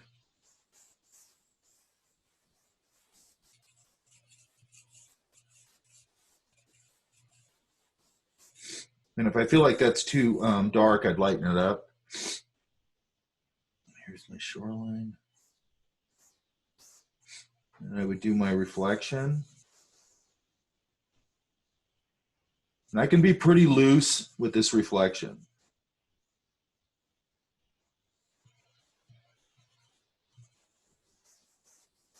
And I would just take a kneaded eraser. I'd make a little blade out of it. And I'd just go right over the top of it with that. Does that make sense? Yep. Hang on, I'm going to show you something else. Hang on.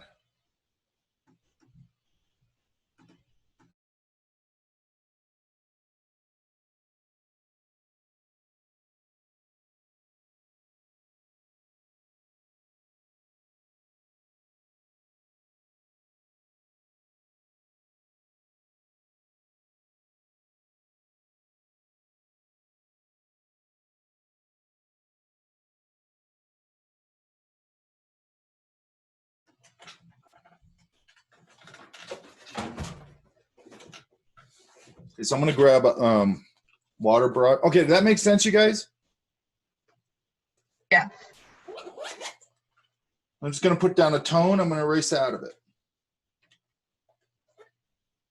I know it's hard to see on there, but you can kind of get the point. So let's look at this real quick. I'm going to do this real quick with a fountain pen.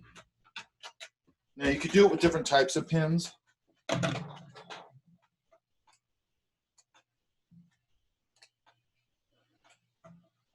Covet the pen. Yeah? Okay. It's gorgeous. Yeah, it's a nice pen. Who was that? Me, Megan. Oh, which Megan? Megan Nichols? Maybe. All right, so I'm just going to do this real half-ass. Yeah, like that.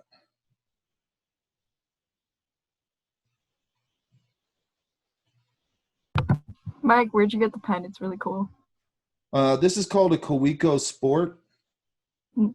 I got this one in Studio City a couple weeks ago. But you can order them online. You probably don't want to drive all the way. I love driving to boutique design stores.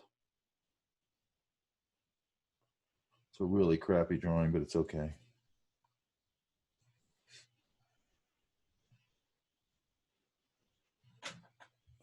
Really crappy drawing.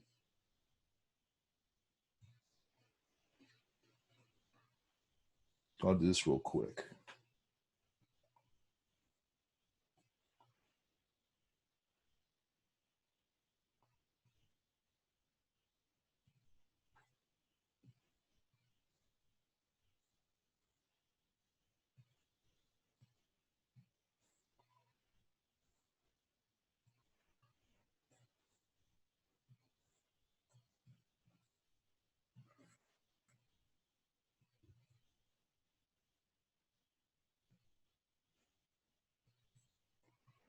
Okay, so let's say I'm drawing from life, right? This is a fountain pen ink, right? That means it's water soluble. So I can come in here now with my water brush and I come in here and just get a nice tone on here and I can start to render real quick. So let's say the light's up here. Could render this part out.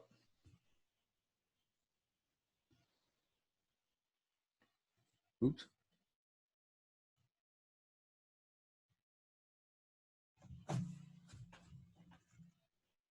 What I like to do is I like to do this.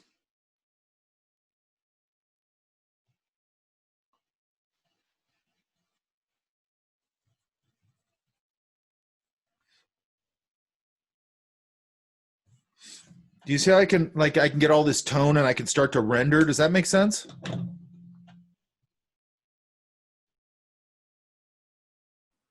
Yeah? Mm-hmm. Yeah. Okay, so now what I do, hang on a sec, let's see. I'm gonna put this out in the sun for like 2 seconds, hang on. I'm gonna just wipe out these eye sockets completely.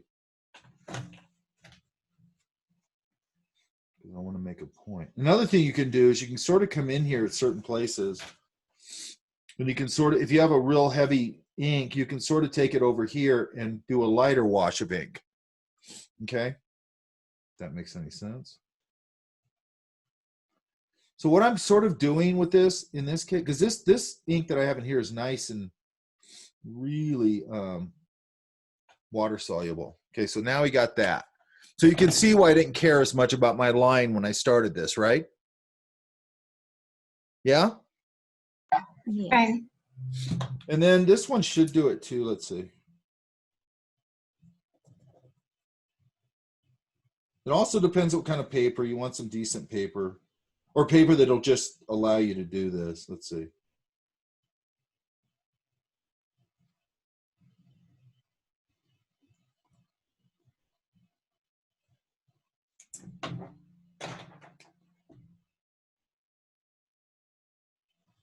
Yeah, so that's not too bad. So you don't have to get a fountain pen to try this.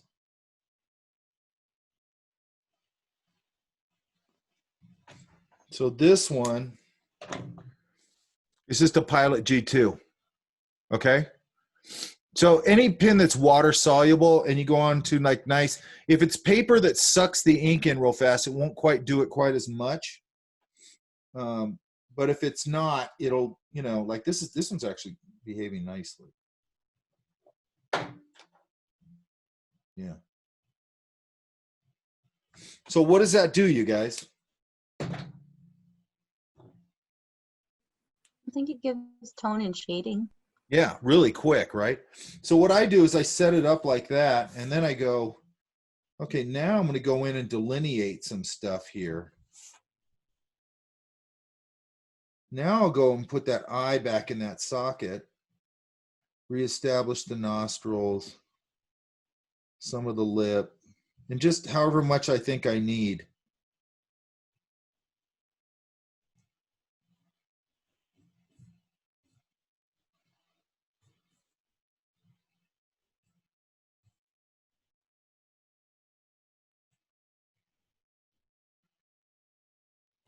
And I can redraw it, establish it. Does that make sense?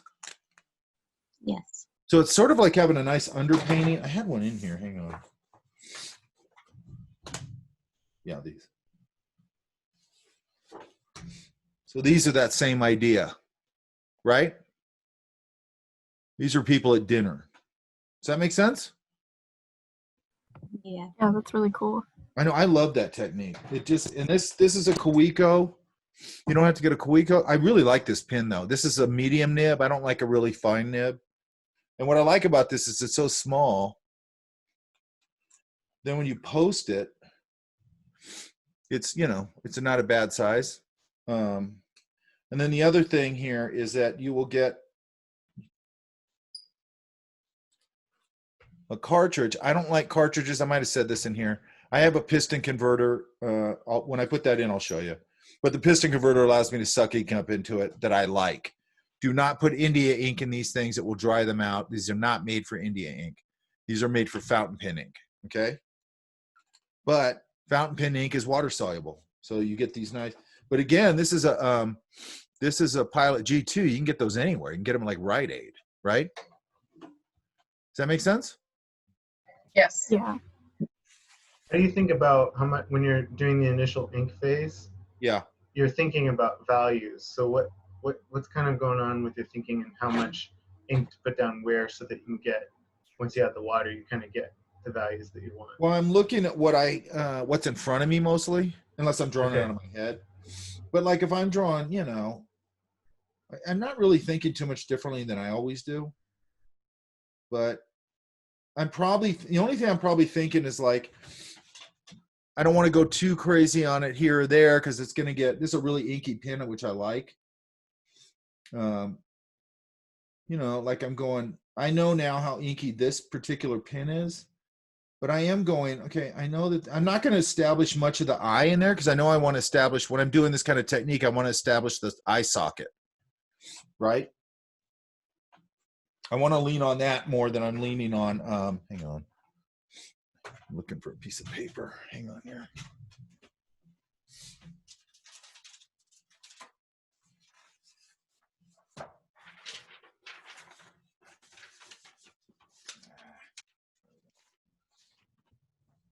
I know that I'm going to go.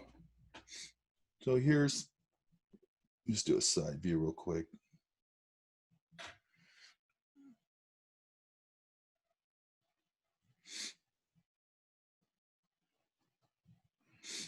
And I might do something like this.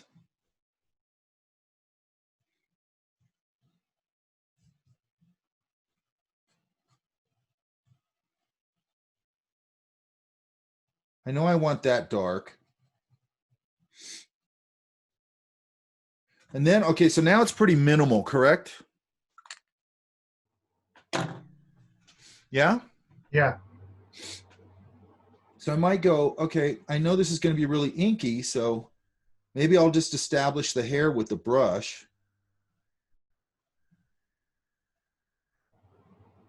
Or the mass of the hair or whatever.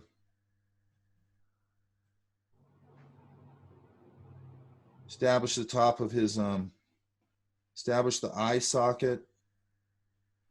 And then I might even take some of this off a little bit. Establish that tone on the nose a little bit. A little bit underneath the nose. Zygomatic arch a little bit. Under the, right there under that lip. Some of that dark in there.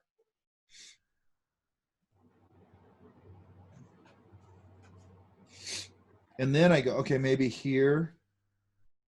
That part under the neck.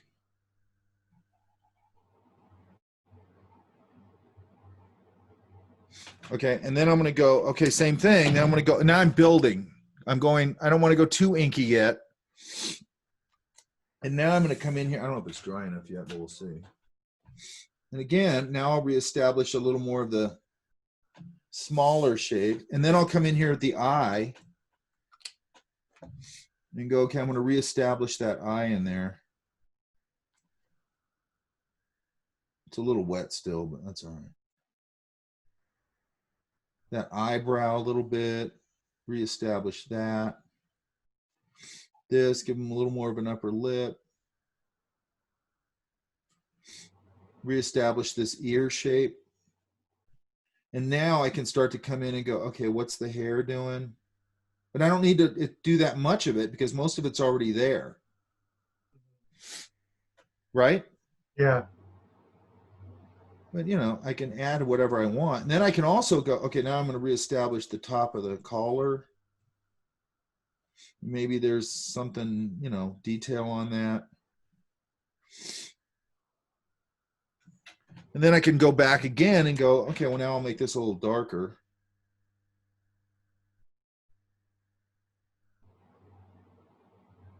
And I could wipe some of this off and see if I can establish a little bit of a 5 o'clock shadow here. I don't want to pull the big heavy stuff.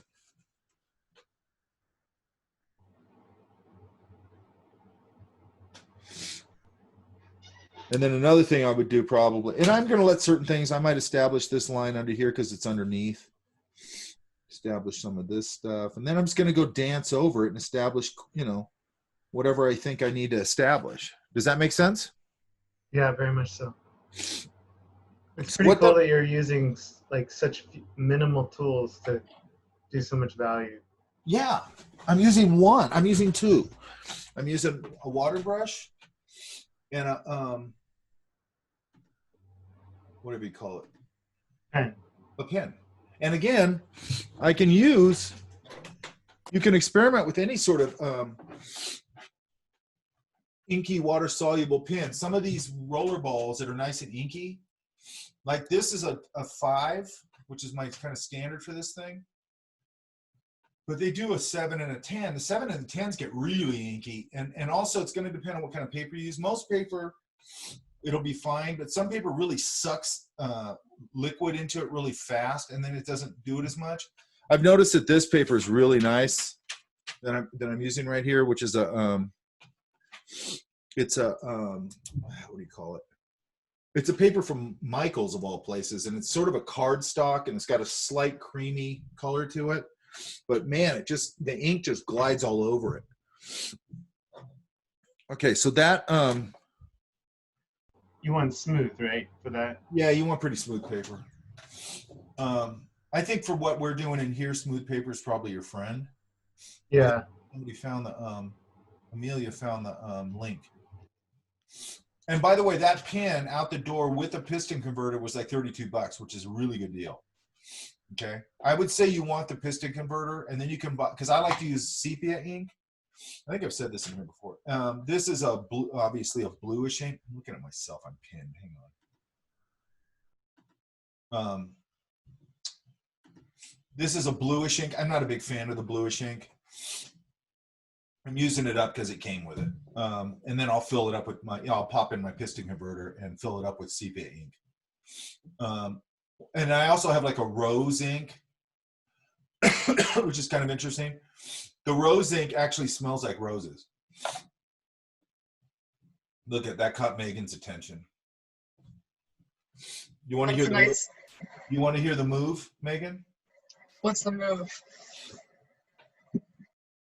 I got it because my ex-girlfriend is a really cool color, but when I used to, you know, just like I do now, I'll be down the hill for work, and I got a really nice paper, and I drew I sketched a little bouquet of roses, and then I left it on the bed when I left, so she found it later, and it smelled like roses. Nice move. I just thought it was fun, but yeah. So anyway, there's all sorts of bitchin' inks you can get. By the way, if you want to go down this rabbit hole, go to Vroman's bookstore in Pasadena. Oh yeah, I've been there. That's Yeah. awesome. They've got a whole fountain pen section. Ooh. Okay, and if you go and be careful with this fountain pen thing, by the way, it can become a giant thing. At least for me. I mean, I've got like 6 or 7 or 8 of these things. Yeah, some of them are, the most I paid for them is maybe $130 or whatever. But it's an easy, weird rabbit hole to go down, right? And I don't usually let myself do it very much anymore. But I tried this one when I went out to that store a couple weeks ago, whatever it was. And I'm like, okay, it's a cool pen, man. You know what I mean? And I just love that you can just get all that value like so fast. And then another thing I do sometimes is if I'm using like a sepia ink, because once this is like sort of washed out, I've washed it out with a brush, it doesn't really move as much anymore except for the stuff that hasn't been disturbed. So sometimes I'll take it then and do like just a flesh tone color over it and maybe highlight a couple things and start to get a little bit of a watercolor idea going on. I used to do that on planes all the time. I draw people's portraits on the plane.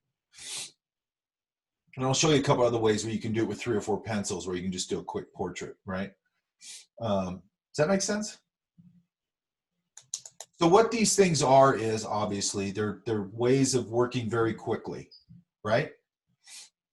And getting a lot of bang for your buck, because you're getting a lot of bang for your buck with a technique like that, okay? And I don't know, I think it's fun. I just think it's fun, right? You could also do this sepia thing on that, and maybe I'll do that next week. Sepia thing with the brown paper, do the sepia ink on it, or you could even do like a red ochre-ish sepia or ink on that brown paper, that Desert Storm paper, because it's smooth, and then you get this beautiful sort of Michelangelo-y sanguine color, and then you can highlight it here and there, and you get these really beautiful sort of Renaissance-y looking kind of things. You know what I mean? Just, it's a really nice look. A red ochre on that would look really nice. I've done that before. It's really cool. Hang on a sec. Sorry.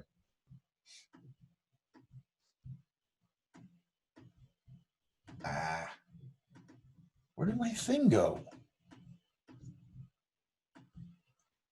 Oh, here it is. I'm sorry.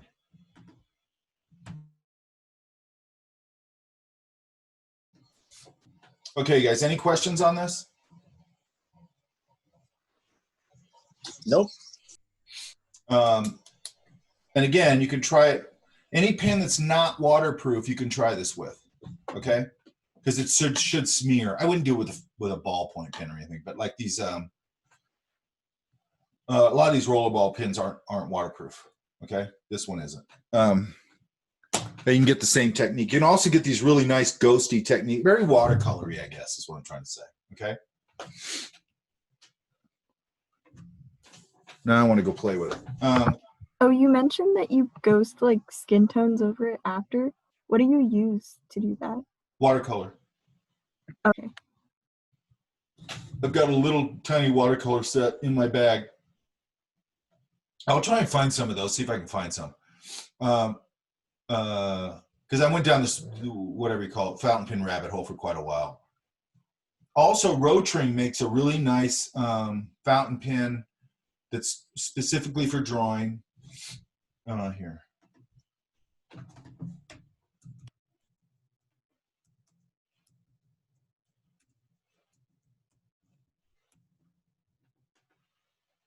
course, now I can't find it.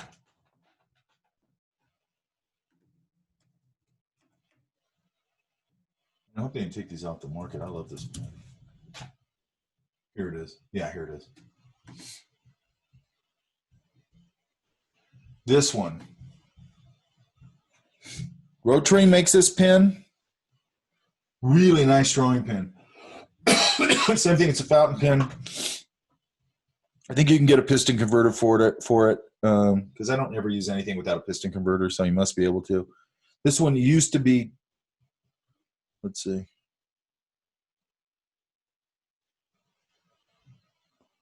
Where's the price? You can probably get this in Art Supply Warehouse, this one, and I don't know where the price is. It's weird.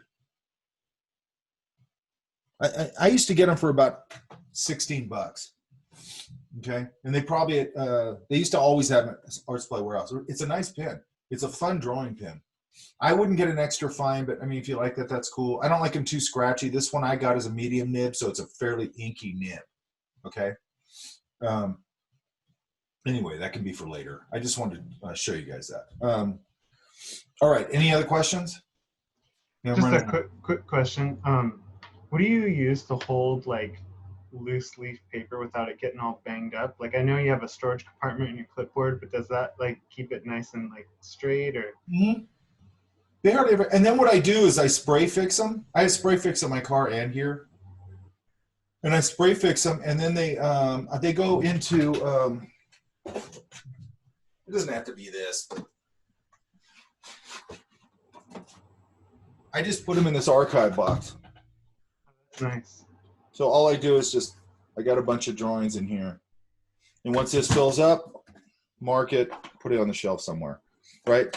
And then I also have for my bigger paper, and you can get an archive box that's bigger too, but I just have this one for my 11 by 17 inch paper. And it's called a booklet envelope. This is just a big one. But that's a good point. You need to put these things someplace where they don't get all jacked up. Okay? Like, don't do that. I hate it when I look at people's stuff and they're like, and their paper's all crinkled and screwed up. And you're like, man, that's a nice drawing. Like, you don't care about your drawings any more than that? For blank paper that you haven't used yet, do you just keep that in your clipboard? I have a...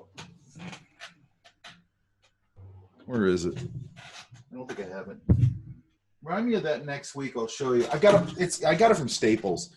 It's just a plastic box that's letter size. It's got a little clip on the top, and it's just a roll. It's a hard plastic thing. You know, it's about that. It'll hold about a ream. Okay. If you go to Staples, you'll find them, and they're just for storing paper. And they clip over the top, and they're that's a good point. So especially when I'm traveling, I do it even here because I don't want my paper getting all screwed up. But especially when I'm traveling, because I'll usually take a whole ream of paper with me. I'm not going to use that, obviously. But it's just an OCD thing where it's like, I can't run out of paper. So I take that. And then that's in the car, and I can bury it in the car, and it doesn't matter. None of my paper gets hurt. You know? And then I also have my clipboard full. And my clipboard, nothing ever happens to that stuff. But I take it out of that clipboard pretty quick. I spray fix it if it's pencil, and then I put it in one of those two cases, those two boxes, right? I'm probably going to get a big archive case for my 11 by 17 inch paper too.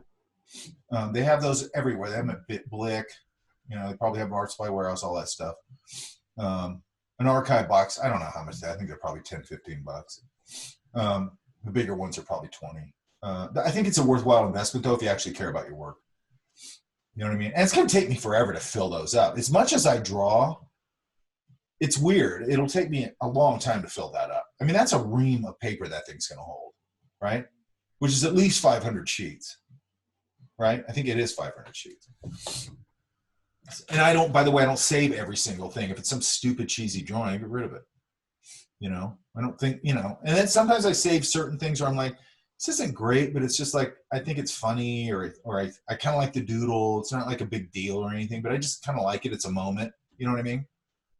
It's like, oh, I remember drawing that. Like you guys, I don't know if you're already doing this. I'll stumble on drawings and things like that I forgot about. And I'm like, oh God, I totally remember that day. We were doing this and we were doing that and this happened. And I like that it's sort of a time machine and it pulls you right back. Because when you draw something, you absorb it much deeper than you do normally. Does that make sense? So I'll remember all kinds of stuff. If I look at a sketch, I'll remember what that place smelled like. I'll remember what the clientele was like. I'll remember what that guy behind me in the booth was saying. I'll just remember all kinds of weird stuff.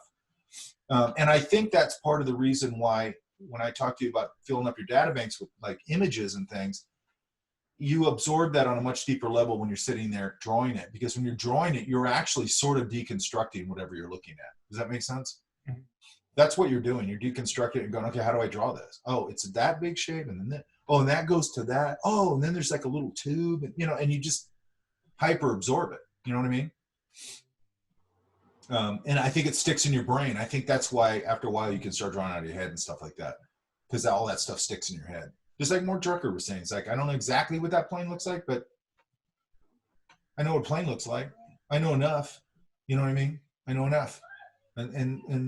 And then if I need to supplement that, like if some, you know, if I was doing something for a project and they go, it's going to be World War II Spitfire biplanes or whatever, my little thumbnails, I'm not going to worry about it that much. But then when I get further along, then I'm going to go draw a couple of those and get it under my hands and go, okay, now I know how to draw a 1942 Spitfire biplane. You know what I mean? And now I can move it around and I can do all that stuff because I just drew it kind of straight and got it under my brain, and okay.